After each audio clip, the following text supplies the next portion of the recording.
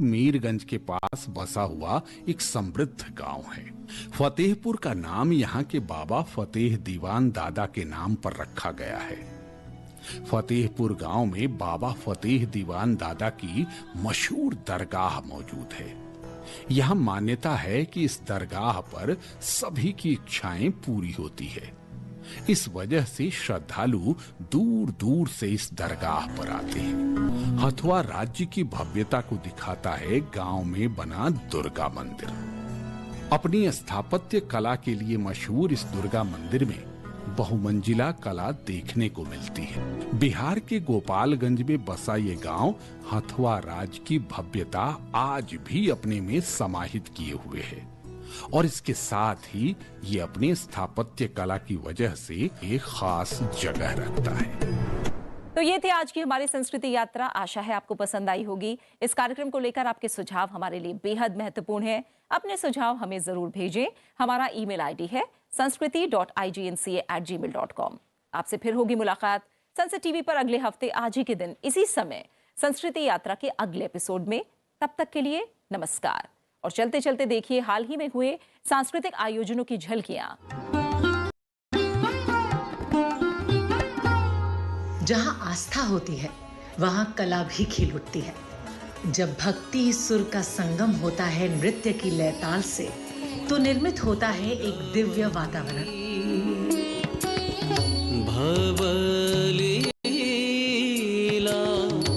गुजरात के पावन तीर्थ सोमनाथ में भी कुछ ऐसा ही अनुपम दृश्य उपस्थित हुआ।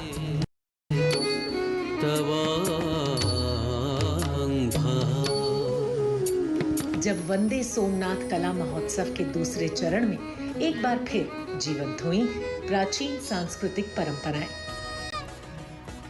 भरतनाट्यम की भाव भंगिमाएं हो, कथक की लयकारी हो या गुजरात के पारंपरिक लोक नृत्य हुडो और राहड़ा का ओज, इन्हें प्रस्तुत करने वाले हर कलाकार ने सोमनाथ महादेव के चरणों में अपनी कला को समर्पित किया।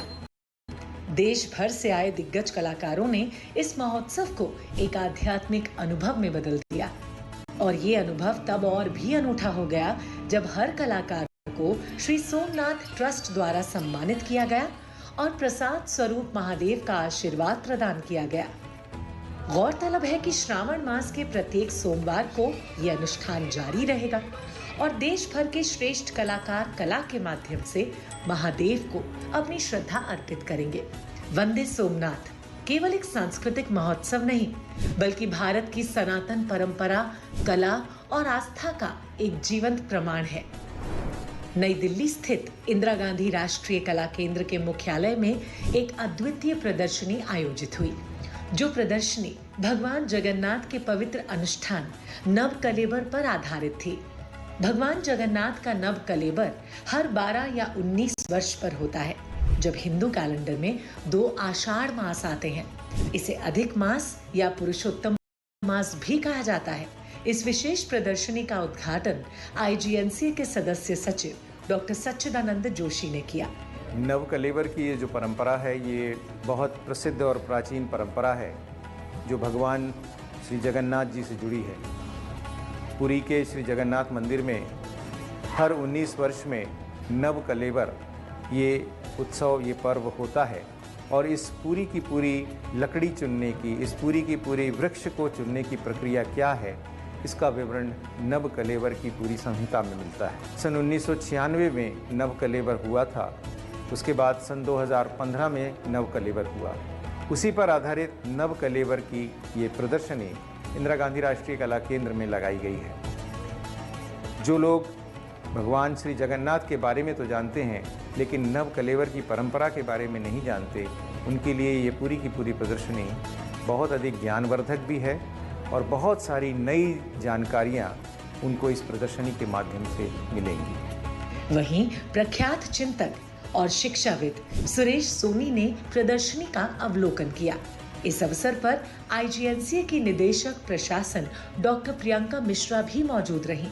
प्रदर्शनी में भगवान जगन्नाथ से जुड़ी परंपराओं, अनुष्ठानों और ओडिशा की समृद्ध सांस्कृतिक विरासत को बेहद आकर्षक ढंग से प्रस्तुत किया गया। प्रदर्शनी का आयोजन IGNCA के बृहत्तर भारत और क्षेत्रीय अध्ययन प्रभाग द्वारा किया गया। इस प्रदर्शनी का उद्देश्य हमारी प्राचीन धार्मिक परंपराओं को नई पीढ़ी तक पहुंचाना है। पटना में आयोजित एक विशेष कार्यक्रम के दौरान आईजीएनसीए और बिहार सरकार के पुरातत्व निदेशालय के बीच एमओयू साइन हुआ। इस समझौते का उद्देश्य है बिहार की ऐतिहासिक धरोहरों पर गहन शोध कार्य और उनका संरक्षण और दस्तावेजीकरण। कार्यक्रम में बिहार सरकार के कला, संस्कृति और युवा विभाग के मंत्री श्री मोतीलाल प्रसाद मुख्य अतिथि के रूप में उपस्थित रहे। उनके साथ कई प्रमुख अधिकारी और विशेषज्ञ भी शामिल हुए। ये समझौता बिहार की समृद्ध सांस्कृतिक विरासत को संरक्षित करने के साथ साथ युवाओं को इसके अध्ययन और संवर्धन से जोड़ने की दिशा में एक मील का पत्थर साबित होगा। अनुसूचित जनजातियों से जुड़े शोध और मुद्दों पर सहयोग के लिए इंदिरा गांधी राष्ट्रीय कला केंद्र और नई दिल्ली स्थित tribal research and knowledge centre के बीच एक महत्वपूर्ण समझौता ज्ञापन हुआ। ये एमओयू आईजीएनसीए के सदस्य सचिव डॉक्टर सच्चिदानंद जोशी और राष्ट्रीय अनुसूचित जनजाति आयोग के पूर्व अध्यक्ष श्री हर्ष चौहान की अध्यक्षता में संपन्न हुआ। इस अवसर पर आईजीएनसीए के जनपद संपदा प्रभाग के अध्यक्ष प्रोफेसर के अनिल कुमार सहित आईजीएनसीए के कई संकाय सदस्य और शोधार्थी उपस्थित रहे। दिल्ली में आयोजित ज्ञान भारतम हितधारक परामर्श बैठक के समापन सत्र में आईजीएनसीए के सदस्य सचिव डॉक्टर सच्चिदानंद जोशी ने an Indic vision of manuscript diplomacy विषय पर संबोधन किया। उन्होंने भारत की प्राचीन ज्ञान परंपरा और पांडुलिपियों की वैश्विक प्रासंगिकता पर प्रकाश डाला।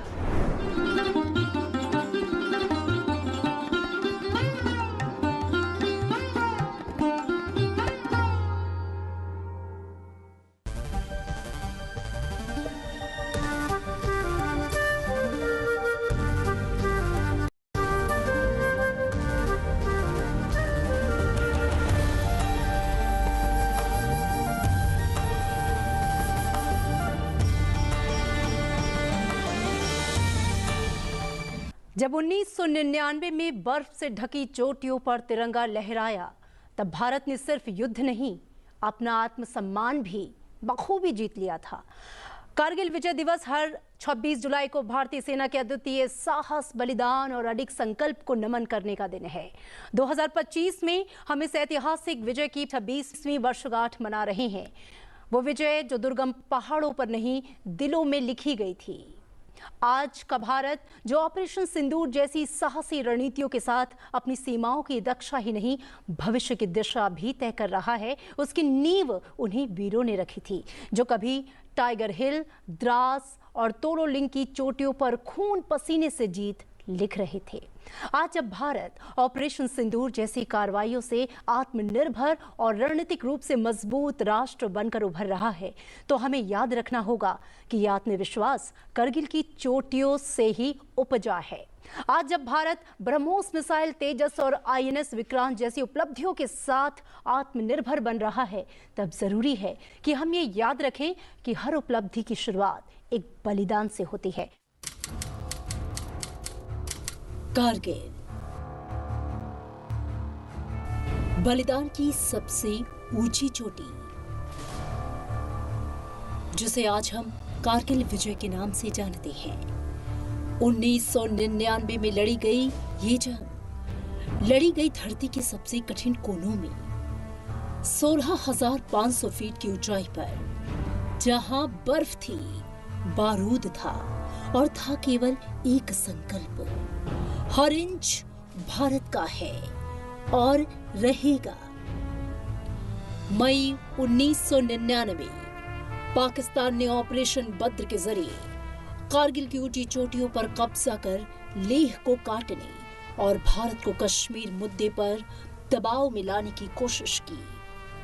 लेकिन भारत चुप नहीं बैठा। भारत ने जवाब दिया। ऑपरेशन विजय से सेना, वायुसेना और नौसेना तीनों अंगों ने मिलकर रचा इतिहास। ये थी वो जंग जो हिमालय की छाया में आत्मसम्मान और संप्रभुता की रक्षा के लिए लड़ी गई। कारगिल की हर चोटी, हर बंकर एक कहानी बन गया, वीरता की, विजय की। 26 मई 1999 ऑपरेशन विजय का औपचारिक ऐलान। 18,000 फीट से ज्यादा की ऊंचाई पर लड़ा गया युद्ध। भारतीय वायुसेना ने 26 मई को ऑपरेशन सफेद सागर शुरू किया। इस ऑपरेशन में मिराज 200, MiG-21 जगुआर जैसे विमान शामिल थे। भारतीय सेना के 527 जवान शहीद हुए और 1300 से अधिक घायल। 13 जून 1999 पहला मोर्चा फतेह हुआ। कैप्टन विक्रम बत्रा की गूंज, ये दिल मांगे मोर। टाइगर हिल, दुर्गम रात में हमला कर तिरंगा फहराया गया। पॉइंट 4875, इंटेंस कॉम्बैट, बाद में बत्रा टॉप नाम दिया गया। 3 पिंपल्स और जुबार रिज, निर्णायक नियंत्रण हासिल हुआ। कारगिल में हर चोटी, हर मोर्चा किसी न किसी शहीद का नाम लेता है।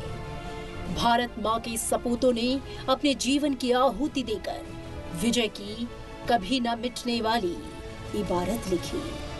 परमवीर चक्र विजेता कैप्टन विक्रम बत्रा, 13 JN के राइफल, ये दिल मांगे मोर की गूंज आज भी टाइगर हिल की ऊंचाइयों पर गूंजती है। राइफलमैन संजय कुमार, 13 JN के राइफल, अकेले ही दुश्मन की पोस्ट पर हमला कर कब्जा किया। ग्रेनेडियर योगेंद्र सिंह यादव, 18 ग्रेनेडियर्स, 15 से अधिक गोलियां खाने के बावजूद चोटी पर नियंत्रण कर तिरंगा फहराया। Captain Anuj Nayak, major Manoj Pandey, captain Nagappa, lieutenant Saurabh Kalia, इन सभी ने देश के खातिर अपना सर्वस्व न्यौछावर किया। और न जाने ऐसे कितने ही नाम जो देश के लिए हंसते हंसते अपने प्राण न्यौछावर कर गए। इस युद्ध में केवल थल सेना ही नहीं, बल्कि आकाश और समुद्र भी भारत के साथ खड़े थे। ऑपरेशन विजय, हर इंच भारत की जमीन को फिर से हासिल करने का संकल्प। ऑपरेशन सफेद सागर, पहली बार वायुसेना ने उच्च पर्वतीय क्षेत्र में सटीक हमले किए, आकाश से शौर्य की वर्षा की। ऑपरेशन तलवार, भारतीय नौसेना ने समुद्री सीमाओं पर रणनीतिक दबाव बनाया, पाकिस्तान की सप्लाई लाइन को काटने की तैयारी की। कारगिल युद्ध सिर्फ एक सीमा संघर्ष नहीं था, ये भारत की रक्षा रणनीति का टर्निंग पॉइंट बन गया। ऊंचाई वाले युद्ध क्षेत्रों की रणनीति, निगरानी और खुफिया तंत्र में भारी सुधार हुआ। स्वदेशी रक्षा उत्पादन की दिशा में निर्णायक कदम उठे। आत्मनिर्भर भारत रक्षा क्षेत्र में साकार होने लगा।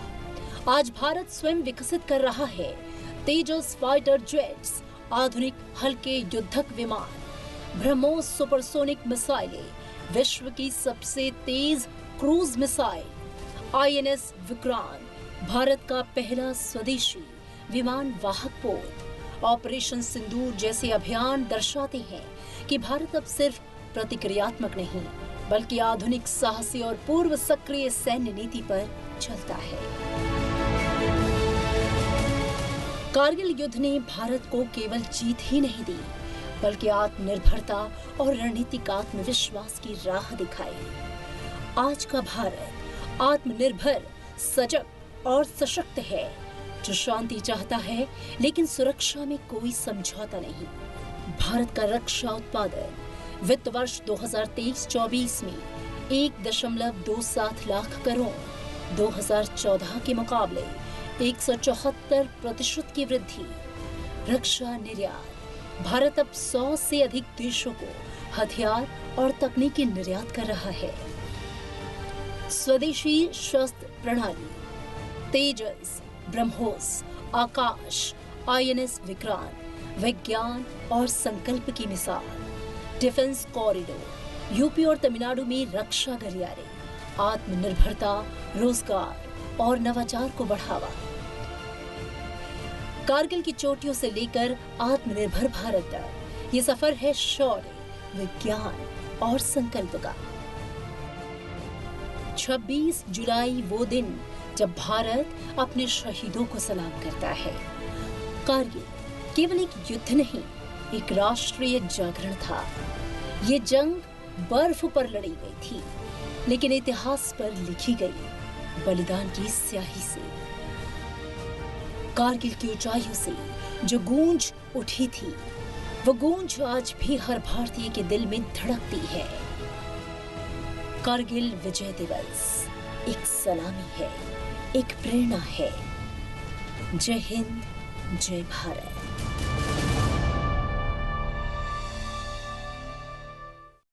आज का विशेष कार्यक्रम शौर्य से आत्मनिर्भरता तक, कारगिल से सिंदूर अभियान तक समर्पित है उन वीरों को जिन्होंने देश के लिए जिया, लड़ा और इतिहास रचा। सूबेदार मेजर मानद कैप्टन योगेंद्र सिंह यादव परमवीर चक्र, भारत के सबसे युवा जीवित परमवीर चक्र प्राप्तकर्ता।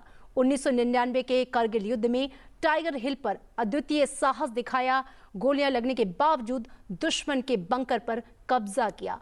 बहुत स्वागत है आपका योगेंद्र सिंह यादव जी, सूबेदार मेजर कैप्टन अखिलेश सक्सेना। कारगिल युद्ध के वीर योद्धा, थंप और 3 पिंपल्स की लड़ाई में दुश्मन पर हमला किया, आखिरी हमले में गंभीर रूप से घायल भी हुए, फिर भी डटे रहे, द्रास सेक्टर में नेतृत्व किया और आज युवाओं को साहस, नेतृत्व और राष्ट्रभक्ति का पाठ पढ़ा रहे हैं। कैप्टन अखिलेश, बहुत स्वागत है आपका संसद टीवी में। Thank you. जय हिंद। जय हिंद। और इसी के साथ मेरे साथ हैं एक और खास पैनलिस्ट डॉक्टर ऋषि राज, राष्ट्रीय पुरस्कार लेखक हैं आप। कारगिल युद्ध पर आधारित Kargil a saga of sacrifice and heroism सहित कई प्रेरणादायक पुस्तकें और फिल्में आपने लिखी हैं। वीर गाथाओं को नई पीढ़ी तक पहुंचाने का कार्य आप कर रहे हैं। बहुत स्वागत है आपका संसद टीवी में। Thank you. सम्मान, स्मरण और संकल्प की इस प्रेरणादायक यात्रा की शुरुआत करते हैं। 16 साल की छोटी सी उम्र में जब एक बचपना और लड़कपन होता है, आप देश की सेवा के लिए सेना में कूद पड़े।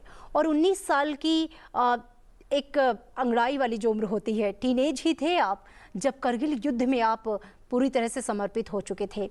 मैं आपसे उस लम्हे को जानना चाहूँगी जब शौर्य की, आत्मनिर्भरता की, बलिदान की कितना कठिन था और उस वक्त आपकी मनस्थिति क्या थी, क्योंकि एक छोटा बच्चा ही हम कहेंगे देश की रक्षा के लिए सीमा पर। बिल्कुल, ये मेरा सौभाग्य है और हम सबका सौभाग्य है कि 84 लाख योनियों के बाद एक मनुष्य का शरीर मिला, तो वो भी भारत माँ के गर्भ से मिला। और इसकी सेवा करने का अगर सौभाग्य मिल जाता है तो जीवन इस धरा पर बस एक पुण्य का कार्य हो जाता है।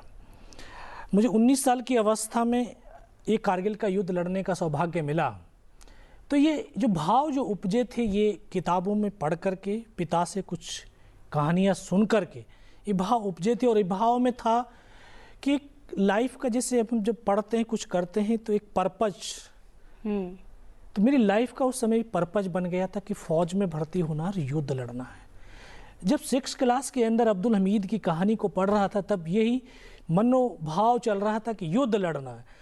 जबकि 10-11 साल की अवस्था होती है 6th क्लास में, ये पता नहीं होता युद्ध की ABCD क्या होती है, लेकिन उस समय से वो भाव को जीने लग गया कि युद्ध लड़ना, युद्ध लड़ना।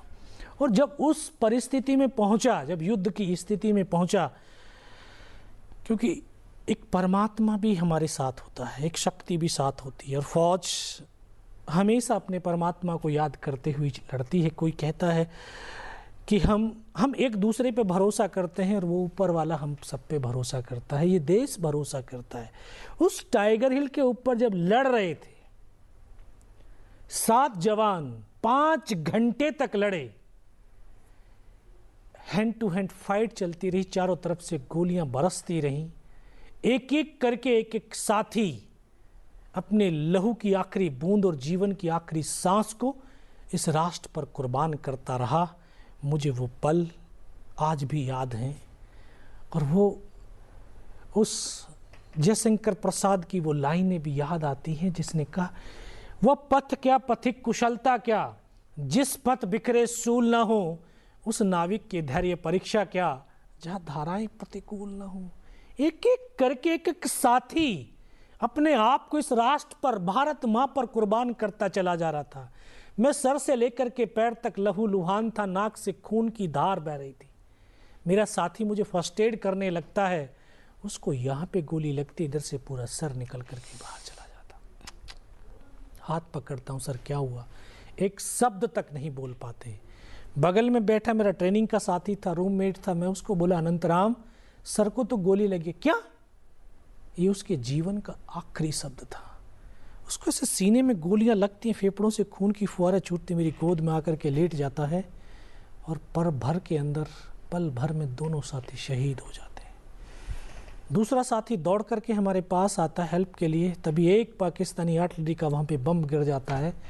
उसकी यहाँ से गर्दन कट के दूर जा कर के गिरती है। चारों तरफ खून की बौछारें ही बौछारें थी। एक और साथी आगे आया दौड़ करके, एक और बम वहाँ पर गिरता है, उसके दोनों हाथ दोनों पैर कट जाते हैं। इस तरह से एक एक करके मेरे तमाम साथी मेरी आंखों के सामने शहीद होते चले गए। ये 19 साल का लड़का जिसकी 2.5 साल की सर्विस, इसको कुछ नहीं पता था। उन डेड बॉडियों के बीच पड़ा हुआ था। उनका एक पाकिस्तानी कमांडर अपने साथियों को आदेश देता है, जरा इनके हथियार उठा लो। पाकिस्तानी जवान आकर के गोलियां मारने लगते हैं, वेपन उठाने लगते हैं। जो गोली मारते हैं मैं देख रहा हूं कि डेड बॉडी ऐसे उछलती थी। उसने सामने वाले को मारा, उसकी बॉडी उछली, बगल वाले को मारा, उसकी बॉडी उछली। मैं इस तरह से पड़ा था। तो फर्स्ट में यहाँ पे गोलियां मारी, मैं देख रहा हूँ कि धुआं निकल रहा है। फिर पैर में गोली मारी, यहाँ से भी धुआं निकल रहा है। फिर एक मन और मस्तिष्क के अंदर एक विश्वास को पैदा किया, अपने आप से कमिटमेंट किया, अगर इसने सर और सीने में गोली नहीं मारी ना, चाहे मेरे दोनों हाथ दोनों पैर काट करके ले जाओ, मैं उफ तक नहीं करूँगा और मैं जिंदा रहूँगा। अगर व्यक्ति अपने आप से कमिटमेंट करने लग जाए, अपने आप में विश्वास को जागृत करने लग जाए, जो वो पाना चाहता है, जो वो करना चाहता है, वो कर सकता है।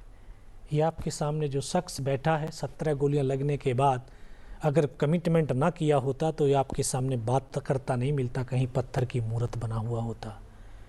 तो उस कमिटमेंट से जिंदा भी रहा। फिर ग्रेनेड से हमला किया, फिर उसकी एक पाकिस्तानी को मारा, फिर उसकी राइफल उठाई, फिर उनके ऊपर प्रहार किया, फिर 5 को मारा, फिर वहां से खदेड़ा। 5-6 मीटर तक उनको खदेड़ता हुआ गया। बेबस और लाचार था, चल नहीं सकता था। पैर की मसल्स निकल के बाहर थी, इस हाथ की पूरी हड्डी निकल के बाहर थी। हड्डियां जब आपस में टकराती, असहनीय पीड़ा होती। हाथ को उठा करके कमर पे फेंका, बेल्ट में फंसाया, एक हाथ से क्रोल करता, घिसटता, रेंगता आगे गया। 4-5 मीटर तक खदेड़ता हो। जब आगे गया देखता हूँ सामने तो उनका लंगर चल रहा है, उनके लिविंग टेंट लगे हैं, वेपन के डिप्लॉयमेंट है, सब कुछ छोड़ करके भागते चले जा रहे हैं। उस समय भी जहन के अंदर एक ही पागलपन, मेरे साथियों को बचाना है, अपने पोस्ट को बचाना है।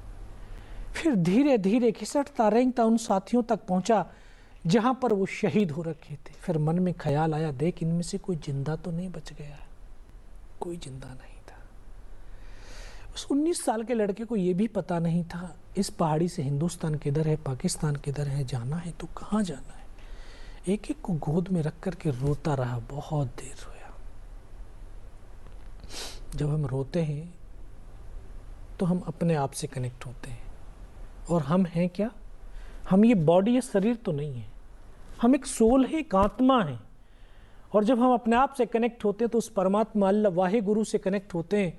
मैं भी रोता हुआ अपने आप से कनेक्ट हुआ तो उस परमात्मा से, सुदर्शन चक्रधारी से कनेक्ट हुआ। तभी एक आवाज आई, योगेंद्र बेटे इस नाले से नीचे की तरफ चला जा। बिना कुछ सोचे समझे उस नाले में लुढ़का, 500 मीटर उस पहाड़ी पर रोल करता हुआ नीचे आया। फिर अपने साथियों को इन्फॉर्म किया, ऊपर की तमाम घटनाक्रम से बताया।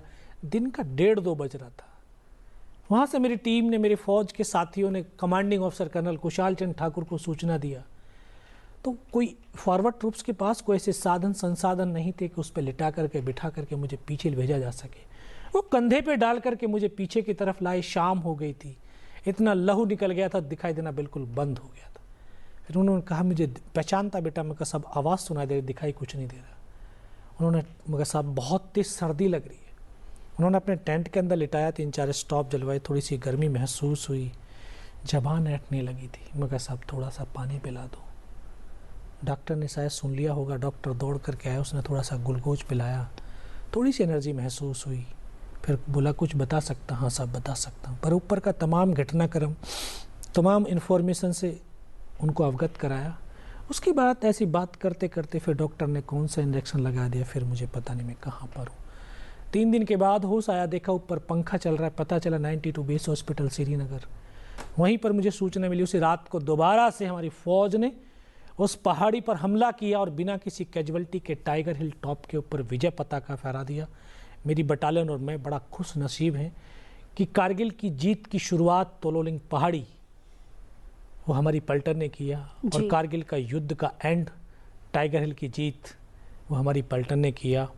वहाँ से बेस हॉस्पिटल दिल्ली आ गया, 16 महीने हॉस्पिटल में रहा।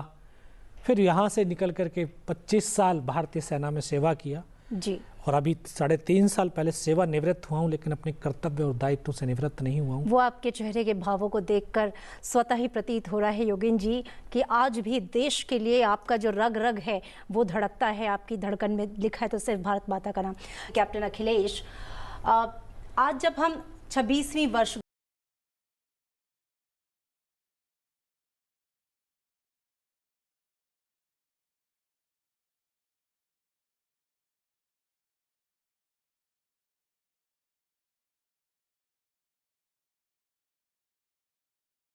मना रहे हैं, हम बात कर रहे हैं कि वो रात याद कर सकता हूं जब हमें टोलोलिंग को जीतने का एक लक्ष्य दिया गया था, और उस समय टोलोलिंग एक असंभव सा लक्ष्य था। उसके 2-3 कारण थे, क्योंकि वो एकदम सीधी खड़ी चट्टानें थी जिस पे कि कोई ओट नहीं थी, कोई पेड़ पौधे नहीं थे।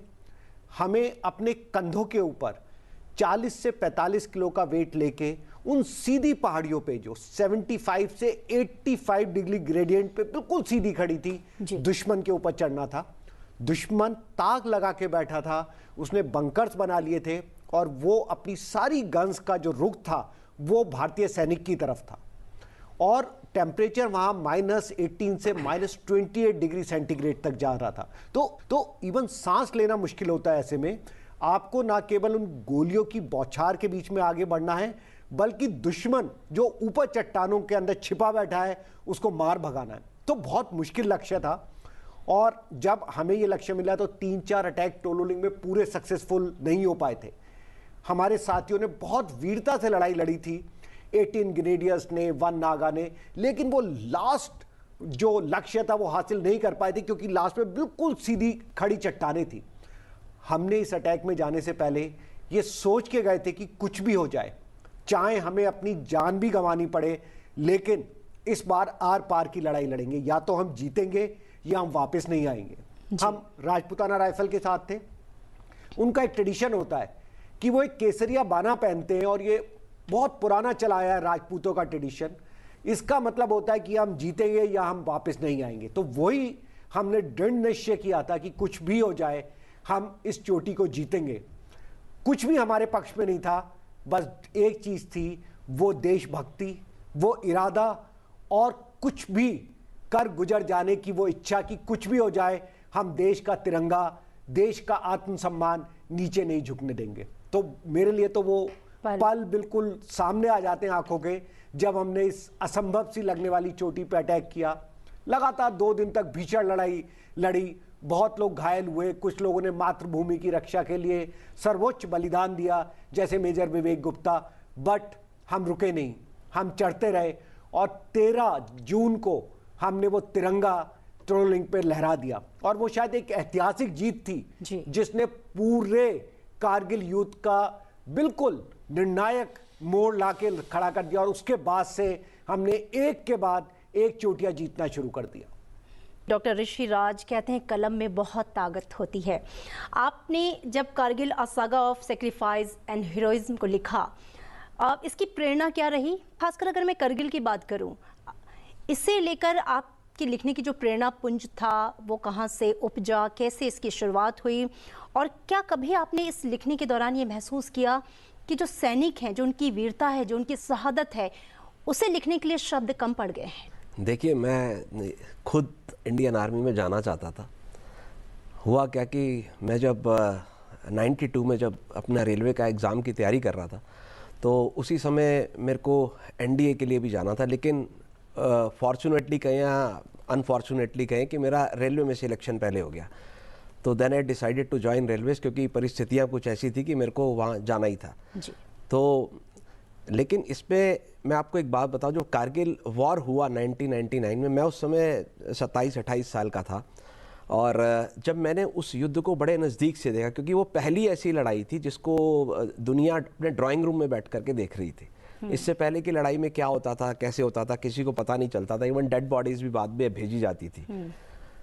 और जहाँ तक मैं सक्सेना साहब बताएंगे कि उस समय तो बॉडीज़ भेजी भी नहीं जाती थी, इनफैक्ट वहीं पे क्रिमेशन कर दिया जाता। ये प्रथा 99 से ही स्टार्ट हुई कि जो भी युद्ध भूमि पर अपने प्राणों का बलिदान देगा, उनकी बॉडीज़ पूरे सम्मान के साथ उनके गांव, उनके शहर, उनके कस्बे में भेजी जाएंगी। और ये शायद इसलिए किया गया कि इससे एक जागृति आती है, लोगों में प्रेरणा आती है, और वो कहीं ना कहीं मोटिवेट होते हैं। तो मैं जब 99 में उस वॉर को देख रहा था, तो मैंने बड़ी करीब से जब देखा कि मनोज कुमार पांडे साहब, विक्रम बत्रा साहब और कैप्टन अनुज नैयर, ये सब का जो बर्थ ईयर है, मतलब मेरे आसपास ही है, सब 75-76 ऐसे ही हैं। तो मुझे बड़ा फील होता था कि मेरे मन में एक मलाल था कि मैं अगर काश मैं भी अगर उस समय आर्मी में चला गया तो आज मैं भी कारगिल में खड़ा होता। तो लेकिन वो कहते हैं ना कि शहादत हर वर्दी को नसीब नहीं होती, कि जो शहीद हो गया, जिसने अपना बलिदान दे दिया, वो तो अमर हो गया। लेकिन बहुत कम लोग ऐसे होते हैं कि जिनको ये अमरत्व की प्राप्ति होती है। तो एक ये बहुत बड़ा कारण था मेरा लिखने के लिए कि ये मेरे मन में पीड़ा एक टीस हमेशा से रही। इसलिए मैं कहता हूँ कि मैं कलम से सिपाही आज भी हूँ। तो यही चीज़ें मुझे प्रेरित करती है। जी, तो आप कलम के सिपाही हैं, और सिपाही हो कि उस शहादत, शौर्य और बलिदान को आज आप युवाओं के बीच बहुत ही खूबसूरती से, प्रेरणादायी तरीके से आप इसको फैला रहे हैं, जागृति पैदा कर रहे हैं। योगेंद्र जी, कि आज भी देश के लिए आपका जो रग रग है वो धड़कता है, आपकी धड़कन में लिखा है तो सिर्फ भारत माता का नाम। 17 गोलियां लगने के बाद आप रेंगते हुए दुश्मन के बंकर की ओर गए और ग्रेनेड फेंका। उस समय जो आत्मविश्वास था आपका कि मेरी एक जिम्मेदारी है राष्ट्र के प्रति, 19 साल के उस मासूम बच्चे के अंदर था कि चाहे कुछ भी हो जाए, खून के आखिरी कतरे तक मैं भारत को झुकने नहीं दूंगा। किस तरह की प्रेरणा लेकर आप इतने कठिन डगर को पार कर गए? बिल्कुल, क्योंकि एक किसान का बेटा हूँ, खेतों में खलियानों में काम किया। फिर फौज की जो ट्रेनिंग है, आग की तप्त भट्टी होती है, आग जलाती नहीं पिघलाती भी है। तो एक सिविलियंस को एक फौजी के रूप में परिवर्तित करती है। वो ट्रेनिंग करता रहता है। तो वो ट्रेनिंग से वो उतने भाव, उसकी लीडरशिप, उसका जो टीम वर्क है, टीम के जो सदस्य, उनकी आत्मीयता, उनका एक दूसरे के प्रति भरोसा, लगाव, और यही हमारे फौज की और देश की सबसे बड़ी ताकत है कि हम 10 जवानों की टीम में से अगर 9 खत्म हो गए तो 10वां भी वहीं पर लड़ता लड़ता शहीद होता है, और दूसरे देश का अगर 10 में से 3 मर गए तो 7 भाग जाते हैं। मैंने भी, क्योंकि मैं इस भारतीय सेना का, उन बुजुर्गों का जिन्होंने इस राष्ट्र की सेना की नींव इतनी बुलंदियों से रखी कि उन्होंने हर एक लहू का कतरा तो इस सरजमी पर बखेर दिया, लेकिन अपने रेजिमेंट, अपनी सेना के नाम और निशान को हमेशा ऊपर रखा। तो उन्हीं के नाम और निशान को जिंदा रखने के लिए, बढ़ाने के लिए ये मेरा दायित्व था, मुझे सौभाग्य मिला था। तो इसको मैं कैसे छोड़ सकता था? इसलिए नाम, नमक और निशान के मंत्र को रख करके उस पर अर्पित हो गया। और शायद जब हम अपने कर्म को भक्ति मान लेते हैं, भक्ति में हमारा समर्पण होता है, और समर्पण में ही ईश्वर होता है। योगेंद्र जी, आपकी एक एक शब्द और आपके चेहरे के एक एक भाव प्रेरणा का स्रोत है। अखिलेश जी, मैं आपसे आज के परिप्रेक्ष्य में बात अगर करूं, उस समय करगिल का युद्ध, आज हमने ऑपरेशन सिंदूर, जिसका एक बहुत ही सुंदर सामरिक महत्व भी है और एक बहुत ही अच्छा भारत ने मैसेज दिया पूरी दुनिया को ऑपरेशन सिंदूर के माध्यम से, आप इसे कैसे परिभाषित करेंगे? क्या ये सिर्फ एक सामरिक ऑपरेशन था, या मानसिक मोर्चे पर भी भारत की निर्णायक जीत थी और इसका मैसेज पूरी दुनिया में गया? देखिए, ऑपरेशन सिंदूर को जिस तरीके से हमने हैंडल किया, उससे भारत का कद पूरे विश्व में काफ़ी बढ़ गया है। अगर आप इसको ध्यान से देखें तो एक ये बहुत ही जैसे कुशल राजनीति और एक साउंड मास्टर स्ट्रोक, जिसे मैं कहूँगा मिलिट्री मास्टर स्ट्रोक का एक कॉम्बिनेशन था। क्योंकि जब पाकिस्तान की मैं आपको बताना चाहूँगा, जो हमारा एनिमी है पाकिस्तान, उसकी एक रणनीति है। वो दुश्मन देश के रूप में हमारा सामने से मुकाबला नहीं कर सकता। उसने 71 में हिम्मत करी, 65 में हिम्मत करी, 99 में करी, षड्यंत्र रचा, लेकिन हर बार उसे मुंह की खानी पड़ी। तो पाकिस्तान की जो रणनीति है वो है to cut India by 1000 cut, to bleed India by 1000 cuts. मतलब आप डायरेक्ट लड़ाई मत करो, बट आप टेररिज्म के थ्रू, दूसरी चीजों के थ्रू आप उनको धीरे धीरे कट करते रहो। तो उसी के सहारे उनका जो ये टेररिज्म है, ये उनका एक पिलर है, उनकी एक रणनीति का एक पार्ट है। तो इस बार भारत ने दिखाया कि अगर तुमने हम शांति प्रिय हैं, हम कभी पहला कदम नहीं उठाएंगे, हम किसी देश के ऊपर अटैक नहीं करेंगे, लेकिन अगर तुमने अटैक किया तो हम तुम्हारे घर में घुस के मारेंगे। तो ये जो भारत का जो एक अंदाज है जवाब देने का, ये पूरे दुनिया में एक उन्होंने सिद्ध किया। भारत एक शक्ति के रूप में उभर चुका है। आप देखिए, हमने केवल एक मोर्चे पे युद्ध नहीं लड़ा, हमने इंडस वाटर ट्रीटी को स्टॉप कर दिया। लोगों ने बहुत बोला कि आप कैसे कर सकते हैं, लेकिन हमने साफ बोला खून और पानी साथ नहीं बहेगा। अगर आप हमारे नागरिकों का खून बहाओगे, हम तुम्हें पानी के लिए तरसाएंगे। हमने फाइनेंशियल मोर्चे पे उसको हमला किया। उसके अलावा चाइना ने खुलेआम पाकिस्तान का साथ दिया और बहुत सारी कंट्री ने साथ दिया, लेकिन भारत ने दिखा दिया कि कितने भी लोग हमारे सामने हो जाए, लेकिन हम अपने लक्ष्य को पा के रहेंगे। हमने पहले दिन जो अटैक किया था, आपको याद होगा, हमने केवल टेररिस्ट के कैंप पे अटैक किया था। हमने पाकिस्तान की जनता या उसकी फौज पे बिल्कुल अटैक नहीं किया। उसके बाद जब पाकिस्तान ने उसका विरोध किया और हमारे ऊपर ड्रोन वगैरह छोड़े, तब हमने उनके सारे एयरबेस को नष्ट किया। तो वो जो हमारे ब्रह्मोस ने मैसेज दिया, हमारी बाकी मिसाइल ने मैसेज दिया, वो इतना स्ट्रांग था। और वो मैसेज केवल पाकिस्तान तक नहीं, वो पूरी दुनिया तक गया है कि अब का भारत एक अलग भारत है। ये एक प्रगतिशील और शक्तिशाली भारत है, और अगर आप उससे गलत कुछ करोगे या उसके नागरिकों पे हमला करोगे, तो चाहे आप दुनिया के किसी कोने में छुपे हो, हम ढूंढ के मारेंगे और एक एक चीज का जवाब। बिल्कुल। और रक्षा के क्षेत्र में भारत की जो आत्मनिर्भरता है, हम देख रहे हैं कि नित नए आयाम जो हैं वो भारत रच रहा है। डॉक्टर ऋषि, आपने अब 518 लघु फिल्में बनाई। क्या आपको लगता है कि वीरता को विजुअल आर्काइव में बदलना आज की ज़रूरत है, और ये एक राष्ट्रीय जिम्मेदारी भी है? देखिए, क्या है कि आजकल ना किताबें तो बहुत लिखी जा रही है, मैं भी किताबें लिखता हूँ, स्टोरी बुक्स भी करता हूँ, लेकिन आज जो एक विधा बहुत ज़्यादा महत्वपूर्ण है वो ये कि बच्चों को ऐसी विधा से परिचय कराया जाए जो उनको पसंद हो। जी। मतलब किताब उठा करके पढ़ना आजकल थोड़ा सा सबको डिफ़िकल्ट लगता है, लेकिन विजुअल्स देखना, एक फ़िल्म देखना, एक 2 मिनट की 3 मिनट की फ़िल्म देखना, तो वो जब लोग देखते हैं तो वो उसको देखना पसंद भी करते हैं और उससे मोटिवेट भी होते हैं और उसको फटाफट से ग्रास्प कर लेते हैं। तो इसीलिए बहुत ज़रूरी है कि हम इन लघु फिल्मों का निर्माण करें। और अभी मैंने पूरी 21 PBCs की एक सीरीज़ भी बनाई है। और क्योंकि मुझे लगता है कि जब परमवीर चक्र सीरियल दूरदर्शन पे आता था, आपको याद होगा, ये 90s की बात है, और मनोज कुमार पांडे साहब और विक्रम बत्रा साहब ने अपने जीवन में ये बात स्वीकार की थी कि उनको आर्मी में आने का जो इंस्पिरेशन मिला था वो इस सीरियल को देखने के बाद मिला था। जी। तो ये बात मुझे ऐसे मालूम है, और मुझे भी कहीं ना कहीं उस सीरियल से बहुत प्रेरणा मिलती है। लेकिन ये बड़े अफसोस की बात है कि इस तरह के सीरियल्स आजकल बनने बंद हो गए हैं, आ नहीं रहे हैं।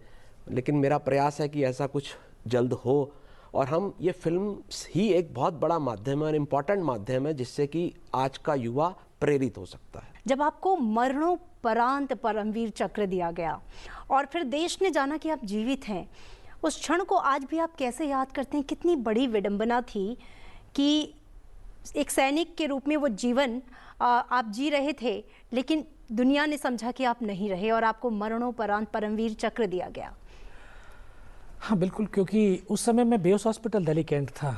तो रात 14 अगस्त रात को 8:45 पर जब विशेष बुलेटिन समाचार का जो है प्रसारण हुआ, उसमें बताया गया कि कारगिल युद्ध के दौरान 4 परमवीर चक्र दिए जा रहे हैं, जिसमें से एक ग्रेनेडियर योगेंद्र सिंह यादव, मरणोपरांत 18 ग्रेनेडियर। तो मुझे उस समय भी हर्ष की जो अनुभूति हुई, क्योंकि उस मेरे नाम का एक दूसरा योगेंद्र सिंह यादव था। मुझे लगा कि शायद ये जीवन का सबसे सुनहरा वो पल रहा होगा कि मैं जीवन भर वो याद करूंगा जो योद्धा के साथ मैं युद्ध लड़ रहा था और उसको परमवीर चक्र मिला। हम तो वो खुशियाँ मना करके रात को सो गए थे। रात को 12 बजे से फ़ोन बजने लगे, सुबह 2:30 बजे कि ये पता चला, आभास हुआ कि chief of army staff general VP Malik आपसे मिलने के लिए आ रहे हैं। सुबह 10 बजे जब 15 अगस्त को वो मिलने के लिए आए, उन्होंने कहा बधाई हो। मैं किस चीज़ की बधाई?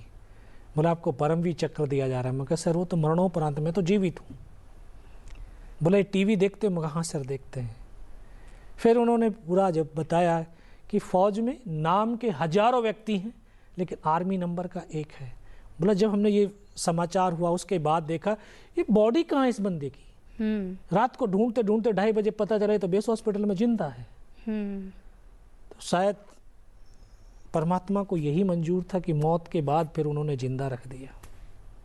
कैप्टन अखिलेश, अगर हम करगिल की बात करें, 1999 की चुनौतियां और 2025 के सैन्य परिदृश्य में आपको भारतीय सेना की मानसिकता में सबसे अहम बदलाव क्या दिखता है? हालांकि बहुत सारी चीज़ें बदली हैं, हम टेक्निकली बहुत एडवांस्ड हो गए हैं, हम रक्षा के क्षेत्र में अब महाशक्तियों के बीच खड़े हैं, आत्मनिर्भर हैं और स्वदेशी बहुत सारे हथियार निर्माण हम खुद कर रहे हैं, बल्कि सप्लाई तक कर रहे हैं। देखिए, सबसे बड़ी बात होती है युद्ध के क्षेत्र में आपको जो है लगातार आपको प्रोग्रेस करनी पड़ेगी, क्योंकि आपके दुश्मन भी प्रोग्रेस कर रहे हैं, पूरी दुनिया प्रोग्रेस कर रहे हैं, वो गिवन है। लेकिन भारत ने 2-3 बहुत अच्छे कदम उठाए। एक था मेक इन इंडिया, जिससे कि हमने सेल्फ प्रोडक्शन शुरू किया। आप देखिए, हम डिफेंस के मामले में हम दूसरे देशों पर निर्भर नहीं रह सकते, क्योंकि कितने ही ऐसे एग्जाम्पल हैं कि जब युद्ध हुआ तो दूसरे देशों ने आपकी जो सामग्री होती है, युद्ध की सामग्री या आपके जो संसाधन होते हैं, उनको रोक दिया, क्योंकि राजनीति परिवेश ऐसा था। तो हमें उस क्षेत्र में आत्मनिर्भर होना पड़ेगा। तो हमने काफ़ी साल पहले से इस पे बहुत काम करना शुरू किया है और ये बहुत अच्छा आज की डेट में, जैसे हमने ब्रह्मोस बनाई रशिया के साथ जॉइंट प्रोडक्शन करके, हम लोगों ने ड्रोन टेक्नोलॉजी में बहुत काम किया और इस समय मैं आपको बताता हूं कि हम ड्रोन टेक्नोलॉजी में वर्ल्ड के one of the best technology हैं जो हम जिस पे ड्रोन टेक्नोलॉजीज पे काम कर रहे हैं। हमने अपनी आर्टिलरी गन्स पे बहुत इंप्रूवमेंट किया है और we have got best in the world. Aircraft के फील्ड में काम चल रहा है और हमने कुछ बेस्ट एयरक्राफ्ट प्रोक्योर भी किए हैं। तो बहुत बहुत इंप्रूवमेंट हुआ है। लेकिन जब तक मैं मानसिक स्थिति की बात करूं, चाहे वो कारगिल की लड़ाई हो या गलवान की लड़ाई हो, जिसमें आप देखिए, अब आप सिंदूर और गलवान की लड़ाई देखिए, गलवान की लड़ाई इवन गोलियां भी नहीं चली थी, 1-on-1 हाथ और शस्त्रों से लड़ी गई थी, जैसे आज से 100 साल पहले लड़ी जाती है। और एक तरफ आप सिंदूर देखिए कि जिसमें एक भी किसी ने इंटरनेशनल बॉर्डर को क्रॉस नहीं किया। ये पूरी लड़ाई मिसाइल्स, एयर डिफेंस और आपके एयरक्राफ्ट से लड़ी गई। तो आपकी सेना को हर स्थिति में तैयार रहना है। उसको गलवान जैसी लड़ाई लड़नी भी हो सकता है करनी पड़े, जहां पे वो दुश्मन से 1-on-1 लड़ाई कर रहा है, हैंड टू हैंड फाइट हो रही है, या कारगिल में जैसे दुश्मन ऊपर बैठा है, हमें ऊपर चढ़ के उनके बंकरों में घुस के मारना है, या फिर ऑप सिंदूर। तो सेना को हर परिस्थिति में और हर मनोस्थिति के लिए तैयार रहना है। और ये बहुत गर्व की बात है कि भारतीय सेना दुनिया की सबसे बेस्ट सेनाओं में से एक है, क्योंकि कोई परिस्थिति हो, कितनी डिफिकल्ट परिस्थिति हो, मुझे नहीं लगता कि कारगिल से ज्यादा विपरीत परिस्थिति में किसी सेना ने जंग लड़ी होगी, क्योंकि कुछ भी हमारे उसमें नहीं था। तब हमने विजय हासिल की। गलवान जैसी फाइट थी, उसमें हमने विजय हासिल की, और ऑफ सिंदूर जो पूरी टेक्निकल एडवांटेज पे लड़ी गई, उसमें हमने विजय हासिल की। तो मकसद और मैसेज बिल्कुल क्लियर है कि it is the man behind the machine which makes the difference. तो हाँ, हर कंट्री के पास इक्विपमेंट हो सकते हैं, एयरक्राफ्ट हो सकते हैं, लेकिन उनको कौन चला रहा है और वो जो सैनिक है उसके अंदर कितना आत्मबल है, उसके अंदर कितना, उसका इरादा क्या है, क्या वो मर मिटने के लिए तैयार है अपनी मातृभूमि के लिए। देखिए, आपकी आजादी तब तक ही रहेगी जब तक आपके पास उस आजादी के लिए मर मिटने वाले लोग हैं। और हमारा एक सिटीजन का डेफिनेटली ये कर्तव्य है कि हम उन लोगों का सम्मान करें, क्योंकि वो वीरों की धरा ही हमेशा आज़ादी की धरा रहती है। बिल्कुल बिल्कुल सही बात है। और जो आप कह रहे हैं कि वो सोच लोगों में पनपे और हमारे इस देश के भविष्य, इस देश के कर्णधारों में पनपे, इसके लिए वो टेक्स्ट आसपास मुहैया कराना बहुत ज़रूरी है जो बच्चों में उस देशभक्ति की भावना को रोपित करें। और इसीलिए डॉक्टर ऋषि, बहुत ज़रूरी हो जाता है कि इस तरह की किताबें बच्चों के सामने आए और बच्चों से ज़्यादा किसी भी माध्यम से, चाहे वो टेक्स्ट के माध्यम से, चाहे विजुअल के माध्यम से, उससे रूबरू हों। सुनो बच्चों, जलियांवाला बाग, करगिल की कहानी, तमाम किताबें आपने लिखी, बच्चों से संवाद किया। कितना ज़रूरी है इस तरह की किताबें बच्चों को अधिक से अधिक मुहैया कराना? और साथ ही मैं ये भी जानना चाहूँगी कि करगिल की कहानी का जो पूरा प्रसंग है उसमें वो कौन सा ऐसा लम्हा था जिसने सबसे ज़्यादा आपको अंदर तक छुआ है, अगर आप आज इस मौके पर बयां करें? देखिए, सबसे पहले तो मैं आपके पहले प्रश्न का जवाब देता हूँ कि जो बच्चों के लिए स्टोरी बुक्स लाना बहुत ज़रूरी है। जैसे कहते हैं ना, बच्चे सॉफ्ट क्ले होते हैं कि जैसे उनके आप दिमाग पर बचपन में उनको बातें बता दोगे तो उनके दिमाग पर छपी रह जाती है। तो इसलिए पुराने ज़माने में क्या होता था कि स्टोरी टेलिंग चलती थी, हमारी दादी कहानी सुनाती थी छत्रपति शिवाजी की, महाराणा प्रताप की। इसलिए आज भी हमें लोगों को पता है कि छत्रपति महाराज कौन थे, महाराणा प्रताप कौन थे, कितनी वीरता से वो लोग लड़े थे। तो स्टोरी टेलिंग एक बहुत ही स्ट्रॉन्ग माध्यम है, तो इसलिए स्टोरी बुक्स का कॉन्सेप्ट हम लेकर के आए। मैंने 1919 में हुआ था जलियांवाला बाग, तो जब हम जलियांवाला बाग को देखते हैं तो वो एक इतना विभत्स कांड था भारत की आज़ादी में, तो जिसके बारे में जानना बहुत ज़रूरी है। जब 2019 में उसके 100 ईयर्स कंप्लीट हुए, तब मेरे दिमाग में ये विचार आया कि हमें क्यों ना ऐसी एक स्टोरी बुक लेकर के आए। तो मेरा वो पहली स्टोरी बुक थी जो हम बच्चों के लिए लेकर के आए। तो अभी हम कारगिल की सिल्वर जुबली पिछले साल हमने मनाई है, अभी उसका 26वां साल हम सेलिब्रेट करने जा रहे हैं। तो कारगिल की कहानी भी एक ऐसी कहानी है क्योंकि एक पूरा 26 साल बीत गए, मतलब कि बच्चे पैदा हुए और वो बड़े हो गए, उनकी शादी लायक हो गए, तो वो पूरी जनरेशन एक चली गई। तो वो कहते हैं कि हमारा जो सबसे बड़ा कर्तव्य क्या है, हमारा कर्तव्य ये है, अगर हम ह्यूमन बीइंग बने हैं, पैदा हुए हैं, मनुष्य के वेश में आए हैं, तो जो लेगेसी हमें पास ऑन हुई है वो लेगेसी हमें आगे पास ऑन करनी है, ये हम सबका कर्तव्य है। जब मैं इस किताब की रचना कर रहा था, कारगिल एक यात्री की ज़ुबानी, तो जो सबसे इमोशनल मोमेंट मेरे को देखने को मिला और जिसका अनुभव मुझे हुआ, मैं उस समय पालमपुर गया हुआ था। पालमपुर में हमारे जो 2 वीर हैं कारगिल युद्ध से आते हैं, एक तो कैप्टन विक्रम बत्रा और दूसरे आते हैं कैप्टन सौरभ कालिया। तो दोनों के घर में गया था, लेकिन जब सौरभ कालिया साहब के मैं घर पर गया तो वहाँ पर मुझे विजय आंटी मिली जो उनकी मदर है। तो जब हम बात कर रहे थे, डिस्कशन कर रहे थे, वहाँ पर उन्होंने अपने घर में एक छोटा सा मंदिर बनाया हुआ है जहाँ पर बजरंग पोस्ट की मिट्टी भी उन्होंने रखी हुई है, जहाँ पर सौरभ शहीद हुए थे, सौरभ जी की तैनाती थी जहाँ पर। तो वो हुआ क्या, विजय आंटी ना वो एक चेक बुक लेकर के आई SBI बैंक की, तो उन्होंने मुझे दिखाई। मैं कहा आंटी ये क्या है, तो उन्होंने बोला कि ये जब सौरभ जॉब पे लगा था तो मैं उससे बोलती थी कि मेरे को ना तू जेब खर्ची दिया कर, तो उन्होंने कहा कि ये पूरी चेकबुक आप रखो, अब आप चिंता की बात ही नहीं है, मेरी नौकरी लग गई है, तो ये चेकबुक मैं आपको देता हूँ, आप जब ज़रूरत पड़े आप पैसे निकाल लिया करना। तो वो इतना इमोशनल मोमेंट था उनकी आंखों में, जो मैंने उस समय वो दर्द महसूस किया जो झलक रहा था उनकी आंखों में, क्योंकि वो लम्हा आया ही नहीं कि उनको पहली सैलरी मिलती और वो उस चेक को भुना पाती। तो वो सबसे इमोशनल मोमेंट था मेरी इस पूरी किताब की रचना के दौरान। कैप्टन अखिलेश, क्या आप मानते हैं कि आज के दौर में विजुअल वॉरफेयर, साइबर वार और मानसिक मोर्चे पर जीत के लिए सैनिकों का मनोबल जो है वो सबसे बड़ी ताकत है, और इस मोर्चे पर हम कहाँ स्टैंड करते हैं? जी बिल्कुल। अगर आप देखें युद्ध के मैदान में हम हमेशा सैनिक को एक यूनिफॉर्म में देखते हैं कि उसे देश के लिए लड़ना है और आगे बढ़ना है, बट मैं सारे नागरिकों से कहना चाहूँगा कि एक सैनिक तो है, लेकिन वो किसी का फादर है, किसी का बेटा है, किसी का पति है, उसके घर उसके बच्चे हैं, उसके माँ बाप हैं जो उसका वेट कर रहे हैं, क्योंकि वो उन सबका भी सहारा है देश के साथ साथ। तो उसके ऊपर बहुत बड़ी जिम्मेदारी होती है, एक देश की तो है, अपने घर की भी, अपने परिवार की, अपने बच्चों की होता है। तो जब हम कठिन मोर्चे पर रहते हैं, और जैसे आपने आत्मबल की बात करी, यहाँ पे शायद ये आत्मबल बहुत इंपॉर्टेंट रोल प्ले करता है जी।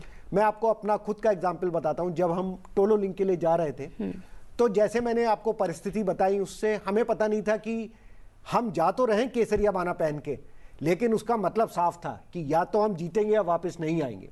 दुश्मन इतनी अच्छी स्थिति में था, उसे सारे एडवांटेज थे कि चांसेस था स्टैटिस्टिकली कि शायद हम में से बहुत लोग वापस नहीं आएंगे, और ये सच्चाई थी, और सच्चाई को अपने दिमाग में आप रखेंगे, ये जानते हुए भी कि अगला कदम जो आप उठाओगे आपकी अपनी वाइफ को विधवा बनाएगा, आपके अपने बच्चों को अनाथ बनाएगा, फिर भी आप वो कदम उठाते हो।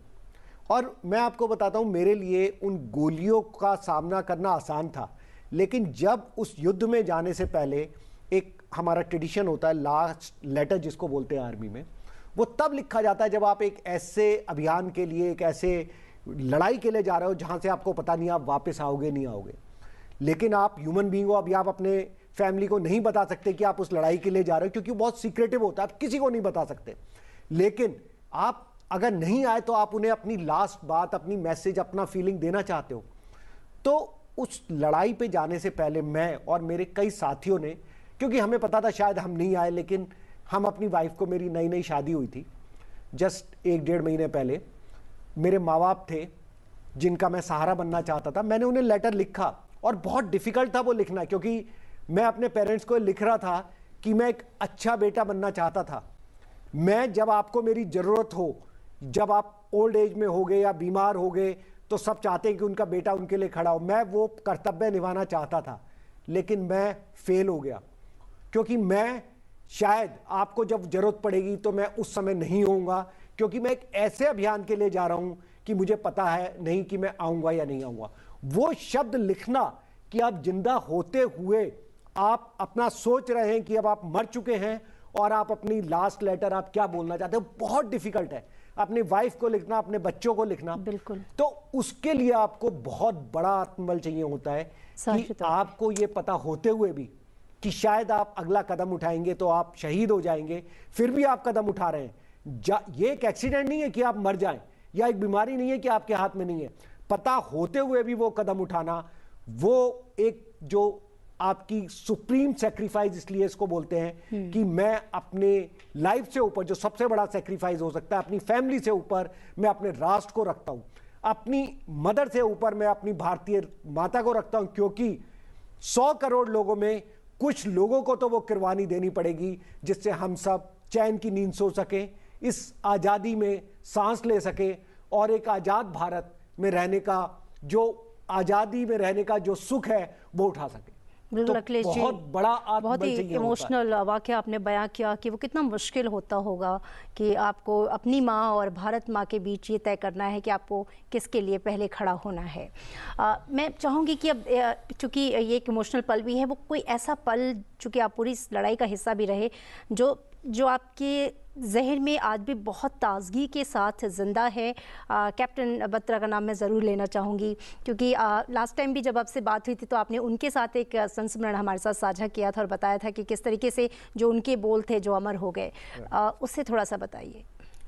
बहुत सारे ऑफिसर थे, कैप्टन विक्रम बत्रा उनमें से एक थे। जैसे मेरा सौभाग्य था कि मैं ऐसे साहसी लोगों के साथ लड़ा जैसे मेजर आचार्य, जो खुद गीता से प्रेरणा लेते थे और हम लोगों को बोलते थे कि हम कर्तव्य पथ पे खड़े हैं, कर्म क्षेत्र में खड़े हैं, और अगर आज हम इस चीज को, इस लड़ाई में अगर हम मर भी जाते तो हम अमर होंगे, क्योंकि हम अपना कर्म करते हुए लड़े। मतलब उन्होंने जो अपनी लेटर लिखा अपनी फैमिली को, अगर आप पढ़ेंगे तो वो प्रेरणा से ओतप्रोत था जी। कैप्टन विक्रम बत्रा बहुत ही साहसी और जांबाज ऑफिसर थे, और मेरी मुलाकात उनसे तब हुई जब हमने टोलो लिंक की पीक जीत ली थी और उनको दूसरा टारगेट मिला था 0.5140। तो हम 2-3 दिन साथ रहे थे और उस समय हमने अपनी ज़िंदगी के बहुत सारे पल को साझा किया था। हम दोनों ही यंग ऑफिसर थे, मेरी नई नई शादी हुई थी, वो शादी करने की प्लानिंग कर रहे थे, और इनफैक्ट उन्होंने मुझे बोला भी था कि हम ये लड़ाई ज़रूर जीतेंगे और इसके बाद जब भी मैं शादी करूँगा आपको मेरी शादी में आना है। और मैंने प्रॉमिस किया था कि हाँ, मैं आपकी शादी में ज़रूर आऊँगा और हम डांस करेंगे। लेकिन डेस्टिनी कुछ और होती है। लेकिन उनके अंदर इतना आत्मबल था, इतना विश्वास था कि जब मैं उन्हें बता रहा था कि जब आप अटैक लीड करेंगे तो एनिमी का एक स्नाइपर होता है जो कि साइड से आके अधिकतर जो लीडर होता है ट्रुप का उसको टारगेट करने की कोशिश करता है, जिससे कि आपका अटैक पूरा बिखर जाए, तो आपको उससे सावधान रहना पड़ेगा। तो मुझे उनका वो वाक्य आज तक याद है कि जैसे उन्होंने मुझे बोला कि सर आपकी नई नई शादी हुई है, फिर भी आपने टोलो लिंक का जो फतेह हासिल की है और वो भारतीय सेना के लिए एक बहुत बड़ी उपलब्धि है जिसकी बेसिस पे हम आगे की पीक फतेह करेंगे। लेकिन मैं अब जब 0.514 पे जाऊंगा तो मैं निडर होके जाऊंगा, शेर की तरह जाऊंगा, क्योंकि अभी तक पाकिस्तान के ऑर्डिनेंस डिपो में वो गोली नहीं बनी जिस पे कैप्टन विक्रम बत्रा का नाम हो। तो ही वॉज डेयर डेविल, और वो इतने साहसी थे कि उन्होंने कभी सोचा ही नहीं कि कोई गोली उन्हें टच कर सकती है। जी। ऐसे ही वीरों की शहादत को लेके और साहस पे, और वो हमेशा बोलते थे, अभी तो शुरुआत है, ये दिल मांगे मोर, आप सबको वो याद होगा। बिल्कुल, बिल्कुल। जब उन्होंने ये वाक्य बोला था, और वो शायद पूरे राष्ट्र के लिए एक प्रेरणा बन गया। जी बिल्कुल। और जब उन कहानियों को सुनो तो हमने तो उसे देखा नहीं, सिर्फ महसूस ही कर सकते हैं। निश्चित रूप से भावनाओं का एक समंदर सा उठ पड़ता है। कैसे वो पल रहे होंगे, कितनी वीरता और कितना आत्मबल रहा होगा। यकीनन ये बहुत बड़ी प्रेरणा है हमारे बच्चों के लिए भी और आने वाले जो कर्णधार हैं उनके लिए भी। डॉक्टर ऋषि, आज जब भारत आत्मनिर्भर बन रहा है, रक्षा, तकनीक, विचारधारा सब में हम दुनिया को लीड कर रहे हैं, क्या आप मानते हैं कि साहित्य और सिनेमा जो टेक्स्ट है वो एक बहुत बड़ा टूल, एक बहुत बड़ा हथियार साबित हो सकता है हमारी इस लड़ाई में?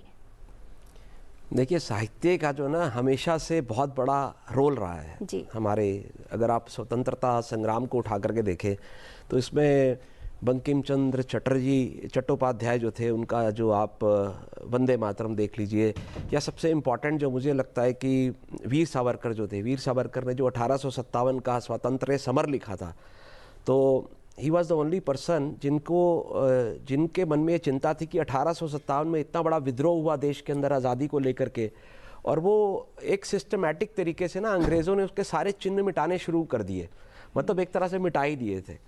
तो उनके मन में एक बहुत पीड़ा थी कि अगर ये इतना बड़ा जो संग्राम हुआ, अगर ये इतिहास के पन्नों से मिट गया तो हमारी आज़ादी जो है अगले और 100 साल तक डिले हो जाएगी। तो उन्होंने इस किताब की रचना की जिसका नाम रखा गया 1857 का स्वतंत्र समर। उसमें पूरा बताया गया कैसे मंगल पांडे साहब ने इसकी शुरुआत की, कैसे झांसी में, कैसे कानपुर में, बिठूर में ये सब हुआ। तो वो आपको जानकर हैरानी होगी कि वो किताब जो थी उस समय की गीता बन गई, उस समय की गीता बन गई। जो भी ये कहता था कि मैं आज़ादी के लिए लड़ना चाहता हूँ, जो भी स्वतंत्रता सेनानी बनना चाहता था, क्रांतिकारी बनना चाहता था, उसको वो सबसे पहले किताब गिफ्ट में दी जाती थी।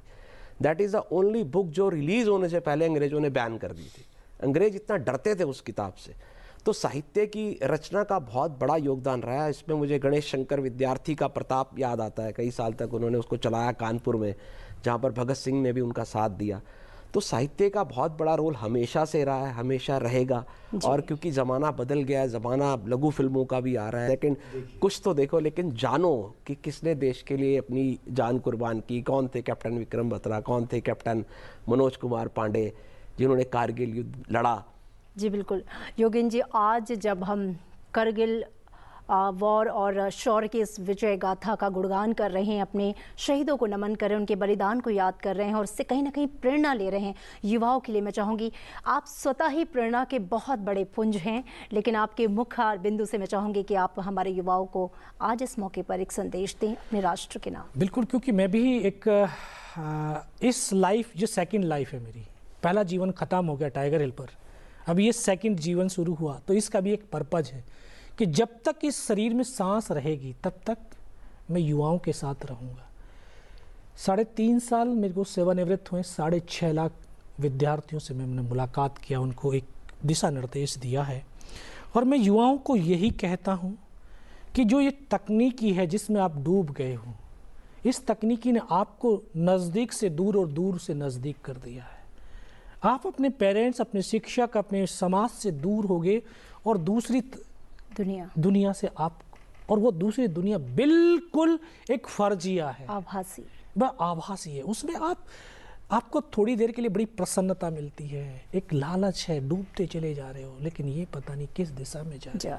तभी आपके अंदर एक नकारात्मकता आती है। तभी आप उस जघन्य घटना की तरफ सोच पाते हो कि ये जीवन बेकार है। अरे ये जीवन बेकार नहीं है, ये जीवन बड़ा अनमूल्य है। और ये जीवन, ये राष्ट्र का जीवन है, ये राष्ट्र का जीवन है, ये राष्ट्र की शक्ति है। तो मैं आप सभी यही कहता हूँ, देश और दुनिया, देश के अंदर हर कोने में जाकर के छात्र और छात्राओं कि ये देश आपका है, आप इस देश की ताकत हैं। अपनी सोच से, अपने विकास से, अपनी उपलब्धियों से, अपने कार्यों से इस राष्ट्र को ऊपर उठाओ, क्योंकि राष्ट्र हम सबका राष्ट्र है। ये सशक्त राष्ट्र बनना है, स्वस्थ राष्ट्र बनना है, सुपर पावर राष्ट्र बनना है, हम विकसित राष्ट्र बनने, तो हम आप सबके हर एक प्रयास से बनेंगे। तो नेशन फर्स्ट, ये हमारा मूल मंत्र होना चाहिए। अपनी संस्कृति से जुड़े हैं, हम उतना ही उपयोग इस टेक्नोलॉजी का करें जितना हमें जरूरत है। लोग रोज इतने हम पागल हो गए कि रील के चक्कर में, रील बनाते बनाते हम राष्ट्रीयता को, राष्ट्र को ही भूल गए, रियल लाइफ को भूल गए। इतनी रियल लाइफ रियल लाइफ से भी अलग हो गई, इतनी महत्वपूर्ण हो गई। आज मैं आपसे भी ये भी और कहूँगा कि आप पहचानिए हमारे देश के रियल हीरो कौन है। मैं जाता हूँ, मैं ये पूछता हूँ, देश के अंदर 21 परमवीर चक्र हुए आज तक, लोगों को नहीं मालूम है। उनको ये मालूम है कि फिल्म स्टार कितने हैं, उनको ये मालूम है क्रिकेटर कितने हैं, उनको ये मालूम है उन्होंने कितने कुछ किया, लेकिन जिनकी बदौलत ये सब कुछ हो रहा है, बिल्कुल, उनको हम नहीं जानते हैं। तो मेरा तो सरकारों से भी ये निवेदन होता है, निवेदन करूंगा मैं कि ऐसे योद्धाओं को एक ऐसा प्लेटफॉर्म मिलना चाहिए जिससे बड़े ज़्यादा से ज़्यादा दूर तक, लोगों तक, बच्चों तक वो पहुंच सके और उनके अंदर एक सकारात्मकता भर सके। असली अगर राष्ट्रीयता और असली राष्ट्रभक्ति दिखानी है तो मैं तो ये भी कहूँगा सरकार से कि 6th क्लास से एनसीसी और एनएसएस हर कॉलेज, हर स्कूल में कंपलसरी और मार्केबल होना चाहिए। नहीं तो पेरेंट्स बोलेंगे नंबर इसमें टाइम बर्बाद हो रहा है। अगर ये टाइम नहीं, उसमें नंबर 250 नंबर की होनी चाहिए हर बार। और आपसे बात करते हुए मैं गर्व से कह सकती हूँ कि मैं एनसीसी कैडेट रही हूँ, C certificate with A grade और पूरा कोर्स किया है। तो उस दौरान जो राष्ट्रीयता भरी गई वो आज भी दिल में धड़कती है। भले सैनिक का लबादा नहीं है वर्दी का, लेकिन अंदर एक सैनिक कहीं ना कहीं बसता है जब आप उस पूरे प्रोसेस से गुजरते हैं। बिल्कुल बिल्कुल, बहुत अच्छा लगा योगेश जी। हम वर्दी से नहीं, हम मन और भाव से सैनिक होने जुड़ते हैं। जी जी बिल्कुल। कंक्लूडिंग रिमार्क का वक्त आ चुका है। कैप्टन अखिलेश, हम करगिल शौर्य की विजय गाथा की बात कर रहे हैं, तो आज इस मौके पर क्योंकि हम सेलिब्रेट कर रहे हैं 26वां वर्ष, तो सलाम का तो दिन है ही, उनके याद करने का दिन है, उनसे प्रेरणा लेने का दिन है, लेकिन आज इस मौके पर क्योंकि आप तो उसके साक्षी द्रष्टा रहे हैं, आपका मैसेज खासकर युवाओं के लिए। बिल्कुल, आज का जो दिन होता है, मतलब मैं उन लोगों को नमन करता हूं, अपने दोस्तों को। मेरे लिए एक ये पेन भी है क्योंकि मैंने कितने दोस्तों को खोया है, और एक बहुत प्राइड भी है, गर्व का विषय भी है। लेकिन आज जो आप युवा पीढ़ी को देखिए, जैसे हमारी आज़ादी को 75 साल हो चुके हैं, तो आज़ादी की कीमत शायद लोगों को उतने सही से नहीं पता है। अगर आप किसी को पूछे जिसने स्वतंत्रता संग्राम लड़ा था, उसको पता है कि आपके लिए आज़ादी की कीमत आपके धन, दौलत, शौहरत सबसे बड़ी होती है। अगर आपके पास आज़ादी नहीं है तो बाकी चीज़ों का कोई मायना नहीं है। लेकिन क्योंकि हमने आज़ाद इंडिया में हम जन्म लिया है, बहुत अधिकतर लोगों ने अब, और हमेशा आज़ादी देखिए तो हम इसको ग्रांटेड लेते हैं, हम उसको एक हवा की तरह लेते हैं। अरे हवा तो सबके लिए हमेशा है, लेकिन जैसे हमने देखा कोविड-19 में उस ऑक्सीजन का क्या वैल्यू था, उस हवा की क्या वैल्यू थी, वो हमारे लिए प्राण का स्रोत थी। उसी तरह आज़ादी बहुत इंपॉर्टेंट है, और हमें ये पता होना होगा कि हम आराम से इसलिए सोते हैं क्योंकि कोई दिन रात हमारे लिए सरहद पे जगता है। तो हमें एक ऐसा नागरिक बनना है कि हमारी फौज गर्व करे उन नागरिकों के लिए लड़ने के लिए। और अब जो लड़ाई होगी उसमें केवल भारतीय सेना की भूमिका ही नहीं होगी, ये 2.5 फ्रंट पे लड़ी जाएगी, जिसमें आप सारे नागरिक को एक बहुत इंपॉर्टेंट रोल प्ले करना है। आज भी हमारे देश में जयचंद बैठे हैं, दुश्मन के जासूस हैं। जब भी लड़ाई होगी, निर्णायक लड़ाई, तो भारतीय फौज वो तो एक ढाल है, बट उसका आत्मबल आप लोग हो। तो आपको अपना रोल प्ले करना है, आपको सही इंफॉर्मेशन पहुंचानी है, आपको अपनी फौज का मोराल हमेशा बुलंद रखना है, उसके परिवार की देखभाल करनी है, तभी हम एक सशक्त राष्ट्र बन सकते हैं। और लास्ट वर्ड ये, हर नागरिक एक सैनिक है अगर उसके अंदर वो इच्छा शक्ति है, अगर उसके अंदर वो इरादा है और वो देशभक्ति है। जय हिंद। बिल्कुल, ये बहुत सही बात आपने की कि हर नागरिक एक सैनिक है। और जैसा कि ऋषि जी आप भी कह रहे थे कि मैं तो कलम का सिपाही हूँ, तो कहीं ना कहीं सैनिक वो आप में भी बसता है कलम के माध्यम से, जो आप वीरता के तमाम जो उल्लेख आप लिखते हैं। एक मैसेज आपकी तरफ से, जब हम 2047 में विकसित राष्ट्र बनने की बात कर रहे हैं, कितना ज़रूरी हो जाता है वीरता की इन पूरी कथाओं को लेते हुए। और जैसा कि कैप्टन अखिलेश ने भी कहा कि आत्मबल, जो कि आम नागरिकों को ही अपनी जो ढाल है सेना, उनके लिए आत्मबल का भी काम करना है हम ही आम लोगों को। भाई सबसे बड़ी बात यही है कि जो 99 की वॉर लड़ी गई वो सबसे यूनिक वॉर थी। मतलब भारत के इतिहास में अगर देखें, दुश्मन हमारे से बहुत ऊपर बैठा हुआ था और कहते हैं वहाँ से एक पत्थर भी मारो तो वो गोली की तरह नीचे लगता था। तो इंडियन आर्मी ने 16:1 की रेशो में वहाँ पर डिप्लॉयमेंट किया था। मतलब उनका एक आदमी था तो हमारे 16 आदमी थे। तो सिर्फ भारत ही नहीं, विश्व इतिहास में बड़ा ये यूनिक वॉर था। और जो पहली दृष्टि में लगता था कि इसको जीता ही नहीं जा सकता, और पाकिस्तान ने जब ये प्लानिंग की थी तो उन्होंने भी यही सोचा था ये तो मतलब इंडिया घुटने पे आ ही जाएगा, इसको कोई बचा ही नहीं सकता। तो लेकिन ये लड़ाई हमारे वीरों ने लड़ी। आज सक्सेना साहब हमारे साथ है, हम अपने आप को गौरवान्वित महसूस करते हैं। ये इन्होंने युद्ध लड़ा और हमारे साथ है यहाँ पर। इन सब की कहानी, इन सब वीरों की कहानियों को कभी भुलाना नहीं है। मैं ये सबसे बड़ा मैसेज आज के युवाओं को देना चाहता हूँ। जैसे मैंने बताया कि ये हमारा कर्तव्य है इनकी लेगेसी को पास ऑन करना, क्योंकि कहते किसी भी देश को अगर मारना है ना, उसकी आप संस्कृति को मार दो। तो भारत की संस्कृति बहुत रिच है, भारत की संस्कृति बड़ी सुदृढ़ है, बहुत ताकतवर है। वो इसलिए क्योंकि शायद यहाँ के लोगों में जज्बा बहुत ज़बरदस्त है देशभक्ति को लेकर के। तो वो जज्बे को कायम रखना है और इनकी लेगेसीज को पास ऑन करना है, इनकी वीरता के किस्से। ये नहीं कि देशभक्ति सिर्फ 15 अगस्त, 26 जनवरी या 26 जुलाई कारगिल विजय दिवस पे ना जगे। ये रोज़ सुबह जब हम उठे तब हमारे में होनी चाहिए कि यस ठीक है, मैं सरहद पर जाकर नहीं लड़ सकता, लेकिन मैं ऐसा क्या कर सकता हूं देश के लिए कि जिससे कि मेरे देश में सब गौरवान्वित महसूस करें, कुछ बेटरमेंट हो देश के लिए। बिल्कुल, इन प्रेरणादायी शब्दों के साथ कार्यक्रम को समापन की ओर ले जाएंगे। आपकी बातें निश्चित रूप से बहुत बड़ी प्रेरणा है हमारे सभी युवाओं के लिए, और आपका बहुत बहुत शुक्रिया। आप आए और इस महत्वपूर्ण विषय पर अपने विचारों को इतनी सुंदर तरीके से रखा, और जो नेशन फर्स्ट की आपने बात रखी वो बेहद महत्वपूर्ण है, क्योंकि ये जो आज़ादी है आपकी कल्पना से परे है कि कितनी मुश्किल से ये मिली है। और आज हम आज़ाद भारत में चूंकि हम पैदा ही हुए हैं और सांस ले रहे हैं, लेकिन उन लोगों ने जिसने इसे दिलाने में अपना योगदान दिया है उनको याद करना, उनको समझना, उनके जीवन को जीना ज़रूरी है, ताकि इस आज़ादी की कीमत को हम पहचान बिल्कुल बिल्कुल। और जो है हमारे जो शहीदों ने अपनी कुर्बानी दी, उनके परिवारों से भी जुड़ना बहुत बिल्कुल बिल्कुल। जब एक छोटा सा चीज़ और बताना चाहूँगा कि जब लास्ट अटैक के लिए चलते हैं ना, हमला करने के लिए, तो कमांडर कहता है यार आखिरी पत्र लिख दो, क्योंकि मोबाइल नहीं होते थे उस समय। आखिरी पत्र में क्या लिखोगे आप? हाथ नहीं चलते हैं। अगर आपसे आज ही कहा जाए कि आप लास्ट कॉल कर दीजिए, तो आप क्या बोलेंगे? क्या बोलेंगे? शब्द नहीं निकल पाएंगे। लेकिन फिर भी एक सैनिक करता है, लिखता है कि मैं ठीक हूँ, अपना ध्यान रखना। लेकिन जब ये मस्तानों का टोला चलता, जिसको पता है 100 मीटर के बाद तो जिंदा नहीं बचेगा, तब भी ये कहता अपने साथी से अगर मैं मर गया ना तो एक बार घर जाना, मेरे बच्चों को देखना।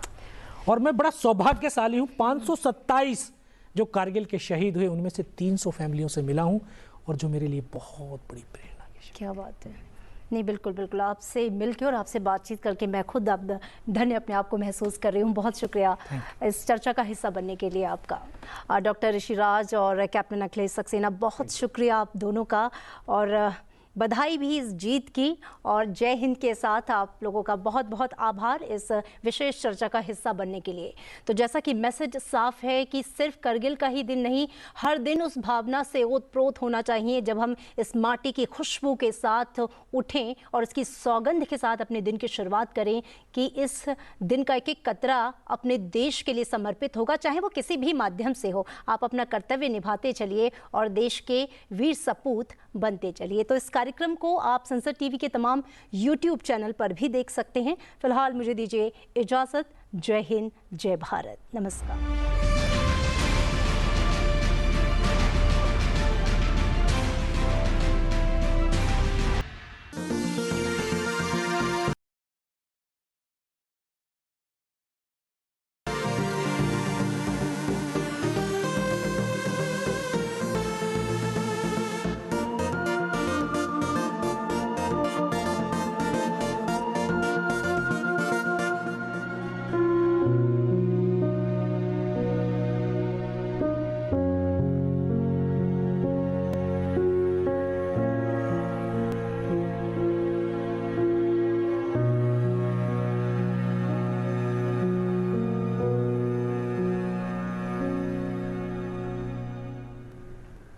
नमस्कार, स्वागत है आप सभी का। आप देख रहे हैं आयुष्मान भव। मैं हूं प्रीति सिंह।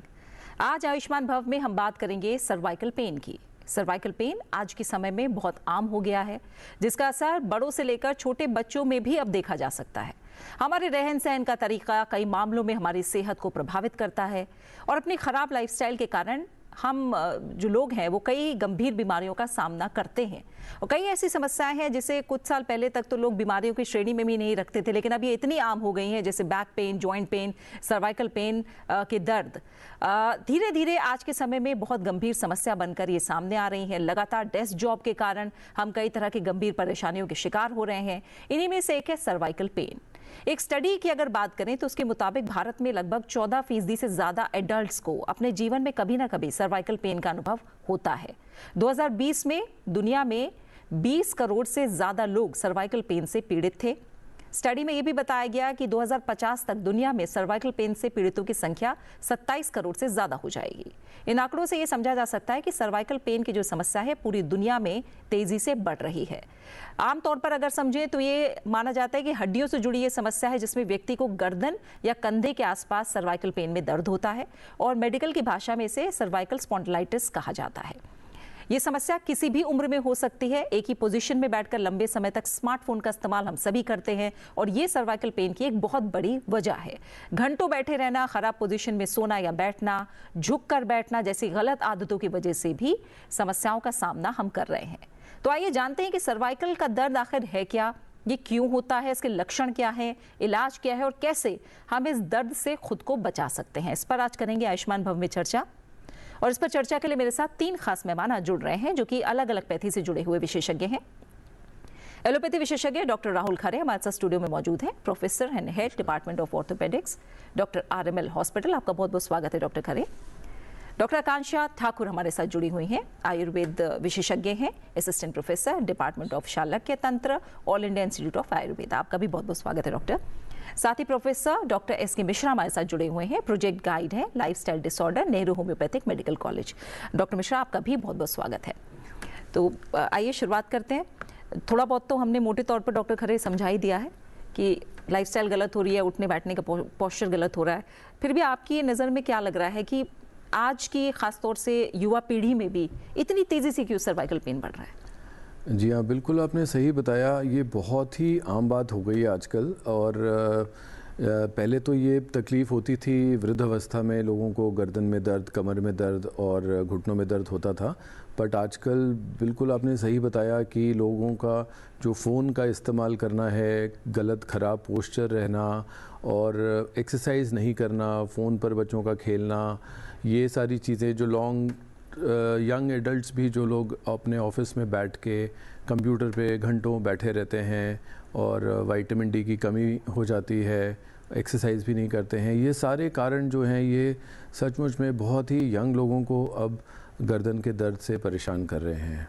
बिल्कुल। और अगर एक तरह से देखें, जो क्योंकि मैंने गैजेट्स की बात की है, डॉक्टर आकांक्षा ठाकुर आप भी क्या जोड़ेंगे, क्यों ये इतनी तेज़ी से बढ़ रहा है? आप और कौन सी बातें जोड़ना चाहेंगे? और एक तरह से हम देखें तो टेक नेक सिंड्रोम जैसी एक महामारी सी बनती जा रही है कि अब इतने टेक्नोलॉजी का इस्तेमाल हो रहा है, पोस्चर इतना बिगड़ रहा है कि अब ये सिंड्रोम भी धीरे धीरे क्या महामारी का एक तरह से रूप ले लेंगे? जी बिल्कुल। अभी आज के परिप्रेक्ष्य में हम लोग मोबाइल फ़ोन्स को या कंप्यूटर्स को अपने से अलग नहीं कर सकते। हमारा कोई भी वर्क जो है वो इस पे डिपेंडेंट हो चुका है पूरी तरह से। तो इस केस में क्या है, ज़्यादा से ज़्यादा यंग एज में भी ये हमें ज़्यादा से ज़्यादा बीमारी इस टाइप की जो है हमें डिजेनरेटिव डिसऑर्डर्स जो है वो मिलने लग गए हैं।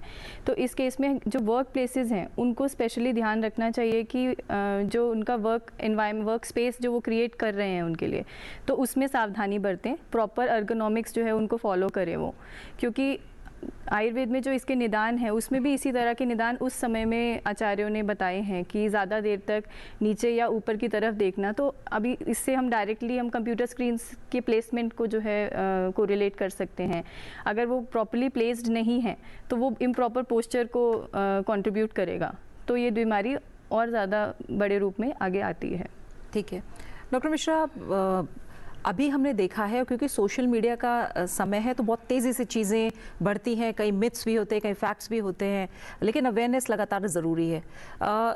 क्या सर्वाइकल पेन के लक्षण दिखने में वो तुरंत दिखते हैं या उनमें एक लंबे समय लगता है? क्योंकि कई हमने युवाओं को देखा है जिनकी गर्दन पूरी मुड़ सी भी गई है। तो ये जो पेन होता है खासतौर से सर्वाइकल का, ये पेन को कैसे समझा जाए, लक्षण क्या होते हैं और कब ये असर दिखाना शुरू करते हैं? सर्वाइकल का जो पेन होता है वो कभी कभी अंदर डिजनरेशन हो रहा होता है, या विटामिन डी डेफिशिएंसी बहुत कॉमन है आज की डेट में, और कैल्शियम डेफिशिएंसी से भी, तो वो धीरे धीरे डिप्लेट होने की वजह से उसके लक्षण देर से भी आ सकते हैं। कुछ लोगों में वो तुरंत भी शुरू हो सकता है, depending upon the susceptibility of the patient. ये अलग अलग वेरी करता है, बट जो जनरल आजकल देखा जा रहा है वो ये देखा जा रहा है कि ये बहुत जल्दी शुरू हो जा रहा है। और उसमें जो आपने लक्षण की बात की, तो इसमें वृद्धावस्था में तो बहुत ज़्यादा एक प्रोमिनेंट सिम्टम होता है वर्टाइगो, और इसमें डिजीनेस होना, है ना, डलनेस, डिजीनेस होना। इसके अलावा अलग अलग तरीके की सेंसेशंस आती हैं। लेकिन अभी युवावस्था में भी ये एक प्रॉब्लम हो गई है इसमें कि नेक पेन ज़्यादा रहता है, नेक मसल्स वीक हो जाती हैं, और अलग अलग तरीके की सेंसेशंस आती हैं। जैसे आपके चेस्ट एरिया में भी सेंसेशन आएगी इसकी वजह से, क्योंकि जहाँ सप्लाई होगी इनकी नर्व्स की, तो कभी कभी ये मिमिक करता है कि कहीं मेरे को कोई हार्ट का पेन तो नहीं हो रहा है, पेशेंट ये बोलता है। या वो लेफ़्ट साइड में पेन कई बारी जैसे झंझनाहट या फॉर्मिकेशन या नंबनेस जैसे सिम्टम्स आते हैं, तो वो भी एक सर्वाइकल के पेन का लक्षण है। तो इसलिए इस तरीके के अगर जो कोई पेन आते हैं, तो वैसे तो व्यक्ति सचेत हो जाता है कि कहीं हार्ट का तो पेन नहीं है, लेकिन उसको साथ साथ सर्वाइकल के भी इन्वेस्टिगेशंस को रूल आउट करवाना ज़रूरी होता है, तो वो करना चाहिए। ठीक है, सिम्टम्स की ही और बात करें डॉक्टर खरे, तो और कौन से सिम्टम्स आप बताना चाहेंगे, उन जिन लक्षणों पर ध्यान देना ज़रूरी है? हाँ, तो सिम्टम्स डिपेंड करते हैं कि कारण क्या है उस पर भी। जैसे कई बार क्या होता है कि लोगों को गर्दन में चोट लग जाती है एक्सीडेंट की वजह से, तो उनको दर्द भी होता है। और जो मेन चीज़ है हमारे, क्योंकि ये गर्दन का मामला है और रीढ़ की हड्डियाँ होती हैं, उसके अंदर स्पाइनल कॉर्ड होती है, तो स्पाइनल नर्व्स भी आ रही होती हैं, नसें होती हैं। तो कई बार लोगों को गर्दन के दर्द के अलावा, जो कि सिर्फ गर्दन से कंधे तक जाने के अलावा पूरे हाथों में भी जा सकता है, उंगलियों तक भी दर्द जा सकता है। और अगर कोई नस पे दबाव है या नस टच भी हो रही है किसी भी कारण की वजह से, चाहे वो डिस्क दबी हुई हो या उसमें टीबी का इन्फेक्शन हो या हड्डी बढ़ी हुई हो, तो हाथों में, उंगलियों में सुनपन भी आ सकता है, कमज़ोरी भी आ सकती है। इसके अलावा पेशेंट्स को सर में दर्द भी हो सकता है, चक्कर भी आ सकते हैं, और नौजिया जैसी फीलिंग भी आ सकती है। ये सिम्टम्स हो सकते हैं। तो इसी में मैं बिल्कुल बेसिक सवाल पे फिर से जाऊंगी। डॉक्टर खरे, सर्वाइकल पेन होता क्यों है? जैसे आपने नस दबने की बात कही, चोट लगने की बात कही, विटामिन डी की कमी की बात कही, होता क्यों है और इसमें क्या हो जाता है? नस दब जाती है या हड्डी में कोई असर आता है, क्या होता है? हाँ जी, तो ये सब डिपेंड करता है कि कारण क्या है। अगर किसी को इंजरी हो गई है, एक्सीडेंट हो गया है, तो चोट लगने की वजह से दर्द हो रहा है, उसकी मांसपेशियों में चोट लग सकती है, उसकी हड्डी टूट सकती है रीढ़ की, उसकी स्पाइनल कॉर्ड भी डैमेज हो सकती है। अगर कोई बहुत वज़न उठाते हैं तो यंग एज में, तो उनको डिस्क, उनकी गर्दन की दब सकती है, जिसकी वजह से डिस्क जो है पिचक के बाहर आ जाती है और नस पे दबाव डालती है। सिमिलरली कुछ ना भी हो, अगर सिर्फ किसी का पोस्चर ख़राब है, जो अभी हम सब ने बात करी कि कोई झुककर बहुत समय तक मोबाइल पे काम कर रहे हैं या कंप्यूटर पे काम कर रहे हैं, तो वो झुकाव की वजह से होता क्या है कि हमारी गर्दन की जो मसल्स हैं, जो मांसपेशियां हैं हमारी गर्दन के आगे पीछे साइड्स में, ये मसल्स एक ही कॉन्स्टेंटली एक ही पोजीशन में रहने की वजह से थक जाती हैं, और जब मसल्स थक जाती हैं तो उसके अंदर वो दर्द प्रोड्यूस करती हैं। तो इसका बहुत ही सिंपल सा इलाज होता है इन लोगों का कि वो अपना पोस्चर ठीक रखें, लंबे समय तक काम करना भी है तो बीच बीच में फ्रीक्वेंटली ब्रेक्स लें, और एक्सरसाइज करके अपनी इन मसल्स को स्ट्रॉन्ग बना लें। तब मसल स्ट्रॉन्ग हो जाएंगी तो जल्दी थकेंगी नहीं, जल्दी थकेंगी नहीं तो दर्द नहीं होगा। बिल्कुल। और आयुर्वेद के नज़रिए से अगर हम और गहराई से समझना चाहें डॉक्टर आकांक्षा ठाकुर, क्योंकि प्रकृति के हिसाब से दोषों का वर्णन है, क्या ये माना जाता है कि वात दोष की समस्या से कहीं ना कहीं गर्दन का दर्द जुड़ा हो सकता है? आयुर्वेद क्या मानता है? बिल्कुल, आयुर्वेद के अनुसार इसको हम मन्या स्तंभ या मन्या शूल से लेते हैं। मन्या का मतलब होता है नेक रीजन या एरिया ऑफ नेक। तो वहाँ पे अगर आयुर्वेद से हम बात करेंगे तो वात और वात कफ, ये दो दोष जो है इसके लिए रिस्पॉन्सिबल रहते हैं। तो जब वात दोष की प्रिडोमिनेंस रहती है तो अलग टाइप के सिम्टम्स जो है पेशेंट में देखने को मिलते हैं, डिजेनरेटिव ज़्यादा होते हैं, जो उस टाइप के कंडीशन जो है वो वात की प्रिडोमिनेंस में देखने को मिलती है। और जहाँ पे हमें इन्फ्लेमेशन लिंक्ड है, अगर सूजन भी है, सूजन के साथ पेन है और रेडनेस या फिर वार्मथ है उस एरिया में पर्टिकुलर, तो वहाँ पे हम वात के साथ साथ कफ और रक्त का इन्वॉल्वमेंट भी मानते हैं। तो ये 3 तरह के दोष जो हैं इसमें हम आयुर्वेद के अनुसार देखते हैं। ठीक है, यानी कि हम ये भी कह सकते हैं कि जिनमें ये समस्या या ये दोष या ये प्रकृति का प्रभाव ज़्यादा है, उनमें ये जल्दी समस्या आ सकती है। उनमें ये जल्दी आ सकती है। और इसके अलावा भी एक बहुत इंपॉर्टेंट फैक्टर है जो हम आयुर्वेद में कंसिडर करते हैं, गट का। तो अगर गट कॉम्प्रोमाइज़ है किसी पेशेंट का या किसी पर्सन का, तो इन लॉन्गर पर्सपेक्टिव अगर हम देखेंगे गट का कॉम्प्रोमाइज़ होना, तो it can cause to chronic inflammation in joints and overall body also. तो एक मेन फैक्टर जो है गट का जो है वो भी आयुर्वेद में हम लेते हैं, जिसको हम आम युक्त या निराम युक्त जो पहला असेसमेंट हम करते हैं किसी को भी ट्रीटमेंट देने से पहले, तो वो हम लोग असेस करते हैं। बिल्कुल। और क्योंकि आयुर्वेद से अलग अगर होम्योपैथी की भी बात करें डॉक्टर मिश्रा, तो इसमें शारीरिक, मानसिक, भावनात्मक सभी तरह के पहलू देखे जाते हैं। तो अगर हम सर्वाइकल पेन की बात करते हैं, तो क्या आपको लगता है कि ये मानसिक तनाव, नींद की कमी, आहार और जो आपकी भावनात्मक उस समय स्थिति है, बहुत सारे पहलू क्या इसके अंदर भी आ सकते हैं? जी जी बिल्कुल बिल्कुल। जो आज की डेट में है, मेंटल हेल्थ के इश्यूज़ काफ़ी आ रहे हैं। तो ऐसे केसेस में भी हमने देखा है कि अगर आप स्ट्रेस्ड हो तो आपका नेक पेन शुरू हो जा रहा है। पेशेंट्स आके बोलते हैं कि आज ऑफिस में ज़्यादा काम पड़ गया, और पोस्चर ही नहीं, अगर मेंटल प्रेशर का काम पड़ गया तो उसके वजह से भी उनको पेन आता है।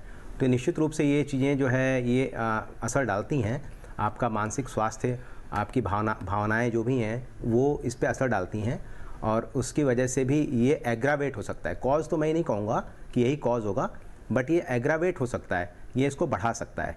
तो इसीलिए होम्योपैथी में कुछ ऐसी दवाइयाँ हैं जहाँ उसका मूल कारण जो समस्या है स्ट्रेस की, उसको थोड़ा सा एड्रेस करते हुए हम जब मेडिसिन देते हैं, तो इन टोटलिटी में जब पेशेंट के साइन सिम्टम्स और उसके लक्षणों को लेते हुए मेडिसिन दी जाती है, तो फिर वो काफ़ी अच्छा असर करती है इस चीज़ में।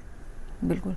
क्योंकि जब हम टेक्निक सिंड्रोम की बात कर रहे हैं डॉक्टर, मैं चाहूँगी ना थोड़ा सा अगर आप और बताएं, कारणों पे अगर हम और जाएं, जैसे ऑफिस में अगर हम हैं या हम घर में हैं या बच्चे हैं, लंबे समय तक टीवी देख रहे हैं, गैजेट्स देख रहे हैं, कारणों में आप और क्या जोड़ना चाहेंगे, खासकर जब पोस्चर्स की आप बात कर रहे हैं, अगर स्पेसिफिकली बताएं। हाँ जी, तो बच्चों को मैं तो ये कहूँगा कि बिल्कुल भी इनकरेज ना करें, उनको फ़ोन देर से दें या उनका फ़ोन का टाइम, स्क्रीन टाइम लिमिट करें।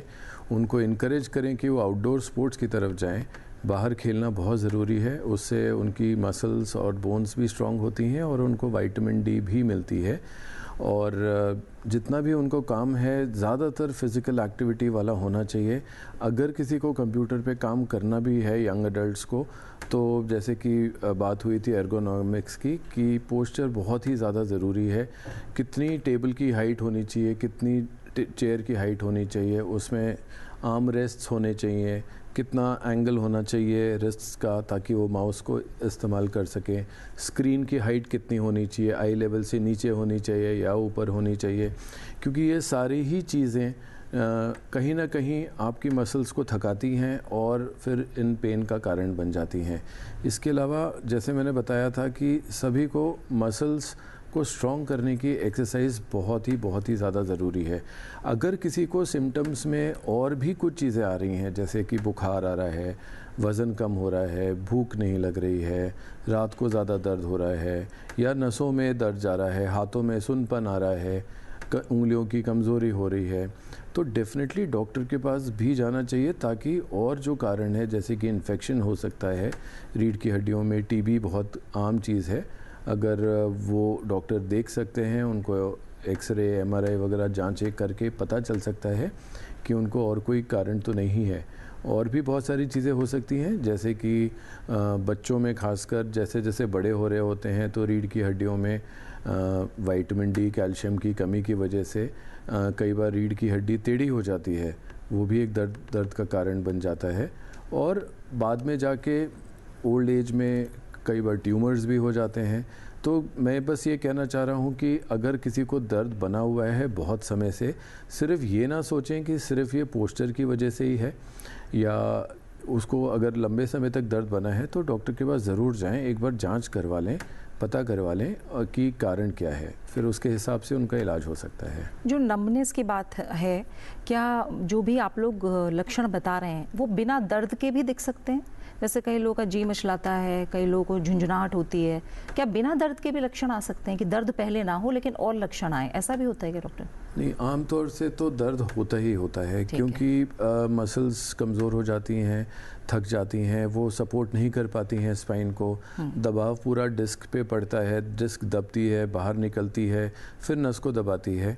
तो और अगर किसी को सिर्फ चक्कर ही आ रहे हैं या नौजिया आ रहा है तो इस प्रकार के दर्द के और भी कारण हो सकते हैं, ईएनटी के कारण भी हो सकते हैं, कान में कुछ प्रॉब्लम हो, या ब्रेन में न्यूरोलॉजी की कोई कारण हो, या सिंपल आँखें ही कमज़ोर हो रही हों।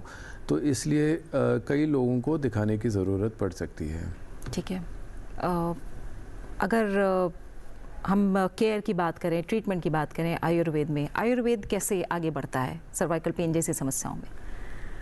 जब हम पेन की बात करते हैं तो जैसे मैंने शुरू में भी बताया कि हम लोग सबसे पहले उसका एग्जामिनेशन करते हैं। एग्जामिनेशन के बेसिस पे हम डिसाइड करते हैं कि ये डिजनरेटिव कंडीशन ज़्यादा है या फिर इन्फ्लेमेटरी कंडीशन है या बोथ है। इन्फ्लेमेटरी विद डिजनरेशन कंडीशन भी देखने को मिलती है। तो उसमें सबसे पहले हम दीपन पाचन चिकित्सा से शुरुआत करते हैं। दीपन पाचन चिकित्सा में हम गट जो है हमारा उसके ऊपर फोकस रहते हैं, क्योंकि आयुर्वेद में जितनी भी बीमारियां हैं उसकी शुरुआत जो है हम उस गट से मानते हैं। कॉम्प्रोमाइज्ड गट जो है वो कंट्रीब्यूट करता है मोस्ट ऑफ द डिजीज़ के लिए। तो सबसे पहले हम दीपन पाचन चिकित्सा करते हैं। उसके बाद जो पेन है या इन्फ्लेमेशन है उसके अकॉर्डिंग हम ओरल मेडिकेशंस जो है, एंटी इन्फ्लेमेटरी जो हमारे में ड्रग्स हैं, कुछ गुगलू प्रिपरेशंस हैं अलग अलग प्रकार के, तो वो हम एडवाइस करते हैं। उसके साथ में ही अगर हमें ऐसा लगता है कि इन्फ्लेमेशन और डिजनरेशन दोनों मिले हुए हैं साथ में, तो हम एंटी इन्फ्लेमेटरी थेरेपी के साथ साथ कुछ लेप भी इंडिकेट करते हैं जो कि सूजन को कम करे, और साथ में हम एक्सटर्नल थेरेपीज़ जो है वो एडवाइस करते हैं पेशेंट को। और उसमें लेप हो गया एक तो, और एक स्वेदन यानी कि फोमेंटेशन टेक्निक्स जो है, different type of fomentation techniques as per the dosha involve हम उसको यूज़ करते हैं। जिसमें से एक तो पत्रपिंड स्वेद ही है, मतलब एक पर्टिकुलर मेडिकेटेड लीफ को लेकर उसमें एक मेडिकेटेड पाउडर जो है उसकी फिलिंग करके उसकी हल्की सिकाई जो है पेशेंट को एडवाइस करते हैं। And then oleation therapy, massage जो है वो बहुत इंपॉर्टेंट है सर्वाइकल के केस में।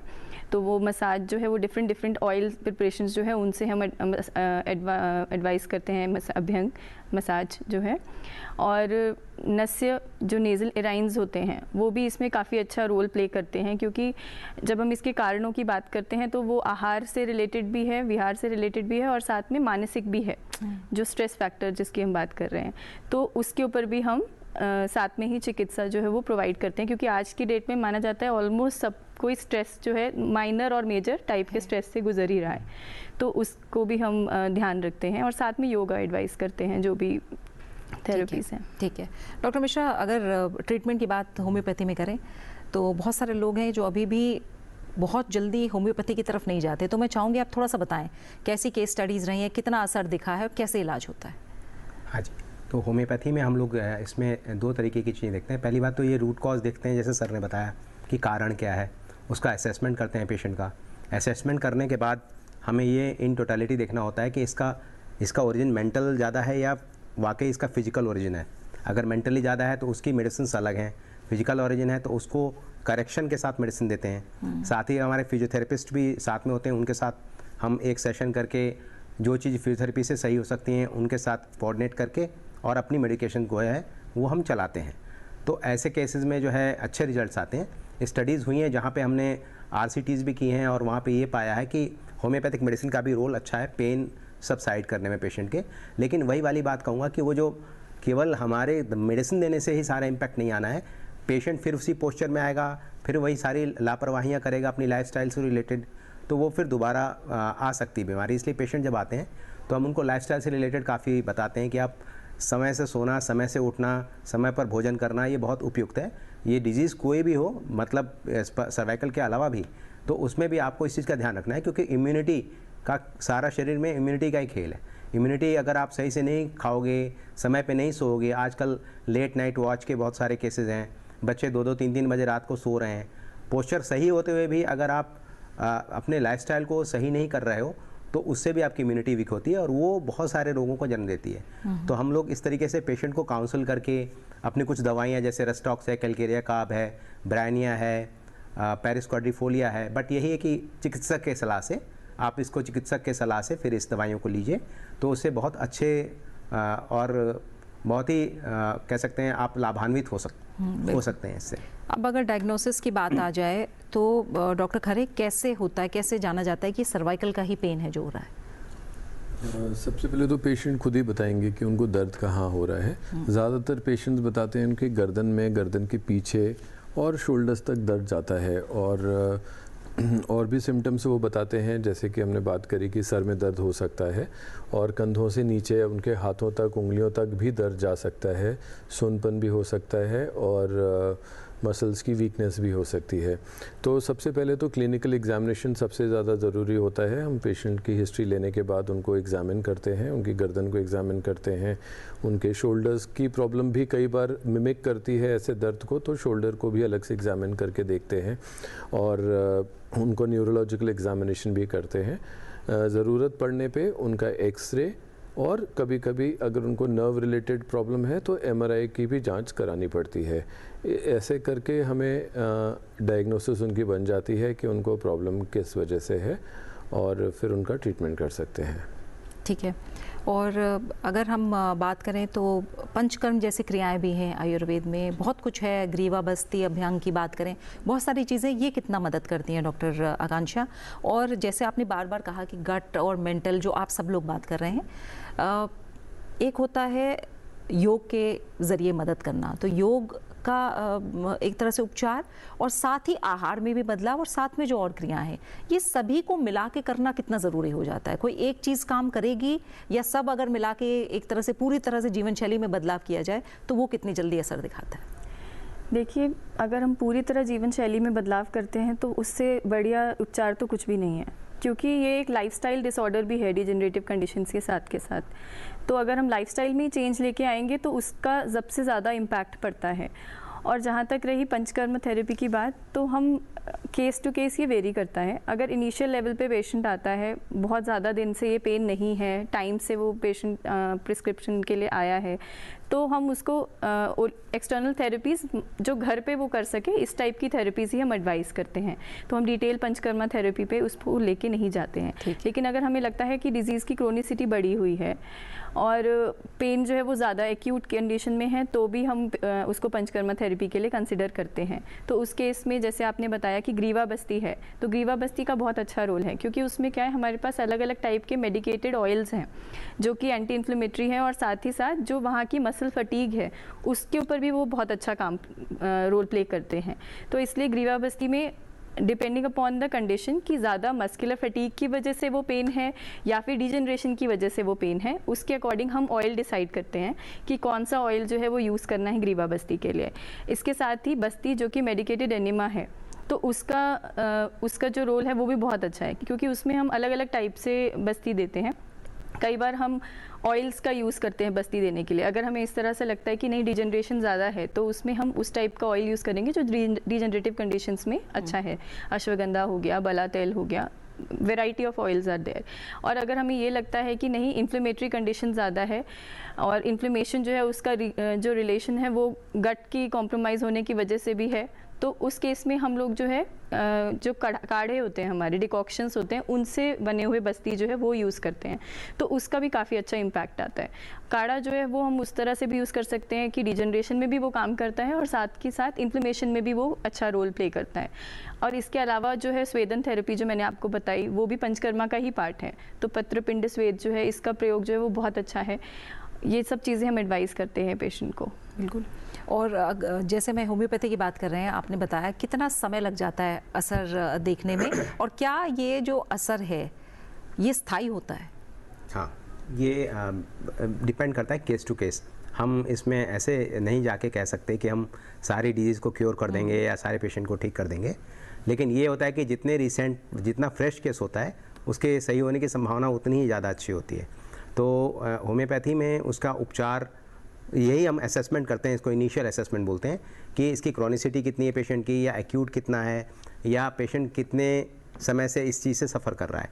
अगर पेशेंट को हम एक चीज़ और भी पूछते हैं, पेशेंट को रात को सोते समय आप पिलो या तकिया लगाते हैं तो उसकी हाइट क्या होती है, क्योंकि आजकल जो है वो इसका बड़ा चलन हो गया है कि लोग 2-2 तकिया 3-3 तकिया सिर के नीचे लगा के सोते हैं, क्योंकि उनको सोने में बहुत अच्छा लगता है, लेकिन वो उससे स्लीप पॉस्चर भी बहुत गड़बड़ हो जाता है। तो कभी उल्टा होकर के सोना, कभी सोते समय अपनी गर्दन का ख्याल ना रखना, ये भी बहुत इंपॉर्टेंट फैक्टर्स होते हैं नेक पेन के लिए। तो सोते समय अपने पोस्चर को ध्यान में रखते हुए उनको उसके बारे में बताना, और ये मैनेजमेंट और पथ्य परहेज ये सारा बताते हुए, साथ ही विटामिन डी डेफिशिएंसी में पेशेंट्स में देख रहा हूँ 10 में से 8 पेशेंट्स में विटामिन डी डेफिशिएंसी के आ रहे हैं। जब मैं कराता हूँ तो वो मेंटेन रखना, मिल्क या मतलब कैल्शियम बैलेंस मेंटेन रखना, वो सारी चीज़ें अगर करते हैं, साथ में होम्योपैथी की मेडिसिन लेते हैं, क्योंकि मैडम ये लाइफस्टाइल कल्चर है। लाइफस्टाइल एक ऐसी चीज़ नहीं है कि आप 1 दिन किया 2 दिन किया आपने छोड़ दिया, इसको आपके कल्चर में शुमार होना ज़रूरी है। तो इसलिए आप अपने लाइफस्टाइल को ही इस तरीके से करो कि आपको इस तरीके की बाद में औषधियों की आवश्यकता कम पड़े। और काफ़ी हद तक अगर हम देखते हैं पेशेंट में कि वो हमारी बातों को मानते हैं तो बहुत जल्दी ही रिलीफ मिल जाता है उनको। ऐसे 2-3 दिन के अंदर ही पेन सबसाइड होने लगता है, बेटर फील करते हैं। इवन 24 आवर्स के केसेस में हमने एक्यूट केसेस में रिलीफ होते देखा है। बट क्रॉनिक केसेस की बात करें, जहाँ पे हमारा अगर स्पाइन का कहें स्ट्रक्चर काफ़ी डिजनरेट हो गया या जहाँ पे चांसेस कम हैं, तो वहाँ हमारे रेस्ट्रिक्टेड मतलब मूवमेंट के साथ इम्प्रूवमेंट देखा गया है। लेकिन हम ये नहीं कह सकते कि हम सारे केसेस उनके क्योर कर लेंगे। ठीक है। और डॉक्टर खरे, जब फिजियोथेरेपी की बात आती है, ये बहुत कारगर माना जाता है सर्वाइकल पेन में, तो क्या सभी को फिजियोथेरेपी की सलाह दी जाती है, और ये कितने समय तक ज़रूरी हो जाता है फिजियोथेरेपी करना? यह तो जब पेशेंट शुरू में आता है तो दर्द में आता है, और हम लोग शुरू में जो फर्स्ट लाइन ऑफ ट्रीटमेंट है, एक बार पता कर लिया इन्वेस्टिगेट करके कि उनका कारण क्या है, तो उनको हम लोग सबसे पहले, क्योंकि पेन हो रहा होता है और मसल्स स्पैज़म में होती हैं, तो हम उनको थोड़े मसल रिलैक्सेंस देते हैं कुछ दिनों के लिए, और उससे मसल्स थोड़ा रिलैक्स हो जाती हैं, और रिलैक्स होने की वजह से उनका दर्द भी कम हो जाता है। इसके अलावा अगर उनको न्यूरोलॉजिकल टाइप की सिम्टम्स हैं तो हम उनको विटामिन B12 और कुछ दवाइयाँ हैं जो उसमें राहत देती हैं, वो भी देते हैं। और फिजियोथेरेपी एक्सरसाइजेस का बहुत बड़ा रोल है, क्योंकि एक बार दर्द कम हो गया उसके बाद पेशेंट्स अगर एक्सरसाइजेस शुरू कर दें तो वो उनको लॉन्ग टर्म आराम देती हैं और बिना किसी नुकसान के आराम देती हैं। उद्देश्य हमारा ये होता है कि जो गर्दन के ऑल अराउंड जो चारों तरफ जो मसल्स हैं उनको धीरे धीरे एक्सरसाइजेस के माध्यम से उनको मजबूत करना, उनको स्ट्रॉन्ग करना। कोई भी मसल जो है हमारे शरीर में उनका हम एक्सरसाइज करते हैं तो वो स्ट्रॉन्ग होती हैं, और वो मसल स्ट्रॉन्ग होएंगी एक्सरसाइजेस से। तो फिज़ियोथेरेपी में एक्सरसाइजेस भी सिखाई जाती हैं, कराई भी जाती हैं, और पेशेंट को ये भी बोला जाता है कि घर में भी आप उनको करते रहिए, क्योंकि वो बिना किसी साइड इफ़ेक्ट के लॉन्ग टर्म फ़ायदा देंगी, और दोबारा गर्दन में दर्द कई लोगों को फिर होता भी नहीं है। और इसके अलावा सिकाई वगैरह भी करते हैं फिज़ियोथेरेपी में, जैसे कि हीट पहुंचती है। हीट से क्या होता है कि गर्माहट से जो खून के जो ब्लड वेसल्स हैं उनका डायमीटर थोड़ा बढ़ जाता है, तो वहाँ पे उस जगह पे खून का प्रवाह भी बढ़ जाता है। खून का प्रवाह बढ़ता है तो वहाँ जो केमिकल्स जो पेन प्रोड्यूस कर रहे हैं वो थोड़े धुल जाते हैं। हीट की वजह से मसल्स और सॉफ्ट टिश्यूज़ भी थोड़ा रिलैक्स करती हैं और पेन में भी आराम मिलता है। तो फिज़ियोथेरेपी का तो बहुत ही ज़्यादा रोल है। दवाइयाँ बहुत लंबे समय तक वैसे भी नहीं दे सकते, ना लेनी चाहिए, लेकिन हाँ एक्सरसाइजेस करते रहना चाहिए। तो अब डॉक्टर, अगर ये समझे कि कोई व्यक्ति खुद कोई एक्सरसाइज करना चाहता है, या फिर हम फिजियोथेरेपी की बात करते हैं, तो ये कैसे, क्या सिर्फ एक एक्सरसाइज का नाम है, या कैसे हम समझे कि क्या ये कोई साइंटिफिक तरीका है, ये कैसे आम एक्सरसाइज से अलग हो जाता है और ज़रूरी हो जाता है? जब हम लोग देखते हैं पेशेंट को तो हमें समझ में आ जाता है कि दर्द का कारण क्या है। अगर उनको पोस्चर की वजह से है या सिंपल ओल्ड एज की सर्वाइकल स्पॉन्डिलोसिस ही है, तो हमें पता होता है कि इसमें आगे ट्रीटमेंट में कोई ऑपरेशन तो करना नहीं है, हमें इनकी मसल्स को मजबूत करना है। तो हम उनको वही एक्सरसाइजेज बताते हैं जो कि उनकी मसल्स को स्ट्रॉन्ग कर सकें, और जो कि बहुत ही सिंपल एक्सरसाइजेज होती हैं। योगा में भी है ऐसी एक्सरसाइजेज जिनको करने से मसल स्ट्रॉन्ग हो जाती हैं। कुछ प्रिकॉशंस भी हम उनको बताते हैं कि उनको आगे देर तक झुकना नहीं है, फ़ोन पे नहीं देखना है, या अगर कंप्यूटर पे काम करते भी हैं तो थोड़ा थोड़ा 1-1 घंटे पे थोड़ा ब्रेक ले लें, थोड़ा स्ट्रेच आउट कर लें, कॉफ़ी पी लें, वॉशरूम चले जाएं, किसी ना किसी बहाने से ब्रेक ज़रूर लें और उठ के, ताकि लगातार कंटिन्यूसली आप एक ही पोजीशन में ना बैठें और आपकी मसल्स ना थकें। ठीक है। और जब आयुर्वेद की बात करते हैं डॉक्टर आकांक्षा, जो एंटी इन्फ्लेमेटरी डाइट होती है उसको भी दर्द के राहत में बहुत अहम माना जाता है, तो डाइट में अगर बदलाव करेंगे वो कितना सहायक होगा, और कौन सी ऐसी चीज़ें हैं जो अगर किसी को सर्वाइकल पेन की समस्या है तो वो अपनी डाइट में शामिल कर सकता है? देखिए, डाइट का बहुत इम्पॉर्टेंट रोल है, क्योंकि डाइट जो है आपको एक दिन में, मतलब आप क्या खा रहे हैं वो ही आपके अंदर वो एक्टिवनेस जो है वो ला रही है, या सूजन जो है उसकी वजह से ही आ रही है। तो आयुर्वेद में जब भी हम कोई मेडिसिन प्रिस्क्राइब करते हैं उसके साथ सबसे पहले डाइट जो है वो एडवाइस किया जाता है।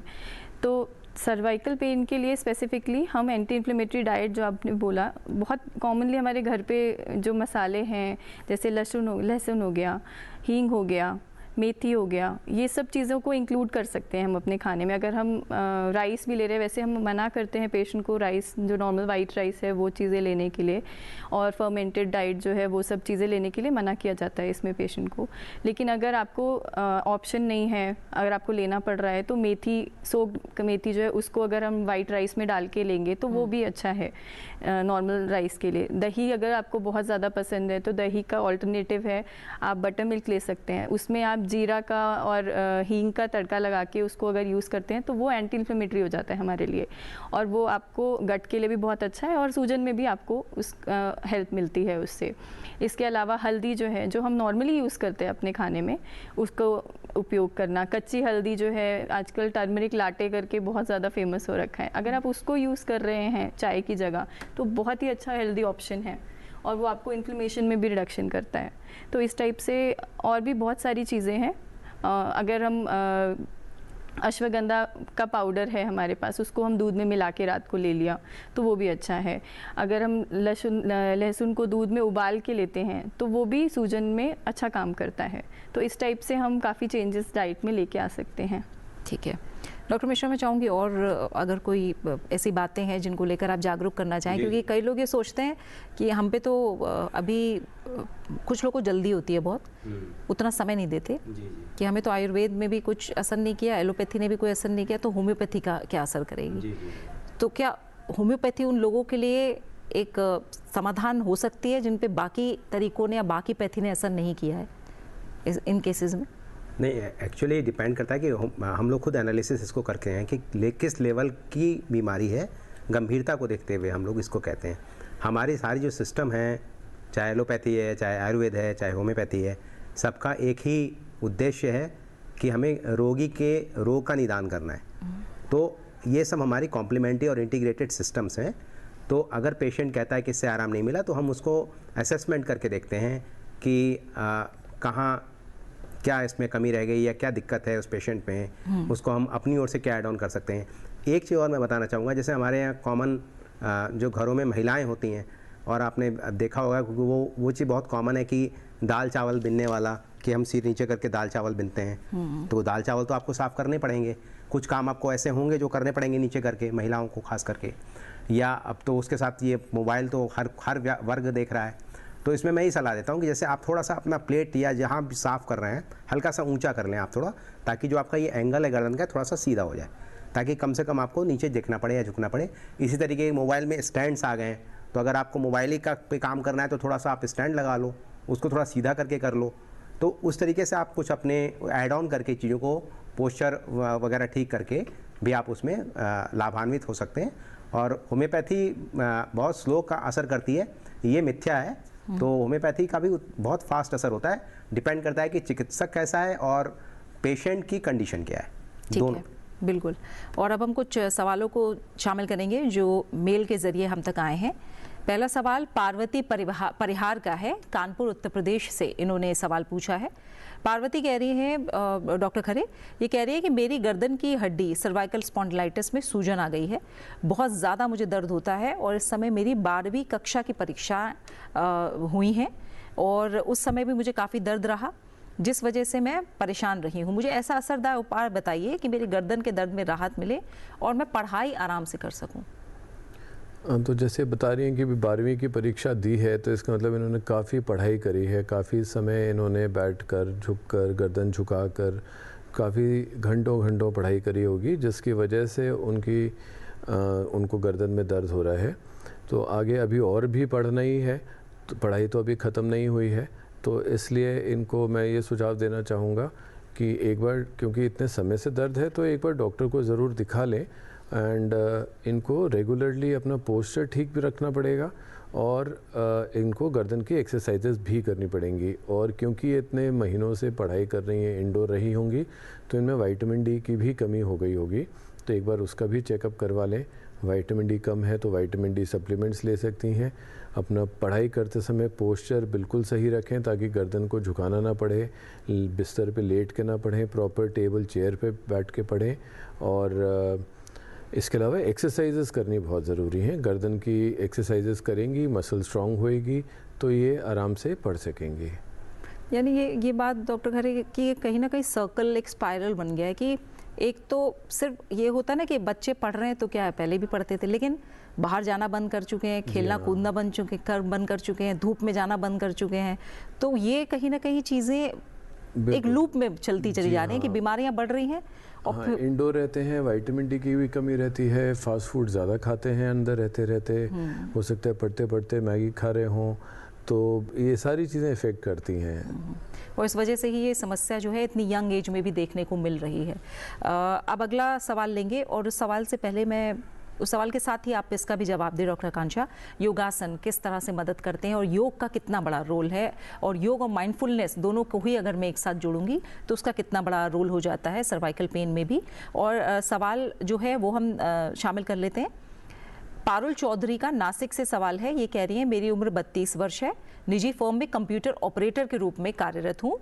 लगभग 2 साल पहले सर्वाइकल स्पॉन्डिलाइटिस हुआ था, लगातार गर्दन के दर्द से परेशान हूँ, कोई ऐसा उपाय बताइए जिससे मुझे इसमें राहत मिले और ये स्थायी राहत हो। देखिए, अगर आप राहत की बात करते हैं तो टेम्पररी तौर से तो हम घर पे जो अब हमारे पास अवेलेबल है उन चीज़ों का भी यूज़ कर सकते हैं, जैसे कि नॉर्मल तिल का तेल या सरसों का तेल, उसके अंदर अगर हम लहसुन को जलाकर उबालकर पका लें और उससे मालिश करें और हल्का गुनगुना होकर मालिश करेंगे तो वो सिकाई का भी काम करेगा, और मसाज इस तरह से करेंगे तो वो सर्कुलेशन भी बेटर करेगा उस पर्टिकुलर एरिया का, तो वो आपको टेम्पररीली रिलीफ दिला सकता है। और उसको अगर हम रेगुलर बेसिस पे भी करते हैं तो कोई इतना दिक्कत नहीं है, लेकिन इनकी कंडीशन 2 साल से पुरानी है तो इनको यही एडवाइस किया जाएगा कि आप बेटर है कि आप कंसल्टेशन के लिए जो भी आपके पास नियर बाय डॉक्टर हैं उनके पास कंसल्ट करिए एंड देन कोई ट्रीटमेंट हमें आगे शुरू करना चाहिए। इसके अलावा खान पान में जो बदलाव मैंने आपको पहले भी बोले थे कि खाने में जो इंक्लूड कर सकते हैं, हल्दी है, लहसुन है, हींग है, सौंठ है, इस टाइप की चीज़ें जो हैं उनकी मात्रा खाने में रखें। चाय, कॉफ़ी या कार्बोनेटेड ड्रिंक्स जो है इनको बंद करिए कम्प्लीटली और इनको रिप्लेस करिए हल्दी के काढ़े से, कच्ची हल्दी के काढ़े से, या फिर हमारे पास गिलोय का जो काढ़ा होता है उसको भी हम यूज़ कर सकते हैं, सौंठ का काढ़ा बना के उसको भी हम यूज़ कर सकते हैं। इससे आपको काफ़ी बेटर लगेगा इस चीज़ में, कुछ टाइम के लिए राहत अभी ये चीज़ें आपको दे सकती हैं। ठीक है, और तो अगली बार में हम आपसे योगा की जो बात कर रहे थे कि योग ने किस तरह से मदद की है, कितना असर दिखाया है, कितना कारगर हो सकते हैं योगासन करना सर्वाइकल पेन में, उसके बारे में भी जानेंगे। पहले एक अगला सवाल ले लेते हैं। डॉक्टर मिश्रा, ये जो सवाल है ये दर्शन त्यागी ने हैदराबाद से पूछा है और ये कह रहे हैं कि माता जी को सर्वाइकल स्पॉन्डिलाइटिस है, उनका होम्योपैथी इलाज हम कराना चाहते हैं क्योंकि हमें लग रहा है कि इस एज में हम कोई उस तरह की दवा का रिस्क नहीं ले सकते। होम्योपैथी में क्या इस बीमारी का इलाज संभव है? आपने पहले भी बताया था, दर्शन त्यागी जी के लिए अगर एक बार और बताएं। जी जी, बिल्कुल बिल्कुल, होम्योपैथी का इलाज संभव है और ख़ास करके जो जीरियाट्रिक पेशेंट्स होते हैं, जो ओल्ड एज पेशेंट्स होते हैं, उनके लिए तो वरदान है, क्योंकि साइड इफ़ेक्ट्स वगैरह कभी कभी दवाइयों के हो जाते हैं, कभी कभी स्टमक अपसेट हो जाना है, वो सारी चीज़ें होती हैं, लेकिन होम्योपैथी की दवाई में ऐसा बहुत कम देखा गया है। तो इसलिए उनको आप किसी भी अपने, जैसे आप कह रहे हैं कि हैदराबाद में है, तो हैदराबाद में गवर्नमेंट का होम्योपैथिक हॉस्पिटल भी है, आप वहाँ भी उनको ले जाके दिखा सकते हैं। और जो भी वहाँ पे उत्तम डॉक्टर बैठे होंगे वो निश्चित रूप से आपकी समस्या का निदान करेंगे। लेकिन आपको एक चीज़ का ध्यान और रखना है कि माता जी की एज आपने कुछ बताई है? इन्होंने एज एज नहीं बताई। तो एज क्या है उनकी, उसके हिसाब से उनके पोस्चर्स वगैरह और सारे पैरामीटर्स वगैरह वो भी देख लें एक बार। अगर कोई माइक्रो या ट्रेस एलिमेंट की कमी है बॉडी में, उसको थोड़ा करेक्ट करें। और साथ ही साथ फिर होम्योपैथिक चिकित्सक का अगर आप परामर्श लें तो निश्चित रूप से माता जी ठीक हो जाएंगी। बिल्कुल। अब जो सवाल है ये विकास सिंह का है बेंगलोर से। डॉक्टर खरे, विकास कह रहे हैं कि ऐसा महसूस होता है मेरी गर्दन में कुछ फंसा हुआ या मेरी गर्दन जकड़ी हुई है। कुछ दिन पहले मेरा एक्सीडेंट भी हुआ था, मैं बाइक से गिर गया था। तो क्या ये समस्या एक्सीडेंट के कारण हो सकती है या कुछ और वजह भी इसकी हो सकती है? बिल्कुल एक्सीडेंट की वजह से हो सकती है, क्योंकि उनको अगर सडनली ऐसा हुआ है और एक्सीडेंट हो चुका है पहले, तो ज़रूरी नहीं कि हर बार एक्सीडेंट में हड्डी ही टूटे। अंदर और भी स्ट्रक्चर्स होते हैं हमारी गर्दन में, स्पाइन में, रीढ़ की हड्डियों में, जो कि इंजर हो सकते हैं। एक्सीडेंट से हड्डियां भी टूट सकती हैं, लिगामेंट्स भी डैमेज हो सकते हैं। और जो इम्पॉर्टेंट चीज़ है जो काफ़ी आम है आजकल, वो है डिस्क का दब जाना। अगर गर्दन की रीढ़ की हड्डियों में, हर जो रीढ़ की हड्डियां होती हैं, हर दो हड्डियों के बीच में एक मुलायम गद्दी होती है, जो कि भगवान ने एज अ शॉक एब्जॉर्बर के काम के लिए बनाई है, जिसको हम लोग डिस्क बोलते हैं। कई बार क्या होता है, वज़न उठाने की वजह से या उस तरीके के झुकाव के पोस्चर में बहुत समय तक रहते रहते या चोट लगने की वजह से एक्सीडेंट में वो दबाव पड़ जाता है उसमें और वो दब जाती है। वो दब जाती है तो पिचक्कर बाहर आ जाती है। बाहर नर्व्स होती हैं जिससे कि दर्द भी होता है, और फिर नर्व के अराउंड पूरे हाथों में या पैरों में भी अगर लंबर स्पाइन की डिस्क है तो ऐसे दर्द जाता है। और उंगलियां हमारी सुन्न भी हो सकती हैं, कमज़ोर भी हो सकती हैं, पैरालिसिस जैसी स्थिति भी आ सकती है। तो अगर उनको ऐसा दर्द हो रहा है और उनको लग रहा है कि कुछ अटक रहा है, तो उनको इसको लाइटली नहीं लेना चाहिए। गर्दन की कोई भी प्रॉब्लम थोड़ी सीरियस भी हो सकती है, तो डॉक्टर के पास ज़रूर जाएं, दिखाएं, अपनी प्रॉब्लम बताएं, एक्सरे, एमआरआई जो भी अगर वो कहते हैं तो वो करवाएं, ताकि कारण पता चल सके कि उनको क्या प्रॉब्लम है, फिर उनका सही से इलाज हो सकता है। ठीक है डॉक्टर, ये कैसे जाने कि कई लोग हैं, क्योंकि मैंने जैसे कहा कि इंटरनेट पे इतनी जानकारी आजकल है, कई लोग खुद भी शुरू कर देते हैं अपना इलाज करना। ये कैसे समझा जाए कि अब ये स्थिति ऐसी आ गई है कि आपको डॉक्टर को दिखाना ही है? देखिए, अगर तो कुछ दिनों की ही, कई बार हम लोग को भी हो जाता है कि थोड़ा पोस्चर ख़राब हो गया या हमने तकिया गलत लगा के सो लिए, सुबह 2-4 घंटे के लिए थोड़ा बहुत डिस्कम्फर्ट या दर्द हो जाता है, जो कि अपने आप ठीक हो जाता है। अगर कई दिनों तक दर्द बना हुआ है और सर दर्द भी हो रहा है, चक्कर भी आ रहे हैं, नोज़िया, वॉमिटिंग जैसी चीज़ भी लग रही है, या हाथों में दर्द जा रहा है, उंगलियों तक दर्द जा रहा है, उंगलियां सुन्न हो रही हों, और टेम्परेटली सुन नहीं, वो परमानेंटली सुनपन आ रहा है, सेंसेशंस कम हो गए हों, कमज़ोरी लग रही हो, ये एकदम रेड फ्लैग्स हैं, जिसको कि अगर किसी को हो रहा है तो डॉक्टर के पास जाना बहुत ही ज़्यादा ज़रूरी है। ठीक है, और ये भी बता दीजिए, क्योंकि जैसे मैंने कहा जानकारी बहुत है, कैल्शियम और विटामिन डी की कमी बताई जा रही है, बहुत सारे पेन किलर्स, कई लोग पेन किलर खाते रहते हैं कि ठीक है आराम मिल रहा है, तो अपने आप सप्लीमेंट्स लेना, पेन किलर्स का इस्तेमाल लंबे समय तक करते रहना, ये कितना ख़तरनाक हो सकता है? देखिए, विटामिन डी जो है ये फैट सॉल्युबल विटामिन है, बहुत ज़रूरी विटामिन है, सिर्फ ना ही मस्कुलोस्केलेटल सिस्टम के लिए, बाकी और भी शरीर के सिस्टम्स के लिए विटामिन डी बहुत ही ज़रूरी विटामिन है। लेकिन ये फैट सॉल्युबल विटामिन है, अगर ये ज़्यादा हो जाएगा तो शरीर में ये जमा रहता है, वाटर सॉल्युबल नहीं है कि एक्स्ट्रा जो है वो निकल जाएगा बाहर, वो जमा रह जाता है, टॉक्सिसिटी भी प्रोड्यूस कर सकता है। तो सिर्फ ये मान के चलना कि हमें होगी ही होगी डिफिशिएंसी, ये ज़रूरी नहीं है। अगर आपने ज़्यादा मात्रा में ले ली तो टॉक्सिसिटी भी हो सकती है, तो इसलिए बहुत ज़रूरी है कि उसका पहले टेस्ट किया जाए। अगर कम है तो सप्लीमेंट्स लें, अगर नॉर्मल है तो ज़रूरी नहीं है उनको लेना। और कोई भी दवा आप अपने आप ना ही लें, चाहे वो होम्योपैथी दवा हो, चाहे आयुर्वेदिक हो, चाहे एलोपैथी हो, वो बिना डॉक्टर के सलाह के तो बिल्कुल नहीं लेनी चाहिए, क्योंकि हर दवा का अगर इफ़ेक्ट है तो साइड इफ़ेक्ट भी है। ठीक है, और समय क्योंकि अब पूरा ही हो रहा है, मैं चाहूँगी गोल्डन रूल्स जो हैं वो बताएं। और जिस तरह से मैंने योगासन और मेडिटेशन की बात की, क्योंकि आप लोग कह रहे हैं कि ये सिर्फ शारीरिक समस्या हो ज़रूरी नहीं, मानसिक स्थिति की वजह से भी हो सकती है, लेकिन अगर शारीरिक वजह से भी है या फिर मानसिक भी जुड़ा हुआ है, योगा और मेडिटेशन कितनी मदद कर सकता है? देखिए, योग जो है उसका अपना बहुत अच्छा इम्पैक्ट है माइंड के ऊपर एंड बॉडी के ऊपर। तो सबसे इम्पॉर्टेंट रूल जो योग का है वो है स्थिरम सुखम आसनम।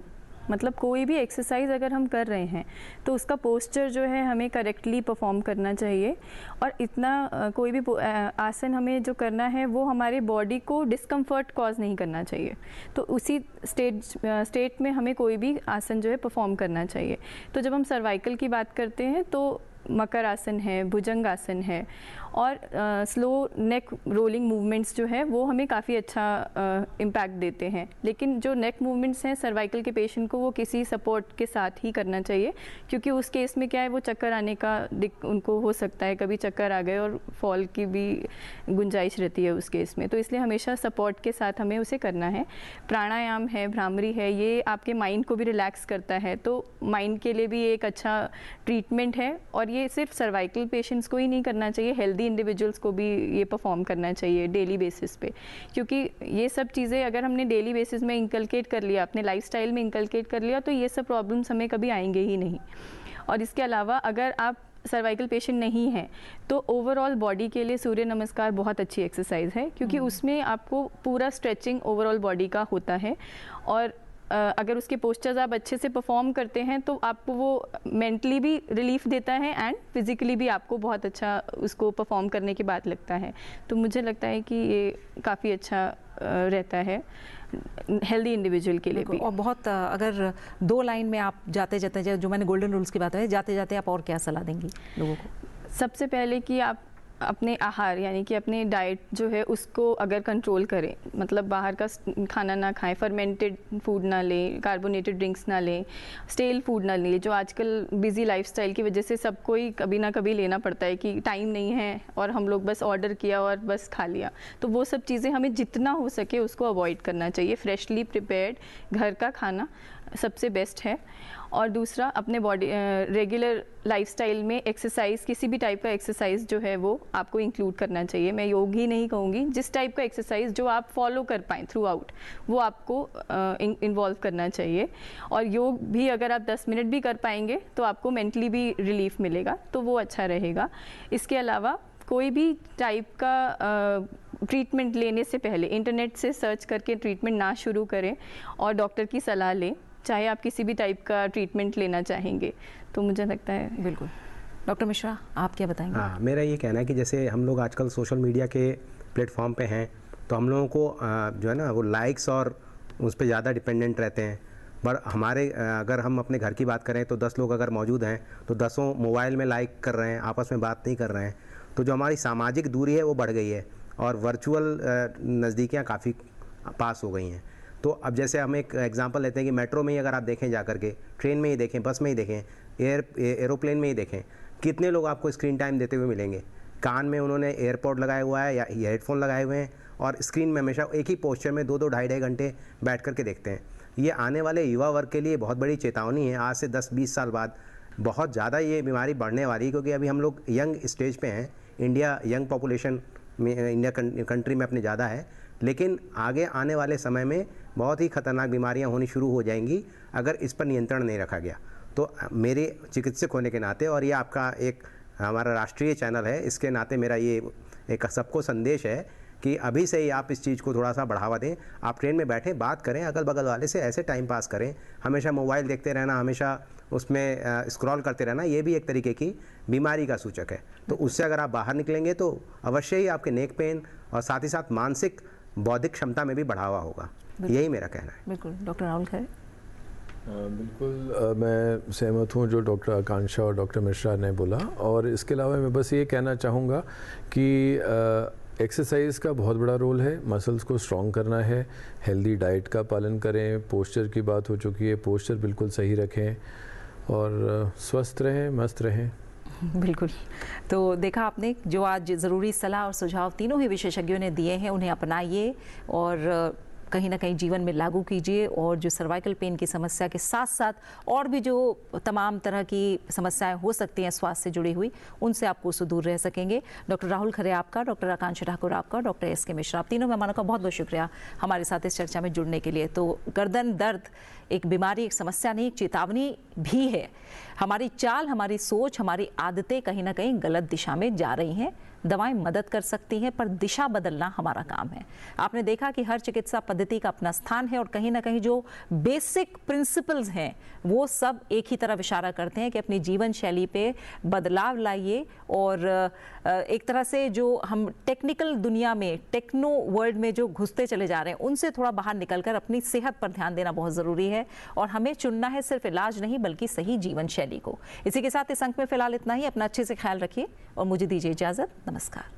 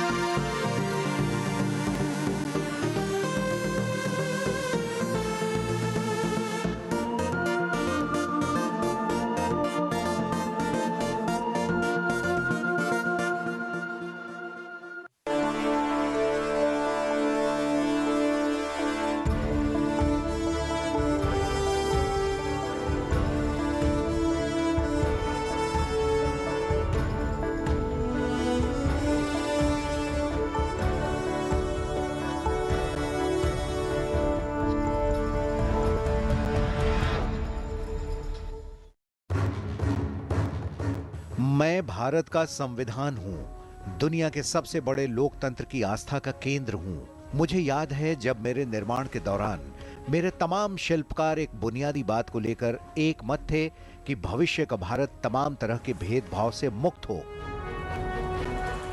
शायद इसीलिए मेरे प्रति सबका नजरिया और सबके लिए मेरा नजरिया समान रहा और इसी समान भाव को मूर्त रूप दिया संविधान सभा की सदस्य हंसा मेहता ने।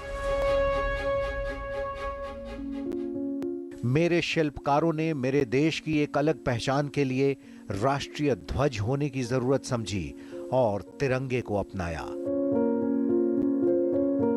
14 अगस्त 1947 की आधी रात को भारत आजाद हुआ।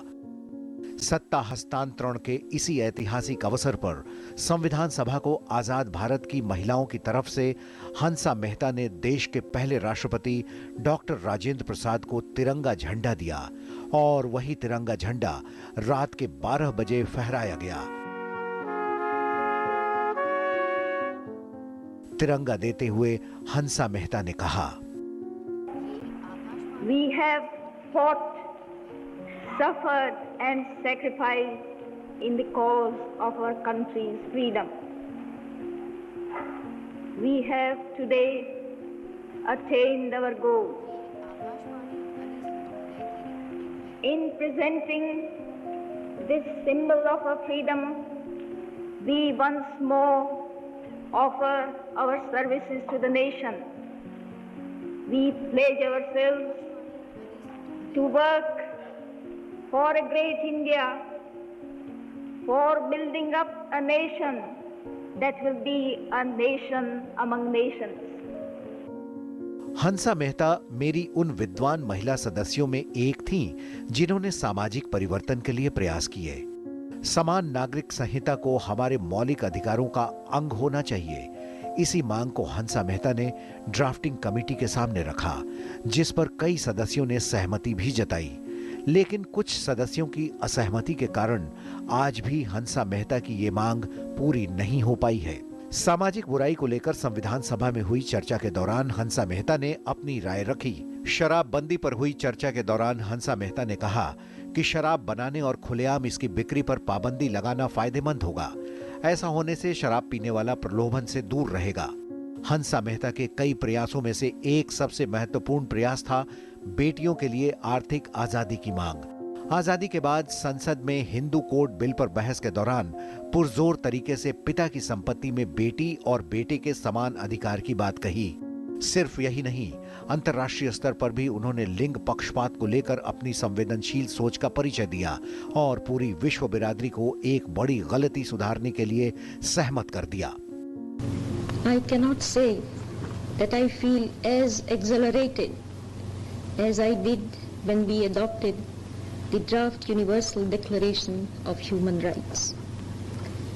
We have not found solution on some of the fundamental points. The measures of implementation are not adequate. 10 दिसंबर 1948 को UNHRC के आर्टिकल 1 में बड़े बदलाव का श्रेय हंसा मेहता को ही जाता है। नतीजा ये कि आज हम बात all men are born free and equal की नहीं, बल्कि all human being are born free and equal की करते हैं। देश की पहली महिला कुलपति, सुप्रसिद्ध उपन्यासकार और पद्म भूषण हंसा मेहता ने न्याय और समानता के सिद्धांतों को विश्व व्यवस्था से लेकर भारतीय संविधान में स्थापित कराया।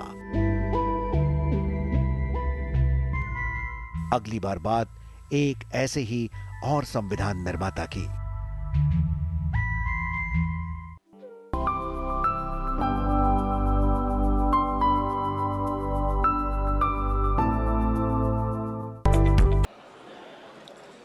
कल दिनांक 26 जुलाई को संपूर्ण राष्ट्र भारतीय सेना के अदम्य साहस, वीरता और पराक्रम के अमर प्रतीक कारगिल विजय दिवस की 26वीं वर्षगांठ मना रहा है। कारगिल युद्ध में हमारी सेना ने कठिन भौगोलिक बाधाओं, प्रतिकूल मौसम का सामना करते हुए राष्ट्रीय संप्रभुता और अखंडता की रक्षा में अपनी असाधारण वीरता, अदम्य साहस, शौर्य और संकल्प का परिचय दिया और अनंत विजय प्राप्त की है। आज हम इस अवसर पर अपने वीर सैनिकों को नमन करते हैं तथा उन शहीदों को श्रद्धांजलि देते हैं जिन्होंने अपने राष्ट्र को की सुरक्षा में अपना सर्वोच्च बलिदान दिया। आज के दिन हम उन शहीदों के परिवार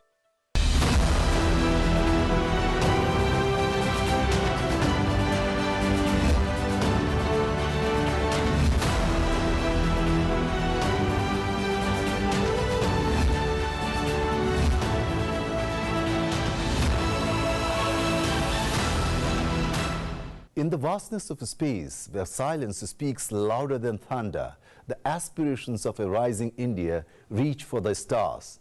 A new chapter of India's space odyssey has been written, guided by the dreams of a nation that looks to the future with unwavering hope. India's very own Group Captain Shubhanshu Shukla piloted the AX4 mission to the International Space Station. Namaskar and welcome to Sunset TV. I'm Rajiv Kumar Singh. Axiom-4 was not simply a mission to the International Space Station. It was a mission linked to India's future in space. Let me take you through Mission Akash Ganga in this episode of History Behind Headlines.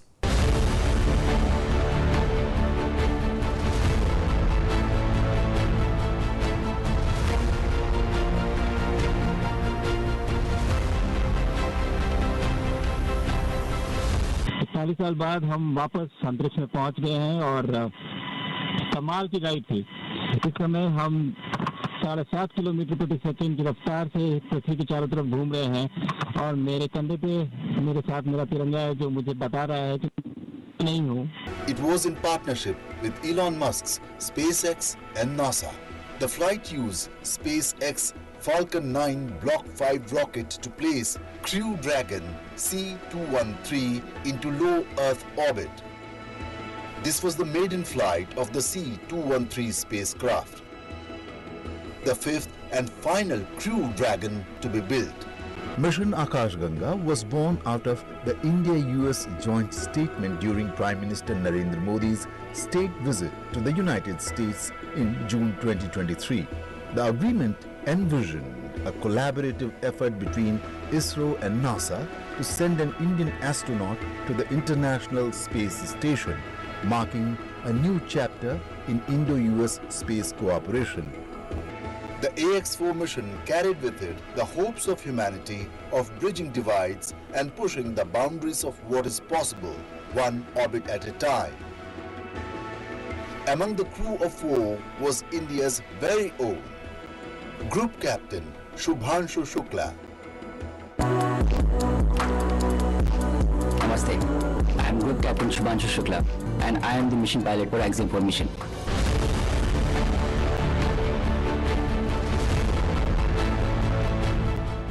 Born in Lucknow, raised with the dreams that reached beyond the skies, Group Captain Shukla was commissioned into the Indian Air Force in 2006.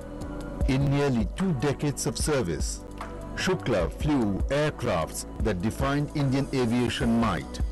Su-30 MKIs, MiG-21s, Jaguars and more. Clocking over 2,000 flight hours, his discipline. Be here. Flying was my dream, becoming an astronaut my destiny. Powerful words.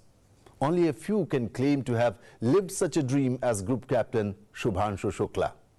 But those dreams were accompanied by the wishes and prayers of over 1 billion Indians. Group Captain Shukla was not alone on that mission. It featured 4 astronauts from 4 different countries. Let us know a bit more about them.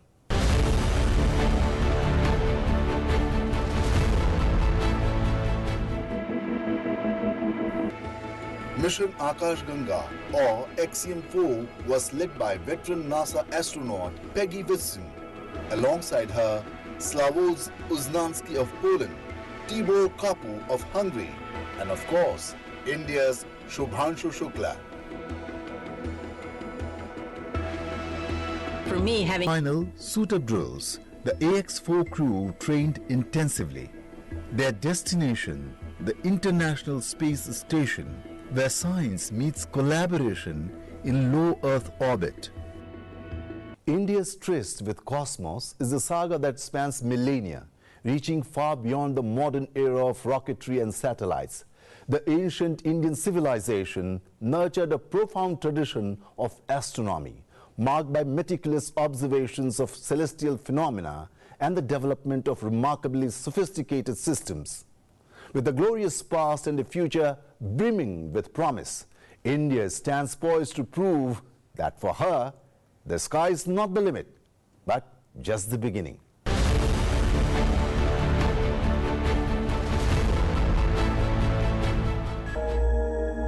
Scholars like Aryabhat during the 5th century CE proposed groundbreaking concepts such as the Earth's rotation on its axis and a heliocentric model, centuries before similar ideas gained traction in the West. Texts like the Vedanga Jyotish, dating back to around 1400 to 1200 BCE, detail astronomical calculations for timekeeping and ritual, showcasing a deep understanding of planetary movements and stellar positions, often without the aid of advanced instruments. This legacy of keen observation and mathematical prowess laid a profound foundation for India's enduring fascination with the skies. Fast forward to the modern age, and India's space journey has transformed from philosophical inquiry to tangible achievement, spearheaded by the Indian Space Research Organization, ISRO, founded in 1969. The role of Dr. Vikram Sarabhai in the establishment of ISRO needs to be highlighted here. Beginning with the launch of its first satellite, Aryabhatta, in 1975, ISRO has steadily grown into a global space power, renowned for its cost-effective and reliable missions. ISRO's landmark achievements include the Mars Orbiter mission, Mangalyaan, making India the first nation to reach Mars's orbit on its maiden attempt, and the Chandrayaan lunar missions, culminating in Chandrayaan-3's historic soft landing near the moon's south pole. With ambitious future endeavors like the Gaganyaan human spaceflight program and Aditya L1 to study the sun, India continues to push the boundaries of space exploration, blending ancient wisdom with cutting-edge technology to unlock the universe's secrets.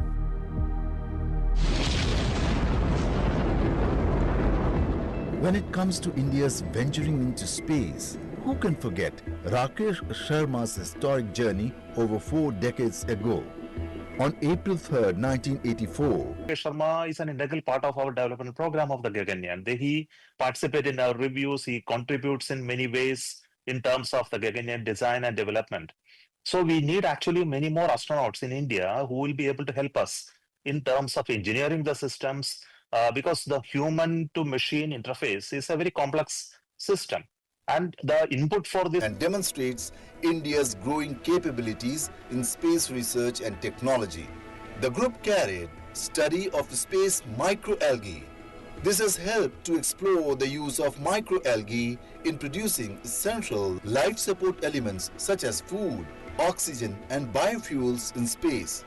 The myogenesis study was done to understand how muscle cells behave in space and how the absence of gravity affects their growth and structure. Sprouting of methi and moong seeds investigated how plant seeds sprout and grow in microgravity.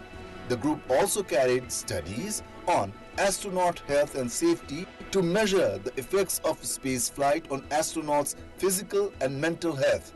Muscle atrophy investigation to understand how muscles shrink and weaken in space was also done.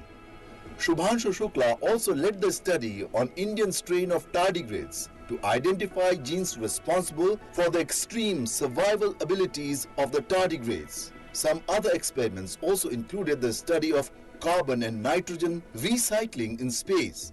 The Voyager display study on how astronauts interact with digital screens was done, along with the study to test how different types of crop seeds respond to space conditions. Shubhanshu Shukla is India's second astronaut. It is natural that the only other Indian to have been in space, Rakesh Sharma, has been his lifelong inspiration. The first Indian astronaut, Wing Commander Rakesh Sharma, traveled to space in 1984. I grew up reading about him in textbooks and listening to his stories from space. I was deeply, deeply impressed by him. This journey that I'm on, it has been a long one for me, and it started out somewhere. I didn't know that this is the path it is going to finally take.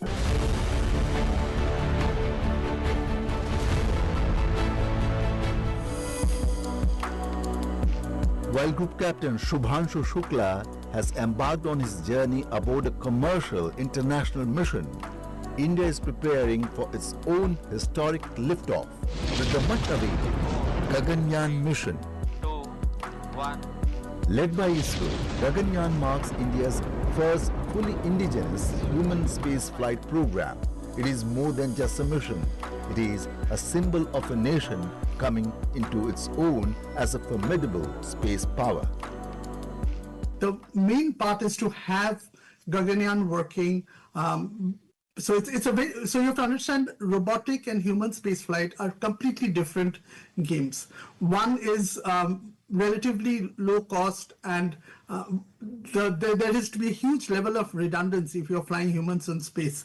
So you need all these support systems, the electrical system, the power system, and the astronauts have to maintain their body temperature and the pressure in the vehicle.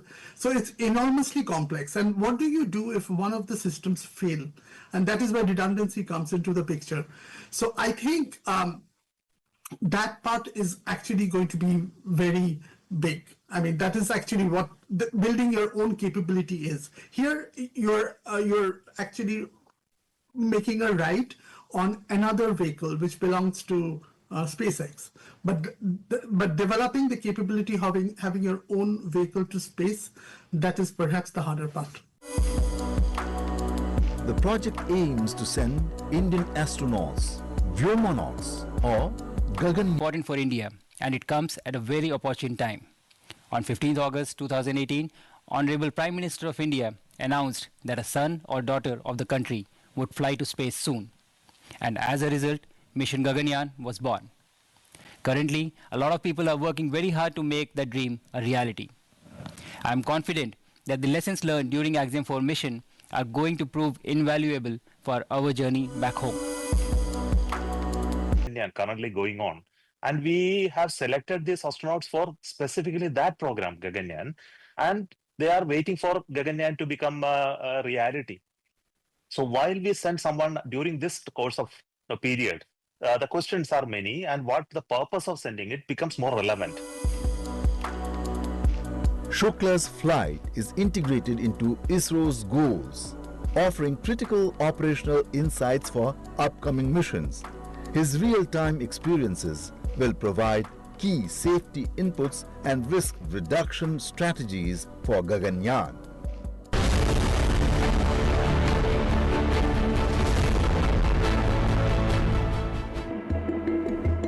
In space, everything changes. Perspective, gravity, even silence. For Shukla, it is more than engineering. It is spiritual. On the fourth day of his mission, Prime Minister Narendra Modi spoke to Group Captain Shubhanshu Shukla about his experiences in space.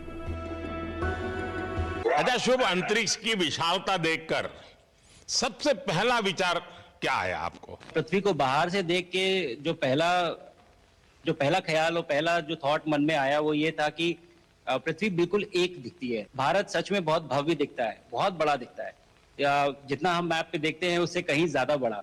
और जो oneness की feeling है, पृथ्वी की oneness की feeling है, जो हमारा भी मोटो है कि अनेकता में एकता, वो बिल्कुल उसका महत्व ऐसा समझ में आता है बाहर से देखने में कि लगता है कि कोई बॉर्डर एग्जिस्ट ही नहीं करता, कोई राज्य नहीं एग्जिस्ट करता, कंट्रीज नहीं एग्जिस्ट करती। फाइनली हम सब ह्यूमैनिटी का पार्ट है और अर्थ हमारा एक घर है और हम सब के सब उसके सिटीजन्स हैं। From the streets of Lucknow to the stars, Shubhanshu Shukla represents what India's future could be. In labs, in classrooms, in dreams. As the Gaganyaan mission looms and ISRO eyes Mars and Venus, India is writing its space story not in ink, but in stardust. As for the AX-4 or the Akash Ganga mission, the river of skies will continue to flow into the hopes of 1 billion and more. That is all we have in this program. Thanks for watching.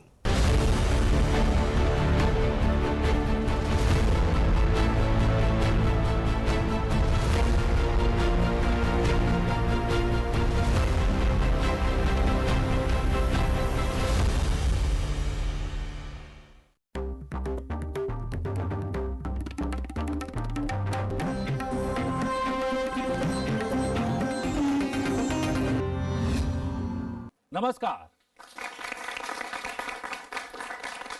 आवाज देश की में आपका स्वागत है। मैं हूं प्रतिबिंब शर्मा। आज आवाज देश की में हम कारगिल विजय दिवस को केंद्र में रखकर बात करेंगे ऑपरेशन सिंदूर तक आतंकवाद को लेकर भारत की सोच में आए बदलाव की। जानते हैं, कारगिल युद्ध भारत और पाकिस्तान के बीच मई से जुलाई 1999 तक लद्दाख के कारगिल जिले में लड़ा गया। कारगिल उस समय जम्मू और कश्मीर का हिस्सा था और नियंत्रण रेखा को ऑपरेशन विजय कहा जाता है। कारगिल संघर्ष भारतीय सीमा में लड़ा गया। भारतीय सेना ने सीमा पार नहीं की। कारगिल संघर्ष के 26 वर्ष बाद भारत ने पाकिस्तान के आतंकवादियों को सबक सिखाने के लिए ऑपरेशन सिंदूर चलाया। पाकिस्तानी आतंकवादियों के ठिकाने नष्ट करने के लिए पाकिस्तान में घुसकर हमला किया। 7 मई 2025 की रात शुरू हुए ऑपरेशन सिंदूर के दौरान पाकिस्तान में 9 आतंकी अड्डों को ध्वस्त कर दिया गया। भारत की आतंकवादियों पर की गई कार्रवाई से बौखलाए पाकिस्तान ने भारतीय सैन्य ठिकानों पर हमला करने का असफल प्रयास किया। जवाबी हमले में भारत ने पाकिस्तान के 11 सैन्य ठिकाने तबाह कर दिए। भारतीय सैन्य ठिकानों पर हमले की कोशिश कर रहे पाकिस्तान के लगभग 800 ड्रोन भारत ने हवा में ही मार गिराए। पाकिस्तान ने चीन, अमेरिका और तुर्की के हथियारों का इस्तेमाल किया। भारत ने ब्रह्मोस, आकाश, पिनाक, धनुष जैसे स्वदेशी हथियारों से पाकिस्तान को घुटने टेकने पर मजबूर कर दिया। ऑपरेशन सिंदूर के बाद भारतीय हथियारों की विश्व में मांग बढ़ गई है।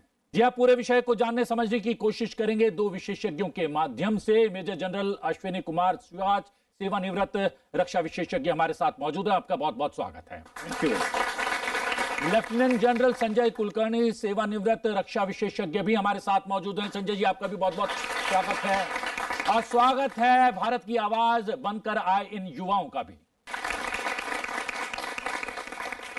मेजर जनरल, कुछ हम लोग तुलना नहीं कर रहे हैं, बल्कि हम लोगों ने क्या प्रगति की है आतंकवाद से लड़ने में, या हथियारों को जो है देश में ही बनाने को लेकर किस तरीके से देखते हैं 26 वर्षों की इस यात्रा?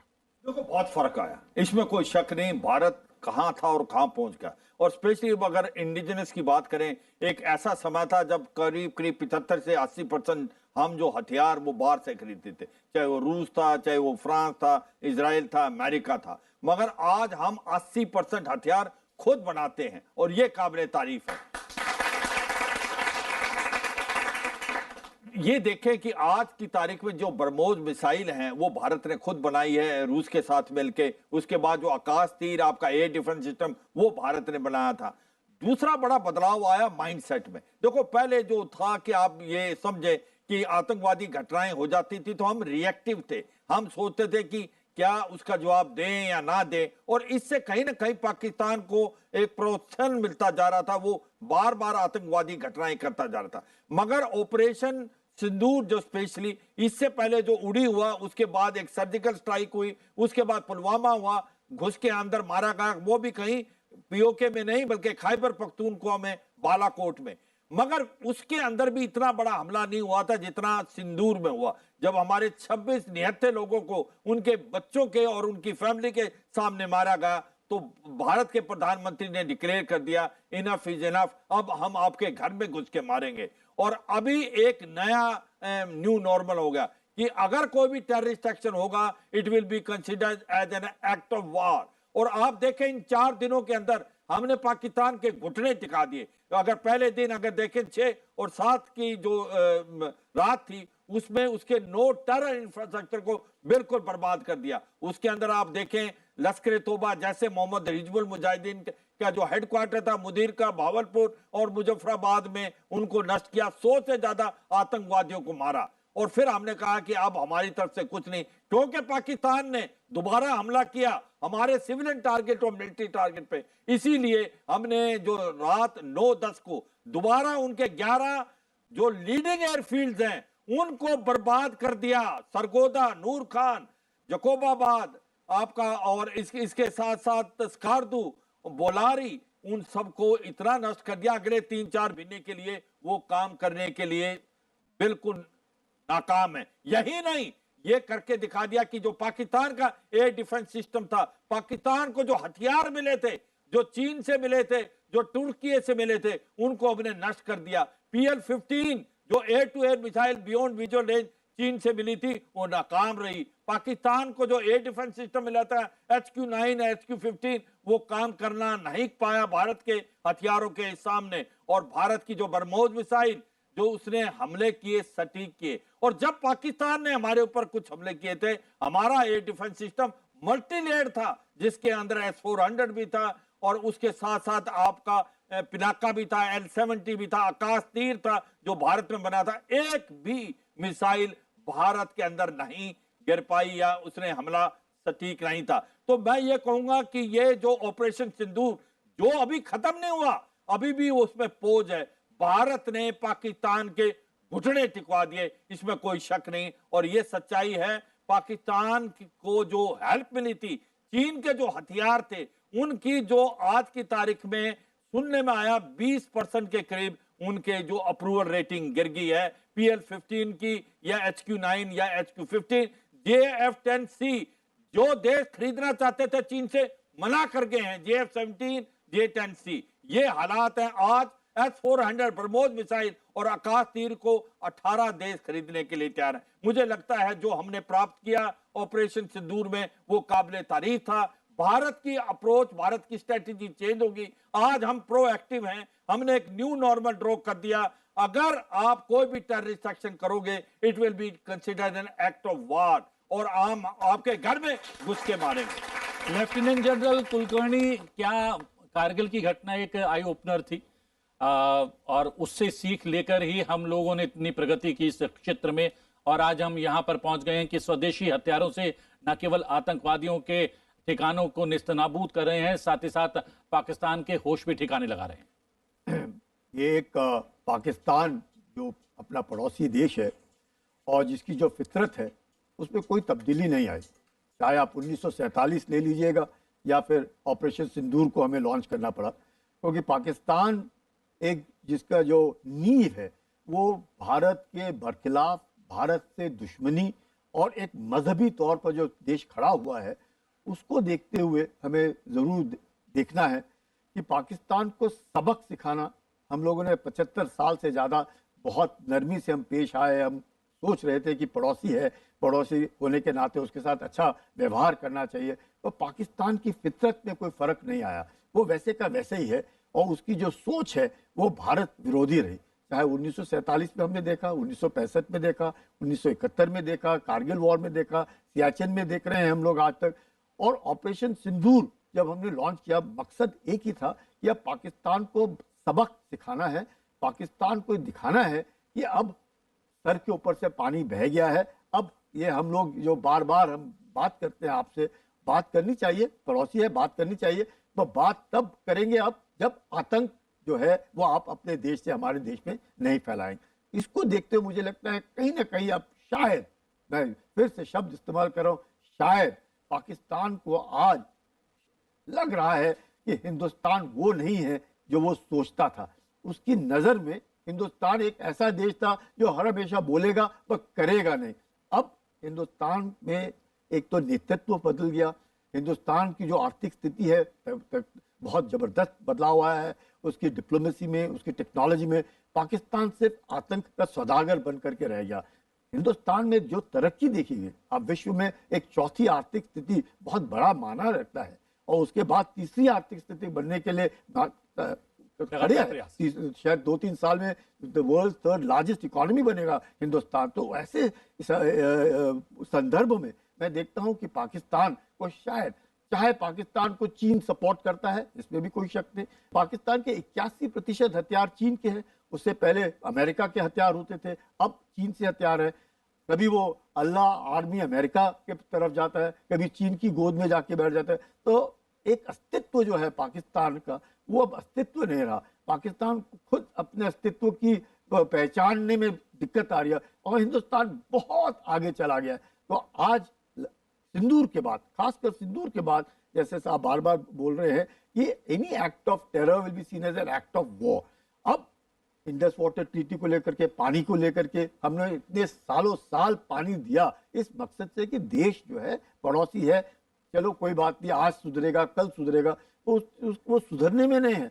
तो जब तक उसको सबक नहीं सिखाएंगे, साम दाम दंड भेद, जब तक पाकिस्तान को वो सबक सिखाना जरूरी है और इस बात का एहसास दिलाना जरूरी है कि वो अपने आवाम को गलत रास्ते पे ले जा रहा है, एक अपनी आवाम को एक फंडामेंटल रेडिकलाइजेशन में ले जा रहा है, जबकि हिंदुस्तान तरक्की की ओर जा रहा है। तो ये जो दो देश, मैं कहूँगा आज़ादी पाए, कहाँ हिंदुस्तान पहुँचा। और आपको आश्चर्य होगा 1965 तक पाकिस्तान की जो मैं कहूँगा डेवलपमेंट था, हिंदुस्तान से कहीं थोड़ा सा आगे ही था, आगे मैं कहूँगा 1965 तक। और अब कहाँ रह गया? अब एक पूरा भीख मांगता हुआ हर एक देशों के पास जाकर के, चीन के पास गोदी में बैठते हैं हमको कुछ दो, कभी सऊदी अरेबिया जाता है हमको कुछ दो, अमेरिका के पास जाके पहुंचता है हमको कुछ दो। 24 बार IMF ने उसको बेल आउट किया है, 24 बार जो देश को इकोनॉमिकली बेल आउट करे IMF, तो आप समझ सकते हैं उसकी आर्थिक स्थिति का क्या हाल है। उसके बावजूद भी पाकिस्तान के अंदर या तो फौज या पाकिस्तान, जैसे बार बार मैं साहब को सुनता हूँ, ये पाकिस्तान की ऐसी फौज है जिसने आज तक कभी कोई लड़ाई जीती नहीं और इलेक्शन जो है कभी हारा नहीं। तो ऐसे मेजर जनरल सिवाज, 3 युद्ध थोपे गए हैं पाकिस्तान की तरफ से और तीनों युद्ध हम लोगों ने जीते हैं, लेकिन एक बड़ा कदम ऑपरेशन सिंदूर के अंतर्गत लिया गया है, वाटर ट्रीटी, वो हम लोगों ने निरस्त कर दिया है। ये अपने आप में बदलाव का परिचायक है, क्या बदले हुए भारत को दिखाता है? बिल्कुल, देखो ये सच्चाई है। पहले इससे पहले मैं कुछ एक चीज और ऐड करूं। देखो हर देश के पास आर्मी है। पाकिस्तान एक ऐसा देश है जिसके आर्मी के पास देश है। वहां पर असली पावर जो है वो इस्लामाबाद से नहीं होती, बल्कि जनरल हेडक्वार्टर रावलपिंडी से। ये एक सच्चाई है। वहां पर जो होता है वो पाकिस्तान की आर्मी की मदद से होता है। देखो उसकी जो साइज है भारत से 1/7 है, उसकी जो एक प्रकार पॉपुलेशन है वो 1/8 है, और अगर उसकी इकोनॉमी देखो हमारे के 7% है, मगर उसकी फौज अभी भी भारत के 80% है। एक छोटा देश एक बड़ी फौज, इसका मतलब उसका एंटी इंडिया स्टांस जो है हरदम बरकरार रहता है। अब बात आती है जो आपने बहुत अच्छा क्वेश्चन पूछा कि ऑपरेशन सिंदूर में हमने क्या करके दिखाया जिस प्रकार से पाकिस्तान के घुटने टिक गए। हमारी जो थी मल्टी प्रोंग स्ट्रेटेजी थी। हमने एक पॉलिटिकली डिप्लोमेटिकली उसको आइसोलेट किया। पाकिस्तान अकेला पड़ गया पूरे वर्ल्ड में। पाकिस्तान के साथ 3 देश खड़े थे बस, चीन, तुर्की और किसी हद तक मलेशिया, बाकी कोई नहीं था पाकिस्तान के साथ। दूसरी बात, हमने जो अभी इंडस वाटर ट्रीटी को हेल्ड इन अबेंस किया, इसका मतलब कि वो ट्रीटी जो 1960 में की गई थी उसको हमने पानी दिया। जो युद्ध भी हुए 1965 का युद्ध, 1971 का, 1999 में, अब हमने उसको हेल्ड इन अबेंस कर दिया है। इसका मतलब पाकिस्तान को क्या फर्क पड़ेगा? पानी के लिए मुहाज हो जाएगा। पानी इतनी प्रॉब्लम होने लगी, सिंध और जो पंजाब का इलाका है वहां पर पानी जारा इंडस वाटर से जाता है, और उसके अंदर गर्मियों में तो अभी प्रॉब्लम है, और जब इसके पास बारिश आएगी तो पानी छोड़ दिया जाएगा। पानी की उसको वहां पर एक प्रकार फ्लड आएंगे, क्योंकि अब हम जो वाटर की एक प्रकार डाटा शेयर करते थे वो भी हम नहीं शेयर करेंगे। पाकिस्तान को अपने करने की भुगतना पड़ेगा जो काम कर रहा है, और मुझे लगता है पाकिस्तान अब चाहता है कि कोई ना कोई कार्रवाई की जाए। और ये जो इंडस वाटर ट्रीटी थी, इस पर मैं ये बताना चाहूंगा, हमने जब 1960 में इसको एक प्रकार से माना था, हमने साइन किए थे, वर्ल्ड बैंक भी इसके अंदर शामिल था, वो बाइस थी पाकिस्तान की तरफ। हम बड़े भाई की तौर पे हमने उनको बहुत ज्यादा दिया था। अब हम कह रहे हैं ये इंडस वाटर ट्रीटी अगर ये लागू होगी तो इसको दोबारा इसको एक प्रकार से लिखा जाएगा, तभी किया जाएगा। पर एक सच्चाई है, हमने ऑपरेशन सिंदूर में पाकिस्तान को यह दिखा दिया कि ये बदला हुआ भारत है, ये वो भारत है आपके घुस के अंदर मारेगा। और ये मुझे लगता है पाकिस्तान को बहुत डर पैदा हो गया है। और आज समझो आप क्या है पाकिस्तान की, पाकिस्तान में पॉलिटिकल इंस्टेबिलिटी है, इकोनॉमिक क्राइसिस है, उसके अंदर जो जिस प्रकार से डेट है $186 बिलियन का है, आतंकवाद बढ़ता जा रहा है। दूसरा, आतंकवाद की बात जब करते हैं तो पाकिस्तान आतंकवाद का बार बार इस्तेमाल करता जाता है, और पाकिस्तान बार बार ये कहता है कि हम भी विक्टिम हैं इस टेररिज्म के। आपको याद होगा जब हिलेरी क्लिंटन 2013 में आई थी तो उसने एक बड़ी बात कही थी पाकिस्तान में एज सेक्रेटरी ऑफ स्टेट, अगर आप अपने घर में सांप पालेंगे और आप सोचेंगे कि आपके नेबर को डसेगा, एक दिन आपको भी डसेगा। आज वो जो तहरीके तालिबान पाकिस्तान के रूप में पाकिस्तान को जो सांप डस रहा है वो और कोई नहीं है, वो पाकिस्तान की खुद की क्रिएशन है, वो आसमान से नहीं गिरा। पर दुख की बात है वो गुड और बैड टेररिस्ट में फर्क करता है। वो आतंकवादी जो वो भारत की तरफ भेजता है, लश्कर तौबा जैसे मोहम्मद जैसे, उनको वो गुड टेररिस्ट बोलता है, जो उनको मारते हैं तहरीके तालिबान पाकिस्तान उसको बैड टेररिस्ट बोलता है। जब तक आतंकवाद के अंदर फर्क करना बंद नहीं करेगा पाकिस्तान, आतंकवाद को कोई नहीं जीत सकता। और यही एक भाई सच है। तभी तो पाकिस्तान में लोग कहते हैं कि पाकिस्तान की आर्मी आज तक कोई युद्ध जीती नहीं और कोई इलेक्शन हारी नहीं। तो ये है पाकिस्तान की असली ये। और अभी जिस प्रकार से ऑपरेशन सिंदूर में हमने इनको इकोनॉमिकली बिल्कुल एक तरीके से कस दिया है, ये आने वाले समय में उनको पता चलेगा उन्होंने बहुत बड़ी गलती कर दी। अगर ये गलती दोबारा करेंगे तो भारत घुस के अंदर करके अब की बार उसका नामो निशान मिटाया जाएगा, क्योंकि अभी पाकिस्तान का सिविल वार जैसी सिचुएशन पैदा हो रही है। पाकिस्तान के 4 हिस्से हो सकते हैं, एक खैबर पख्तूनख्वा, बलूचिस्तान, सिंध और पंजाब, और POJ और गिलगित बाल्टिस्तान भारत का हिस्सा है और भारत में आने वाले समय में ज्वाइन करेगा। गंदार जनार्दन, कुछ सवाल पूछो। जय हिंद सर। सर मेरा सवाल है कि जैसे हम कारगिल से और ऑपरेशन सिंदूर तक देखते हैं, हमने काफ़ी तरक्की कर ली है, हथियारों के लिए आत्मनिर्भर भी हो गए काफ़ी हद तक, लेकिन जब बात होती है हमारे एक नॉर्मल सोल्जर की सुरक्षा की, तो हम देखते हैं कि बॉर्डर पे जो नॉर्मल एक सैनिक होता है, हम उसके सुरक्षा के लिए और क्या कर सकते हैं जिससे हम अपने सैनिकों को बचा सकें, कि अगर हम युद्ध भी लड़ रहे हैं तो हम हमारा सैनिक शहीद ना हो, उसके लिए क्या कर सकते हैं? देखो, ये सच्चाई है कि आज की तारीख में हमारे पास सभी वो साधन हैं जो कि एक मॉडर्न आर्मी को होने चाहिए। याद रखो, हम 4th लार्जेस्ट इकोनॉमी है आज वर्ल्ड की और 4th लार्जेस्ट मिलिट्री पावर है। हमारे पास आधुनिक हथियार हैं, टेक्नोलॉजी है, हमारे पास बुलेट प्रूफ जैकेट है, हेलमेट है, हमारे पास अच्छे से अच्छी वेपन है। तो मैं ये कहूंगा आज की तारीख में पाकिस्तान से हम बहुत आगे हैं। आज हम कंपेयर कर सकते हैं अपने आप को डेवलप कंट्री की तरह, अमेरिका की तरह, रशिया की तरह, चीन की तरफ। हमारे हथियार उनसे भी बेटर हैं, इसमें कोई शक नहीं। तो मैं यही कहूंगा, आप विश्वास रखें कि जो सामान भारत की गवर्नमेंट भारत की फौज को देते हो काबिल तारीफ है, और ये जितना भी सामान है हमने इंडिजिटली बनाया है। और आने वाले समय में मैं यही कहूंगा, हम और भी अच्छा सामान बनाएंगे। भारत की फौज मॉडर्नाइज होगी, गवर्नमेंट इस पर तात्पर्य है, आर्मी, एयरफोर्स, नेवी, आधुनिक से आधुनिक हथियार आएंगे, क्योंकि हमारे को ये याद रखना है, दो तरफ से हमले हो सकते हैं, पाकिस्तान से भी और वो चीन से भी। जैसा कि हमने देखा कारगिल युद्ध में बड़ा पहाड़ों का बहुत ज़्यादा मेल भाव था, लेकिन हमने देखा कि वेपन में बहुत चीज़ें हुई, वायुसेना में आई, नेवी में आई, लेकिन पहाड़ों में जो युद्ध लड़ा जाता है वो पाकिस्तान उसमें बेहतर, अफगानिस्तान सीख के जैसे ये आतंकवादी उसमें ज़्यादा लड़ सकते हैं। इंडिया ने उसमें क्या बदलाव करा कि जैसे पहाड़ों में युद्ध लड़ा जाए तो उसमें क्या सुरक्षा और ज़्यादा हो सकती है, टेक्निक क्या आई नहीं? एक बच्ची और पूछते। हेलो सर, मैं पूछना चाहती हूँ कि जैसे आपने बताया कि जो इंडस वाटर ट्रीटी है वो हम लोगों ने खारिज कर दी है, तो sir what are the ground reality of that particular situation कि हम लोग वहाँ पर डैम बना रहे हैं या फिर कुछ बना रहे हैं ताकि वाटर जो है वो पास ना हो सके पाकिस्तान पर? लेफ्टिनेंट जनरल कुलकर्णी, ये जो इंडस वाटर ट्रीटी पहले बता देता हूँ, फिर मैं आपके सवाल पे आता हूँ। इंडस वाटर ट्रीटी के जो पानी है, 3 नदियाँ जो हैं उसका पानी हिंदुस्तान में आता है, रवि, ब्यास और सतलज, और इंडस, चेनाब और इंडस का पानी जाता है पाकिस्तान को। जो वाटर शेयरिंग है वो 80-20 है, यानी कि 80% पानी जाता है पाकिस्तान को और 20% पानी हम इस्तेमाल करते हैं।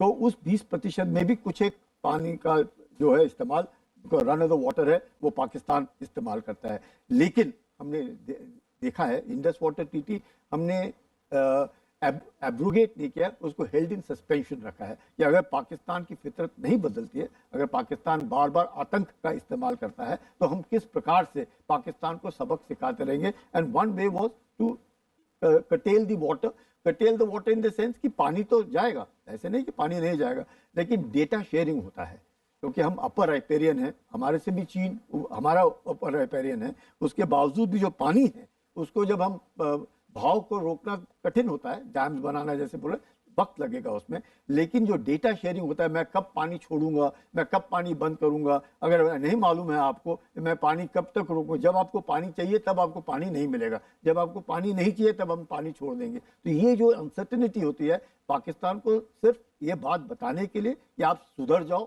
सुधरोगे नहीं तो आप परेशान होंगे। जहाँ तक सवाल आपका था कि पहाड़ों में जो इन्फिल्ट्रेशन है या मिलिटेंसी है, उसके बरखिलाफ हम लोग क्या कर सकते हैं। पहाड़ ऐसी चीज है, it eats troops, plus boots on ground पहाड़ों में बहुत जरूरत होती है। पहाड़ों जितनी हाइट्स हैं, ये हम लोग जिस हाइट्स पे ऑपरेट करते हैं, 14,000, 17,000, 18, मौसम एक ऐसी चीज है जो बदलाव होता रहता है, मौसम का पता नहीं चलता, कब धुंध है, कब बर्फ गिरेगी, कब कैसा, तो आना जाना जो है होता है इन्फिल्ट्रेशन। अगर हम सोचते हैं कि हमने बॉर्डर फेंसिंग किया है, 100% फेंसिंग नहीं कर सकते हैं, इन्फिल्ट्रेशन तब भी कहीं ना कहीं होता रहेगा। लेकिन हम लोग ने तरह तरह के आले इस्तेमाल करने हैं, टेक्नोलॉजिकल भी हमने इस्तेमाल, अब ड्रोन देखते हैं, हम ड्रोन का इस्तेमाल करते हैं, सैटेलाइट्स है, सैटेलाइट्स का इस्तेमाल करते हैं, हम लोग इस्तेमाल करते हैं अपने आँख और कान का, जो लोग उधर रहते हैं वो खबर देते हैं, मोबाइल्स का इस्तेमाल करते हैं, इंटरनेट का इस्तेमाल करते हैं। तो जितने भी आले हमारे पास है, जितने भी हमारे साधन हैं, हम सबको इस्तेमाल करते हैं देखने के लिए कि ये आतंक जो है जो पाकिस्तान से आ रहा है, हम लोग देख तो आतंकी तो, और प्लस बहुत ज़रूरी है हमारे देश के बीच में भी ऐसे लोग हैं जो इस आतंक को पनाह देते हैं, तो उस पनाह को रोकना है, हम लोगों ने यकीन करना है, उनके ऊपर भी नजर रखनी है। तो हमारे भी आंख और कान को तेज, तो ये सारा जो मैं कहूँगा मल्टी प्रॉन्ग जो अटैक होता है आतंक के ऊपर, हम लोग करते रहते हैं। तो उसके बावजूद भी ये कहना कि 100% हो जाएगा बहुत मुश्किल होता है। इसलिए इक्के दुक्के हादसे और ये तभी हो सकते हैं जब आतंकी जो बाहर से पाकिस्तान से आ रहा है उसको भारत में पनाह मिल रही है। कोई ना कोई ऐसा हमारे बीच नमक हराम है जो इस तरह की कार्रवाई कर रहा है, तो उसको भी हम लोगों ने रोकना है। और कुछ सवाल? जी सर, मेरा ये सवाल है कि एलओसी और जो कश्मीर बॉर्डर डिस्प्यूट है वो आज से नहीं है, सिंस पार्टीशन। तो बेसिकली जब पार्टीशन से लेके बहुत सारे पाकिस्तान को रिलेटेड वॉर भी हुए हैं, इंडिया ने जीते भी हैं और इंडिया ने हमेशा मुंह तोड़ जवाब दिया है। अब जब पहलगाम में ये ऐसा बहुत दर्दनाक सा हादसा हुआ है, अटैक हुआ, पहलगाम अटैक, तो इंडिया ने जवाब दिया ऑपरेशन सिंदूर से, जिसमें कि वो काफ़ी हद तक पाकिस्तान को अंदर तक घुस गया, मार दिया, काफ़ी हद तक उसका डैमेज भी किया। तो सर, ये एकदम से ऐसी क्या सिचुएशन आन पड़ी कि जब हम किसी को मुंह तोड़ जवाब दे रहे हैं और हमें एकदम से बीच में वो ऑपरेशन सिंदूर रोकना पड़े? देखिए, ये कहना कि हम लोग ऑपरेशन सिंदूर क्यों नहीं आगे ले गए, हमको क्यों रोकना पड़ा, वो आपके हर एक जब भी कोई ऑपरेशन होता है या कोई भी चीज़ हम करते हैं किसी मकसद से करते हैं। हमारा मकसद पाकिस्तान के ऊपर युद्ध करना नहीं था। 1965 का मकसद युद्ध था, 1971 का युद्ध था, 1947 का युद्ध था, क्योंकि हम लोग लड़ रहे थे उधर। लेकिन कारगिल का भी मकसद था कारगिल, लिमिटेड टू कारगिल। तो वैसे ही ऑपरेशन सिंदूर वाज लिमिटेड, जैसे शर्मा जी ने क्या कहा कि उनके आतंकी जो गढ़ थे उनको नुकसान पहुंचाना, जैश ए मोहम्मद, लश्कर तैयबा, हिजबुल मुजाहिदीन। इसलिए देखा आपने मसूद अजहर गड़गड़ाने लगा कि काश मैं भी मर जाता, क्योंकि उसके सारे परिवार के लोग मारे गए। तो मकसद था आतंक के बरखिलाफ। हम, भारत वॉज वेरी क्लियर कि हम पाकिस्तान के आतंकी गढ़ों को बर्बाद कर रहे हैं।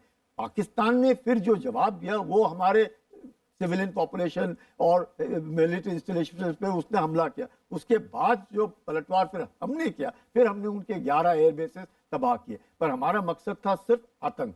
जैसे आतंक वो मकसद जो एम था वो अचीव हो गया हमने, और उन्होंने गड़गड़ा करके घुटने पे टेक करके उन्होंने सीज फायर मांगा, तो फिर हम मान गए कि भाई चलो युद्ध पाकिस्तान के बरखिलाफ नहीं, पाकिस्तान में आतंक पलकता उसको बर्बाद कर। एक दो सवाल जल्दी जल्दी क्योंकि समय समाप्त हो रहा है। सर, मेरा सवाल ये है कि जैसे भारत पे 3 देश हमला कर सकते एक साथ, जैसे इधर से पाकिस्तान और चीन और नीचे से श्रीलंका, क्योंकि हम देखते जो चीन है वो अपने आर्थिक दम से देशों पे करता है गुलामी, मतलब राज करता है। जैसे चाइना पे, उस पाकिस्तान पे किया, और श्रीलंका की भी स्थिति है।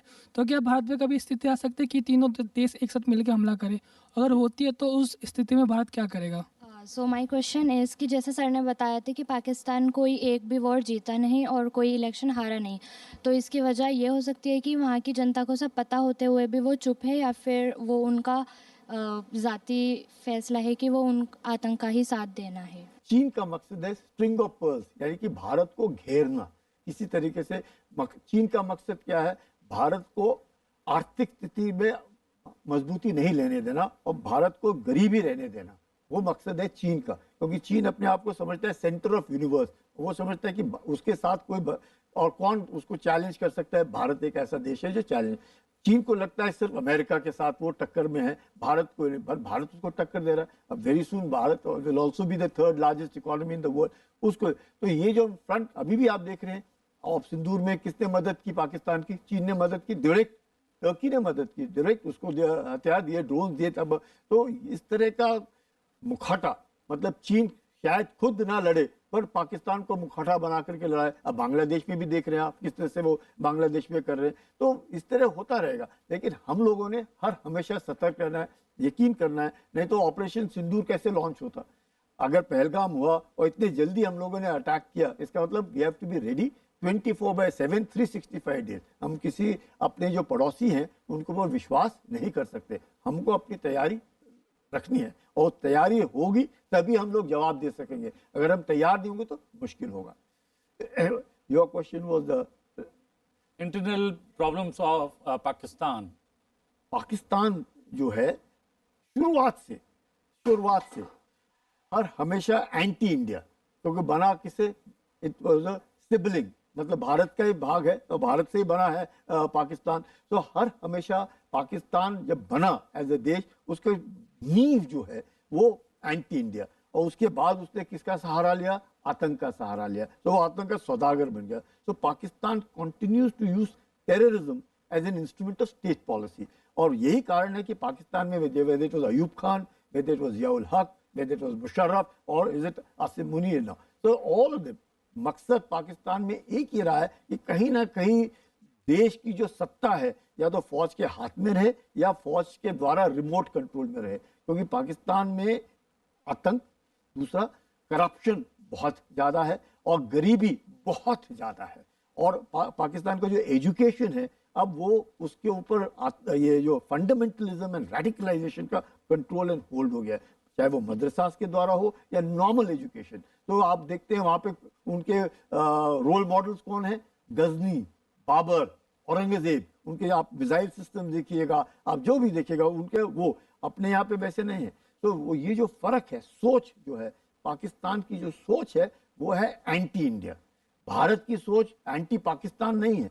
भारत की सोच है कि पड़ोसियों के साथ अच्छा रहे, आप भी खाओ खुश रहो, हम भी खुश रहते हैं। लेकिन अगर अब नहीं मानता है तो अब हमको जवाब देना पड़ेगा और देना भी चाहिए। और इसलिए देना चाहिए जिससे कि वो दोबारा उसको लगना चाहिए, कोई भी देश हो, कि ये मधुमक्खी का छत्ता है।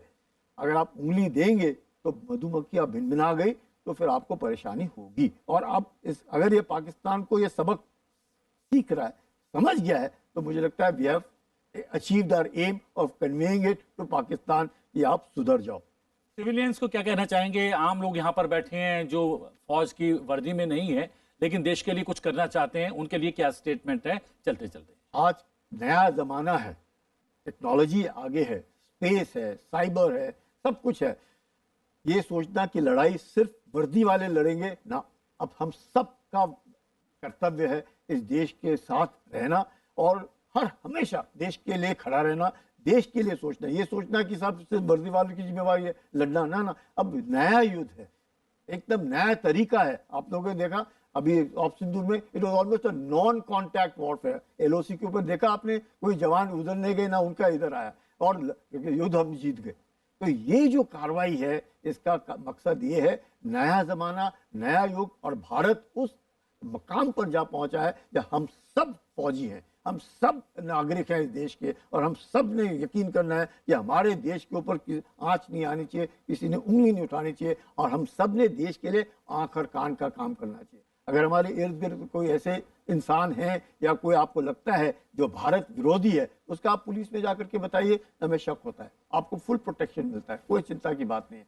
लेकिन आंख और कान तेज रखना है, ये हम सब का देश है, हम सब भारतीय हैं, जिसकी सोच ये है कोई चिंता नहीं है। जी हाँ, सीमा की सुरक्षा करने का कर्तव्य सैनिकों पर है और देश की सुरक्षा हम सबके कांधों पर है, और हम सबको कंधे से कंधा मिलाकर भारत की सुरक्षा निहित करनी चाहिए। और जिस प्रकार से हम इस क्षेत्र में यानी हथियार निर्माण के क्षेत्र में या फिर अलग अलग क्षेत्रों में हम आत्मनिर्भर बन रहे हैं, आत्मनिर्भरता की इस यात्रा को और भी विस्तार देना चाहिए। आपका बहुत बहुत धन्यवाद लेफ्टिनेंट जनरल कुलकर्णी और सेवानिवृत्त रक्षा विशेषज्ञ मेजर जनरल अश्विन कुमार सिवाच हमारे बीच से चले गए हैं, उनका एक और कार्यक्रम था, उनके लिए भी धन्यवाद। और धन्यवाद जनता जनार्दन का। आवाज देश की में आज के लिए इतना ही। आवाज देश की में आपसे फिर भेंट होगी एक नए विषय के साथ। फिलहाल मुझे आज्ञा दीजिए, बने रहिए संसद टीवी के साथ। नमस्कार।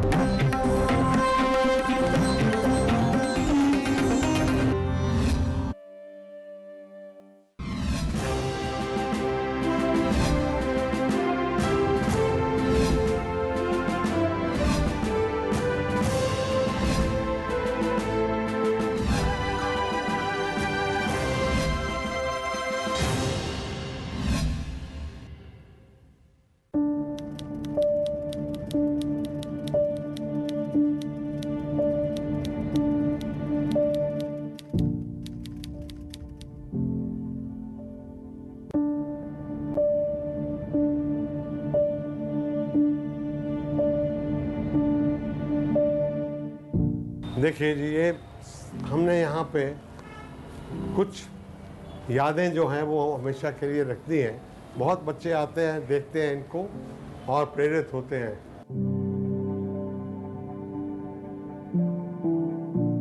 और ये आर्टिस्ट ने अपने अपने तरीके से बनाया है।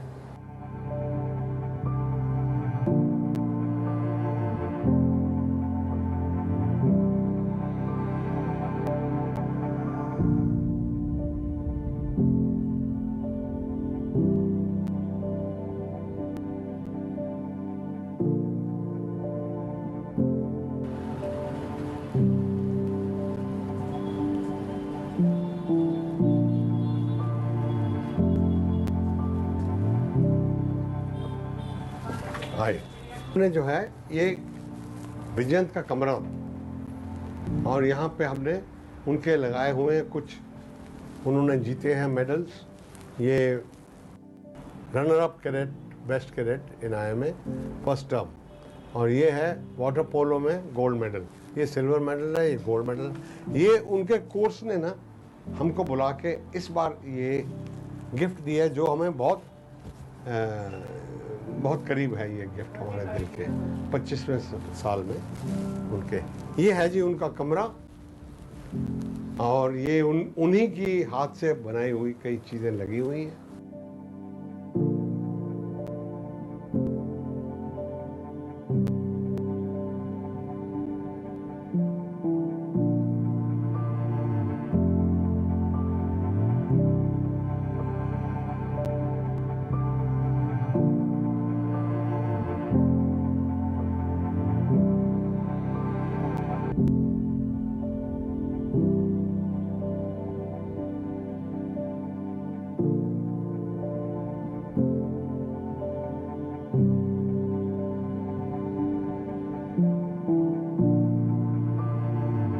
और वहाँ की मिट्टी जो है, हर बार हम जाते हैं तो वहाँ से उस जगह की ये मिट्टी है इसमें दी जाती है।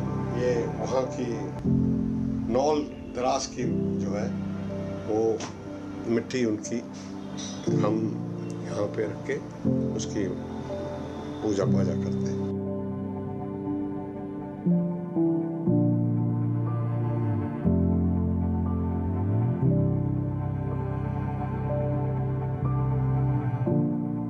ये हमारी 4 पुश्तें हैं जी। विजयंत, मैं, मेरे पिताजी और मेरे दादाजी, तो ये चारों पुश्तें हैं जिनसे विजयंत को प्रेरणा मिली।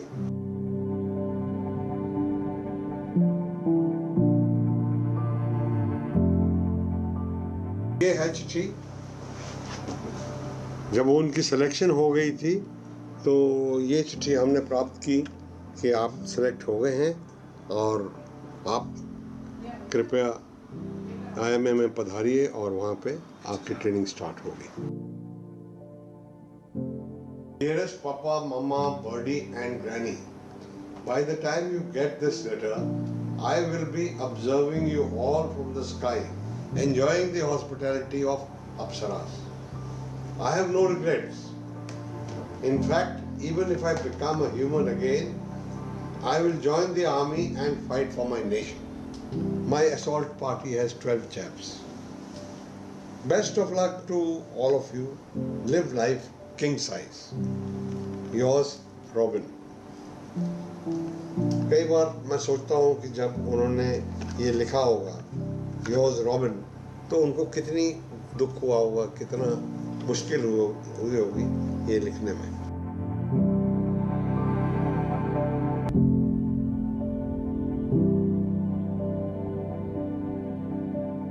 कहा जाता है कि कुछ कहानियां कभी पुरानी नहीं होती, और वो कहानी अगर शहीद कैप्टन विजयंत थापर की हो तो उसे कई बार सुनने की इच्छा होती है।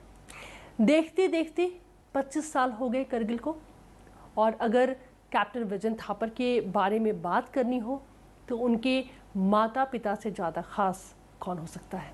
आज हमारे इस कार्यक्रम में मौजूद हैं उनकी माता जी तृप्ता थापर जी, उनके पिताजी सेना से retired colonel VN Thapar. Ma'am, sir बहुत बहुत स्वागत है। मैम, मैं आपके साथ में शुरू करना चाहूँगी। हम बात करेंगे विजयंत के बारे में, क्योंकि मैंने कहा कि ऐसी बहुत सारी कहानियाँ हैं, हर बार आपसे बात करते हैं तो कुछ नया लगता है। आपने एक इंटरव्यू के दौरान ये कहा कि एक बार आपको विजयंत फ़ोन करते हैं और कहते हैं कि अभी अभी मैं 32 गोलियों से बचकर निकला हूँ। क्या थी वो स्टोरी? उस समय ये बात है फरवरी मार्च के 1999 की, जब उनकी पलटन 2 राजपूताना राइफल्स कुपवाड़ा में थी। तो वो, जैसे हम सबको पता है कि वो एरिया ऐसे हैं जहाँ पे टेररिस्ट का, कह भी सकते कि टेररिस्ट के डेन हैं ये बिल्कुल।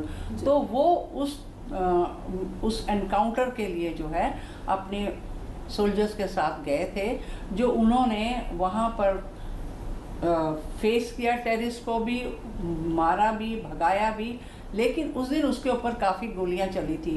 तो उसने आकर मुझे फ़ोन किया और बताया कि मामा आज मैं 32 गोलियों से बचकर आया हूँ। तो मैंने कहा बेटा थोड़ा सा ना तुम केयरफुल रहा करो, ऐसे नहीं। तो कहता नहीं मामा, अभी वो गोली बनी नहीं है जो कभी लगेगी, वो गोली अभी नहीं बनी है। तो लेकिन ऐसे है कि वो गोली मैं सोचती हूँ बन चुकी थी। बाकी हुआ क्या उस दिन वो कर्नल थापर को पता है।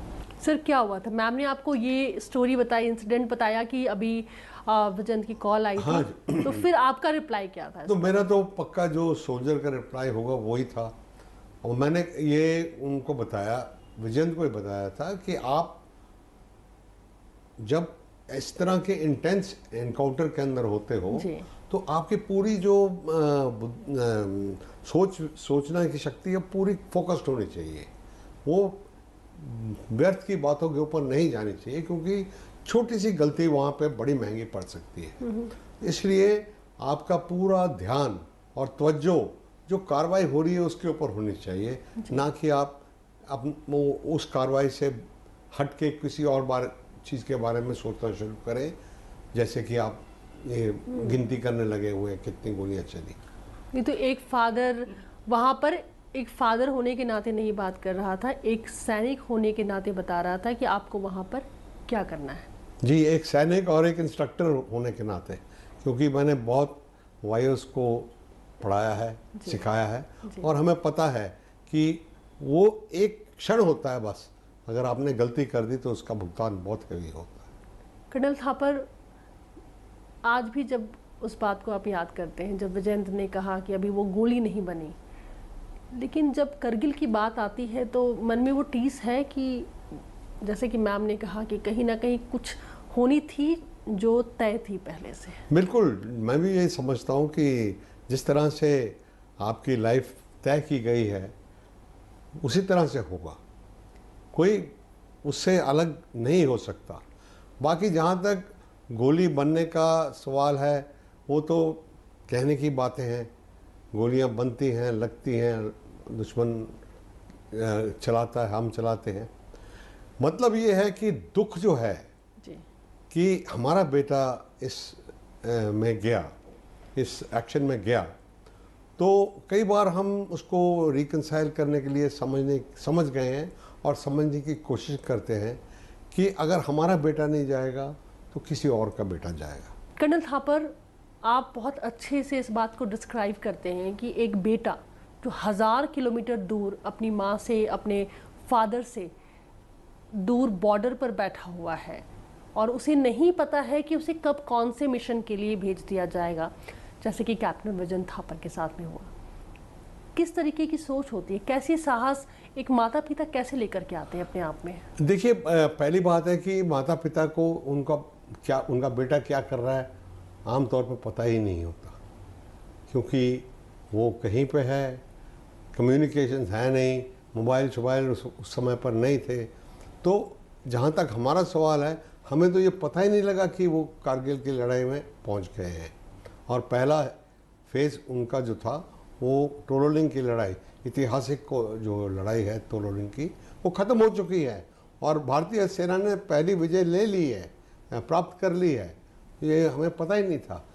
लड़ाई के बाद में वी-सैट एक टेलीफोन था वहाँ पे, उससे उन्होंने इनकी अपनी माताजी से बात की और बताया कि उनकी विजय हुई है और क्या क्या नुकसान हुआ है। मेजर गुप्ता, विवेक गुप्ता, वो शहीद हो गए हैं और कई और शहीद हो गए हैं। और आप कुछ और इनको बताया कि अखबार संभाल के रखना, जब मैं वापस आऊँगा मैं पढ़ूँगा ये अखबार। तो ये बात है कि पता नहीं होता, और उसमें जब पता लगता है तो बहुत देर भी हो जाती है कई बार। जब पता लगता है, जैसे कि जब दूसरी हमले के लिए जाना था उन्होंने, तो हमने यहाँ से उनको एक डब्बा मिठाई का भेजा, मैंने उनको एक चिट्ठी लिखी और दोनों चीज़ें वापस आ गई, क्योंकि बहुत देर हो चुकी थी, वो शहीद हो चुके थे जब तक ये सामान वहाँ पहुँचा। तो ये है कि हमें पता ही नहीं लगता बातों का, क्या वहाँ पे क्या हो रहा है और कैसे हो रहा है। तो जब पता लगता है सारी कहानी, दर्द की जो दर्द होती है, जो पीड़ा होती है, वो उसके बाद में शुरू होती है। तब तक तो हमें किसी को पता ही नहीं था कुछ क्या हो रहा है क्या नहीं हो रहा। तृप्ता जी, कैसे एक सैनिक को आप कैसे डिस्क्राइब करेंगे, क्योंकि आपने तो घर में 4th जनरेशन के विजयंत थे, और कैसे आप कैसे परिभाषित करती हैं आप? सैनिक का ऐसे है कि कोई भी बच्चा, कोई जीनियस पैदा नहीं होता, कोई साइंटिस्ट पैदा नहीं होता, कोई इंजीनियर पैदा नहीं होता, और एक कोई सच्चा देशभक्त नहीं पैदा होता। उसको किस तरह से उसके पेरेंट्स उसको कैसे पाल पोस कर बड़ा करते हैं, क्या उसको संस्कार देते हैं, क्या उसके अंदर वैल्यूज़ देते हैं, उस चीज़ पर डिपेंड करता है। तो हमारे घर में जैसे 4th जनरेशन था विजयंत थापर, तो हमारे जो घर का जो एनवायरनमेंट था वो बिल्कुल देशभक्ति से ओतप्रोत था। देशभक्ति की जो थी उसके अंदर कूट भर दी गई थी, कूट कर भर दी गई थी, क्योंकि एक फौजी एनवायरनमेंट में हमेशा आप अगर कोई बिजनेस फैमिली है, कोई पैसे वाले हैं, तो उनका हमेशा ये रहता है कि बेटा तू बड़े होके ना पैसा कमाना है, चाहे जैसे मर्जी कमाओ।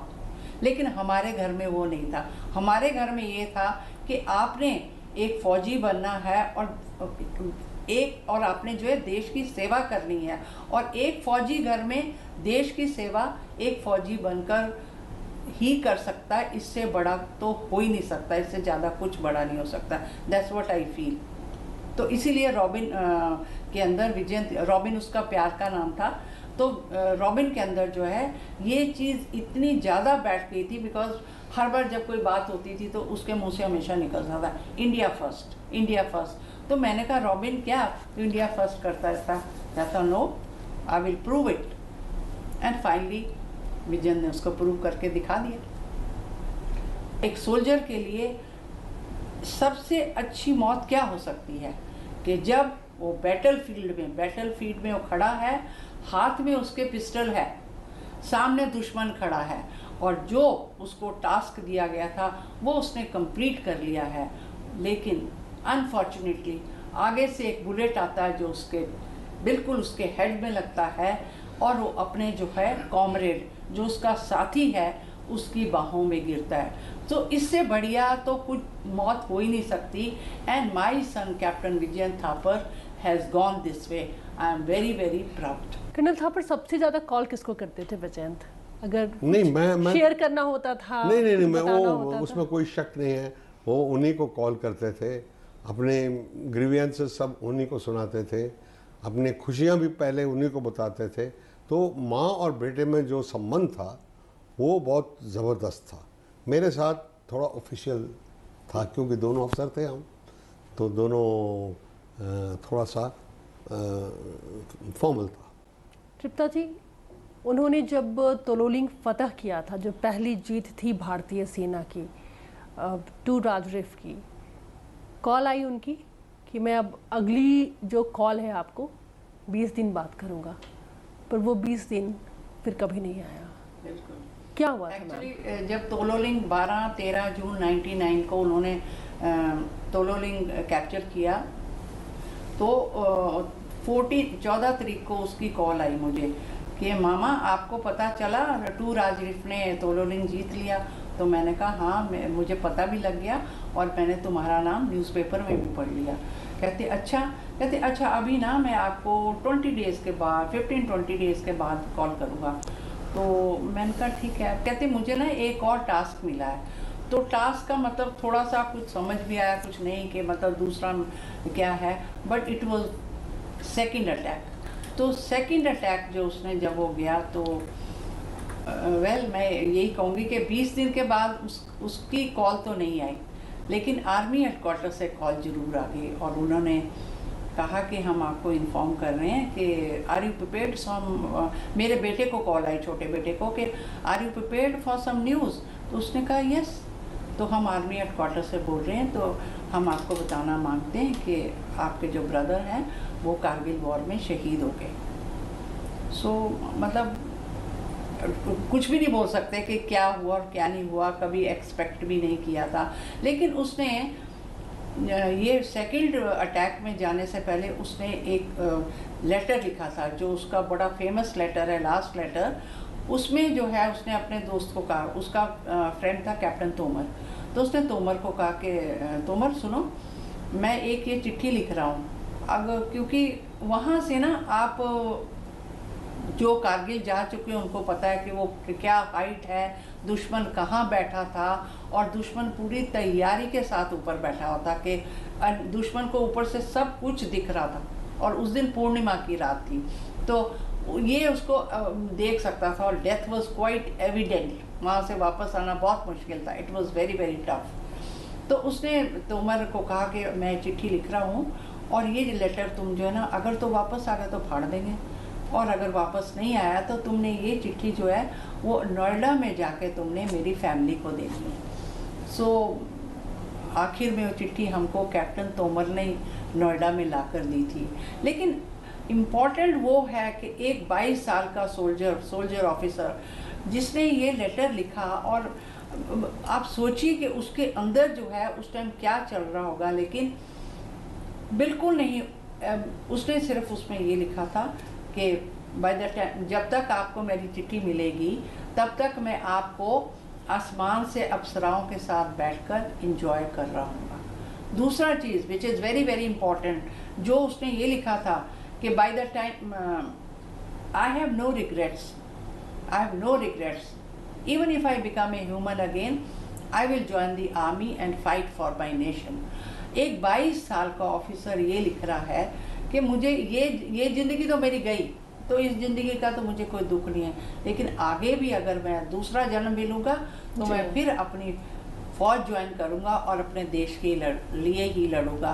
तो आप देखिए कि किस तरह से उसके अंदर ये फीलिंग्स थी, जो हमेशा बोलता था इंडिया फर्स्ट, इंडिया फर्स्ट, और मैं कहती हूँ कि हाँ उसने प्रूव करके दिखा दिया। And then he told his father, उसमें लिखा कि पापा you must know, you must come and see where the Indian Army fought for your tomorrow. So colonel Thapar पिछले 25 साल से हर साल जाते हैं। पहले 15 साल वो जाते रहे जहाँ पे हमारा बेटा दुश्मनों के साथ लड़ता हुआ शहीद हो गया था, और आफ्टर 15 years फिर उनकी थोड़ा सा फिजिकल की वजह से he goes to Kargil, he goes to the memorial, और जहाँ से विजय थापर का मंदिर दिखता है जहाँ पे वो गिरा था, वहाँ पलटनों ने वो मंदिर ऊपर बनाया था, वो दूर से उस मंदिर को देखते हैं और वापस आ जाते हैं। एक जो माँ होती है उनके लिए इतना आसान हो पाता है क्या कि अपने बेटे के जो आखिरी वक्त की बातों को इतनी साहस के साथ में दुनिया को बता पाना, जो हम अभी सुन रहे हैं। मैं बस आपसे इनके इमोशंस समझना चाहती हूँ। देखिए, ये जो है अपने बच्चे की कोई भी बात, ना सिर्फ आखिरी बात, भुलाना संभव है, क्योंकि वो जो बच्चा आपकी गोद में बड़ा हुआ है, खेला है, और उसने उसको अपने फीड करके 22 साल का नौजवान बनाया है, उसकी तो कोई भी बात नहीं भूली जा सकती। और ख़ासकर जो अंतिम उनका समय है, अंतिम जो है, वो तो एक घाव है, ज़बरदस्त घाव है, वो कभी भी नहीं भरा जा सकता, वो घाव रहता है। लेकिन हमें उसके साथ, वो घाव हमारा प्राइवेट पेन है, पब्लिक पेन नहीं है, इसलिए हम उसको अपने अंदर समा के रखते हैं, कभी भी उसकी एग्जीबिशन नहीं करना चाहते बाहर, कि हमारे दिल में भी दर्द है। दर्द तो एक पिता होने की जगह और एक माता होने की वजह से हर एक की है, लेकिन उसकी जो है एक तरह से बाहर एक्सप्रेस नहीं करते हम, क्योंकि बहुत छोटी छोटी उम्र के, हमारे से बहुत छोटी छोटी उम्र के लोग शहीद हुए हैं, और हमको एक किस्म से उदाहरण बनना उनके लिए। इसलिए हम जो दर्द है वो समा के रखते हैं अपने अंदर प्राइवेट, और जो उनकी अच्छी बातें हैं वो हम समाज में पास ऑन करते हैं, ताकि दूसरे लोग उनके उदाहरण लेके और भी ठीक और अच्छी ये लगी। हिम्मत भारतीय सेना ही दे सकती है कर्नल थापर। जी हाँ। जो जिस तरीके से आप अभी जी इस हाँ। वक्त हमें विजन के बारे में बता रहे हैं। जी हाँ। उनकी आखिरी चिट्ठी को कितनी बार पढ़ते हैं आप सर? मैं ऑलमोस्ट रोज़ाना ही पढ़ते हैं, क्योंकि क्या होता है कि अब जैसे आप आए हैं, अभी आपके लिए मैंने उधर तैयार करके रखी हुई थी दिखाने के लिए, अब उसको फिर पढ़ूंगा, फिर अंदर रखूंगा, फिर कोई और आ जाएंगे, उनके प्रशंसक हैं बहुत, नौजवान लड़के और लड़कियां आती रहती हैं, उनको बार बार दिखानी पड़ती है, सर वो चिट्ठी दिखाइए, तो उनको चिट्ठी दिखानी पड़ती है, क्योंकि उनसे उनको प्रेरणा मिलती है, ज़बरदस्त प्रेरणा मिलती है। जो आदमी मरते समय पर भी कुछ देना चाहता है, उन्होंने लिखा कि कोई भी मेरी बॉडी का हिस्सा जो काम में आ सके उसको ले लीजिए। मरते समय जो इस तरह की सोच रखता है देने का, यही नहीं, उन्होंने उसमें ही लिखा है कि रुखसाना को फाइनेंशियल मदद करते रहना। मतलब मरते समय भी आदमी दूसरे के बारे में सोच रहा है, अपने बारे में कुछ नहीं बात की उन्होंने। अपने बारे में उन्होंने कह दिया कि मैंने अपना ड्यूटी ठीक तरह की है और मैं अपना अभी हमले के लिए जा रहा हूँ। सोल्जर था, लेकिन उसकी जो क्वालिटीज थी, जो उसका कैरेक्टर था, जैसे he was very kind hearted बहुत, और जैसे कर्नल थापर ने कहा कि देने का उसमें हमेशा था कि बस मैं कुछ किसी को दे दूँ, कुछ दे दूँ। बहुत ऑनेस्ट था, honest to the next level, और इतनी लॉयल्टी उसमें थी और डिसिप्लिन। लोग कहते हैं जैसे कि हाँ फौजी बड़े स्ट्रिक्ट होते हैं, इट इज़ नॉट के स्ट्रिक्ट होते हैं, वो आपका डिसिप्लिन है। अगर आपके अंदर डिसिप्लिन है तो आपकी लाइफ बहुत अच्छी चलती है, आपको पता रहता है कि मेरा नेक्स्ट स्टेप क्या है, मुझे नेक्स्ट क्या करना है। And above all he was a true patriot, एक सच्चा देशभक्त। तृप्ता जी, क्या उम्र होती आज उनकी, अगर आज होते वो? उनकी उम्र हो जाती 47। लेकिन अगर आप उनको बैठकर याद करती हैं तो क्या उसी दौर में जाती हैं जब आपने उनको पहली बार अपनी गोद में उठाया था? वो चेहरा आपकी आंखों के सामने आता है? बिल्कुल बिल्कुल वैसा ही लगता है वो। और जब वो मुझे लास्ट मिला था 22 साल का, तो तब भी मुझे, अभी भी मेरे को तो 48 में वो कैसा दिखता है, 47 में मुझे कुछ याद नहीं, लेकिन मुझे तो वो हमेशा 22 साल का ही लगता है। वो 22 साल का ही रहेंगे हमेशा हमेशा, क्योंकि शहीद जो हैं या जिन्होंने अपनी लाइफ सेक्रीफाइस की है देश के लिए, वो तो मरते नहीं हैं, वो वहीं पे रहते हैं। हम भी सोचते हैं कि हमारा बेटा वहीं पे है, ये नहीं सोचते कि वो नहीं है, वहीं पर है।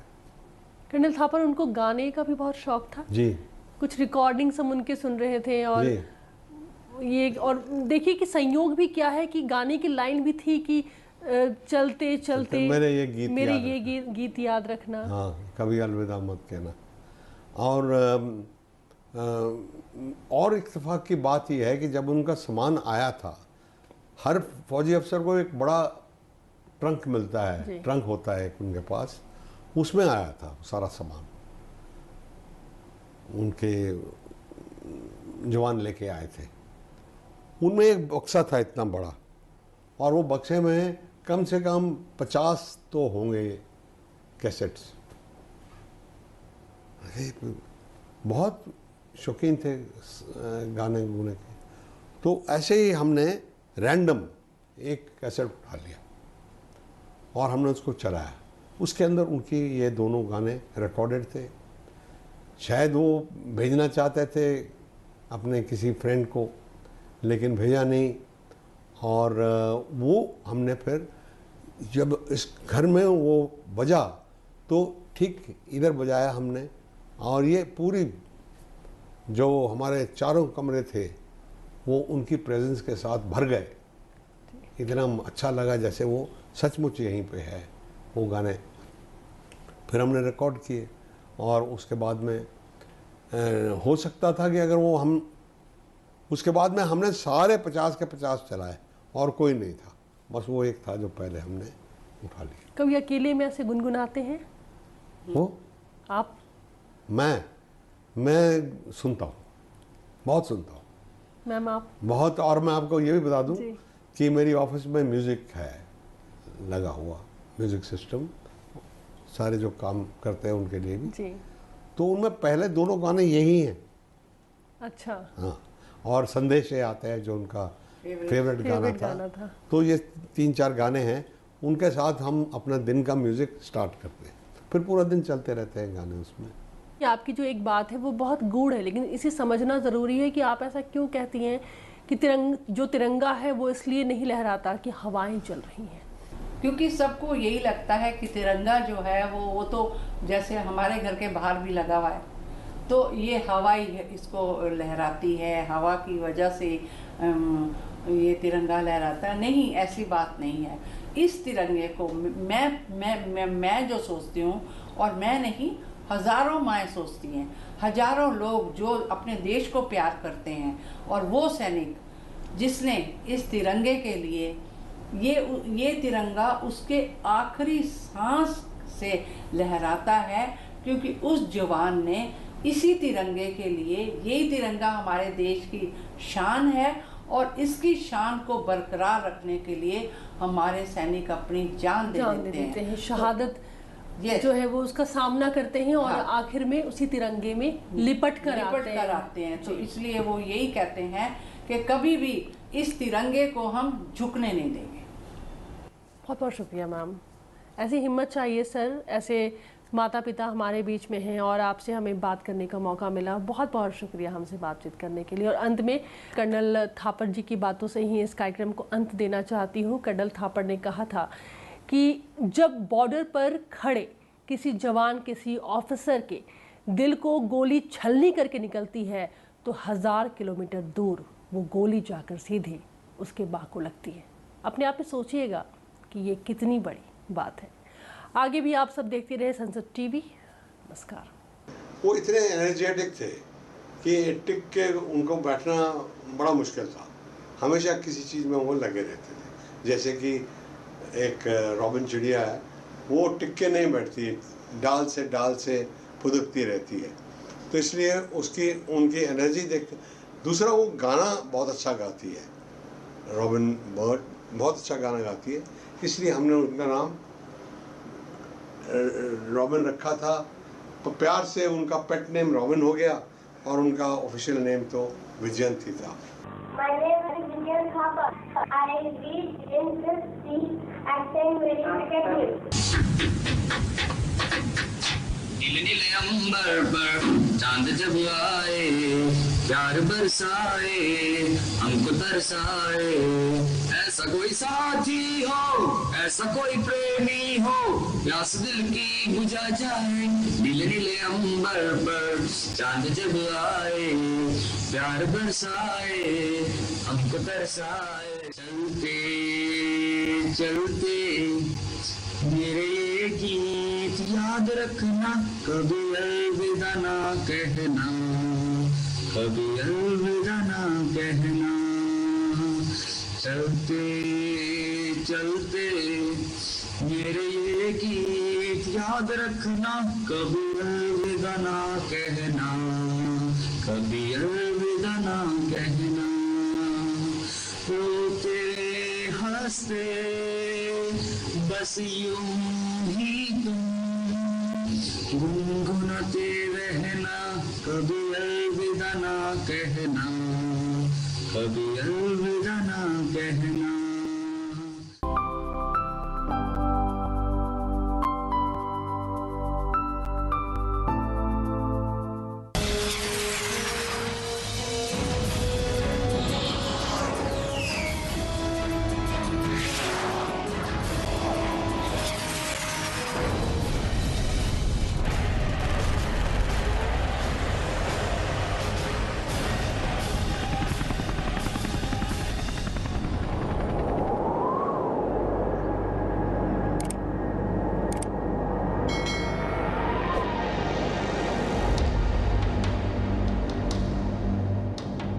The Thar Desert, one of the largest deserts in the world.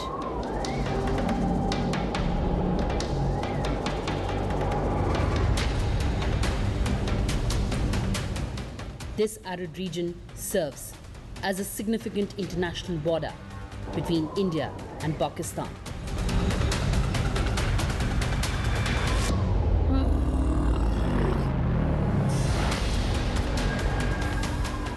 making it a focal point for security. One of the most critical frontiers for India's border security force. They brave extreme temperatures and rugged terrain.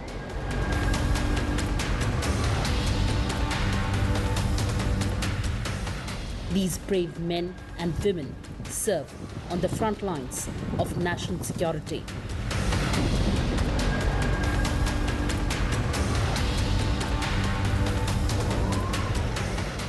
Sunset TV gets a unique opportunity to visit border outposts of Border Security Force at the Indo-Pak border in the Thar Desert to tell you the tale of valor and unflinching commitment of the Border Security Force.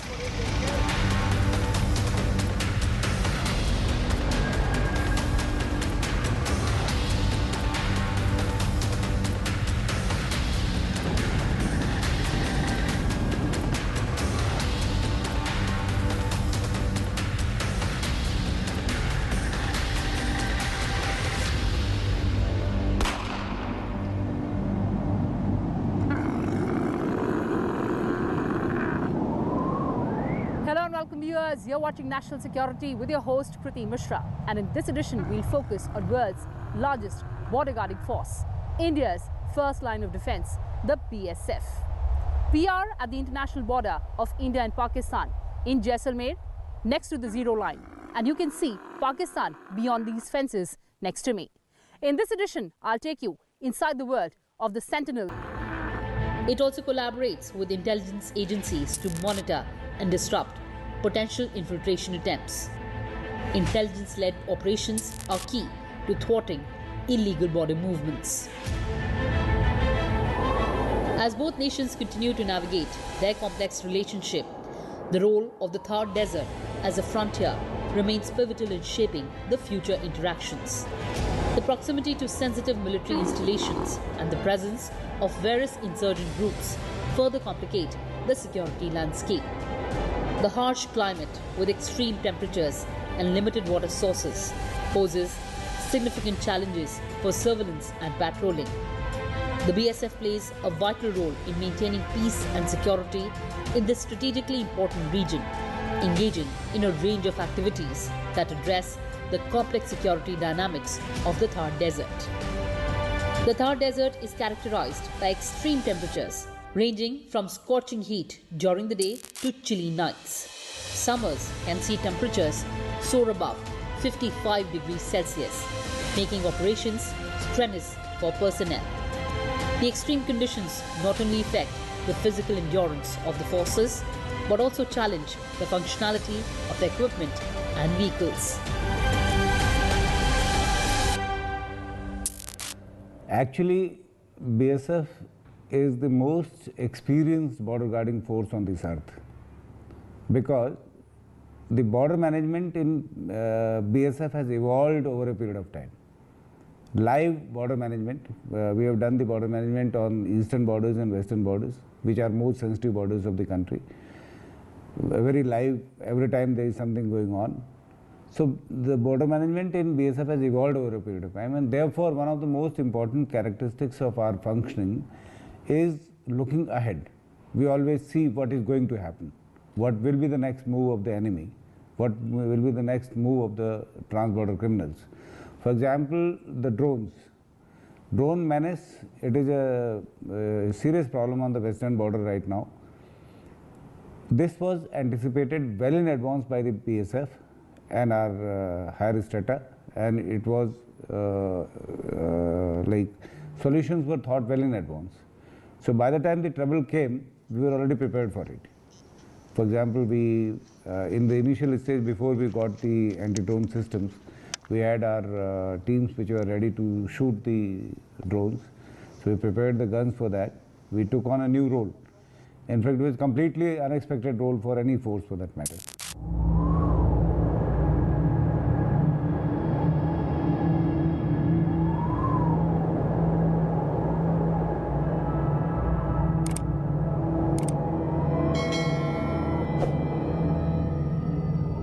The The desert's landscape is marked by shifting sand dunes, rocky outcrops, and sparse vegetation, making navigation difficult.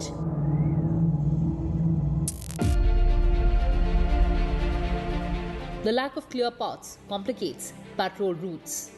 This rugged environment requires specialized training and equipment for effective operations.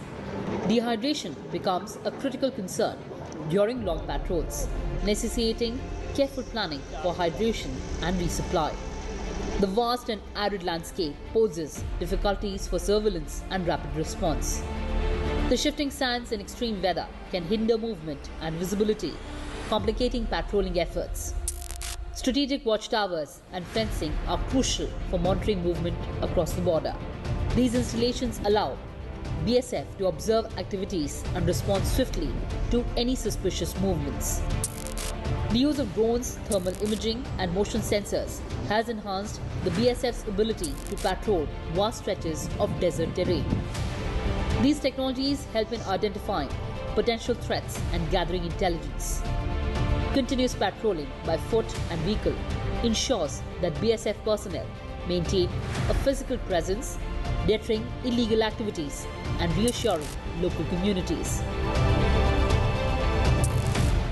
Investment in infrastructure such as roads and border outposts has been prioritized to facilitate better access and mobility for the BSF personnel in remote areas. The routine is rigorous, marked by early mornings and late evenings.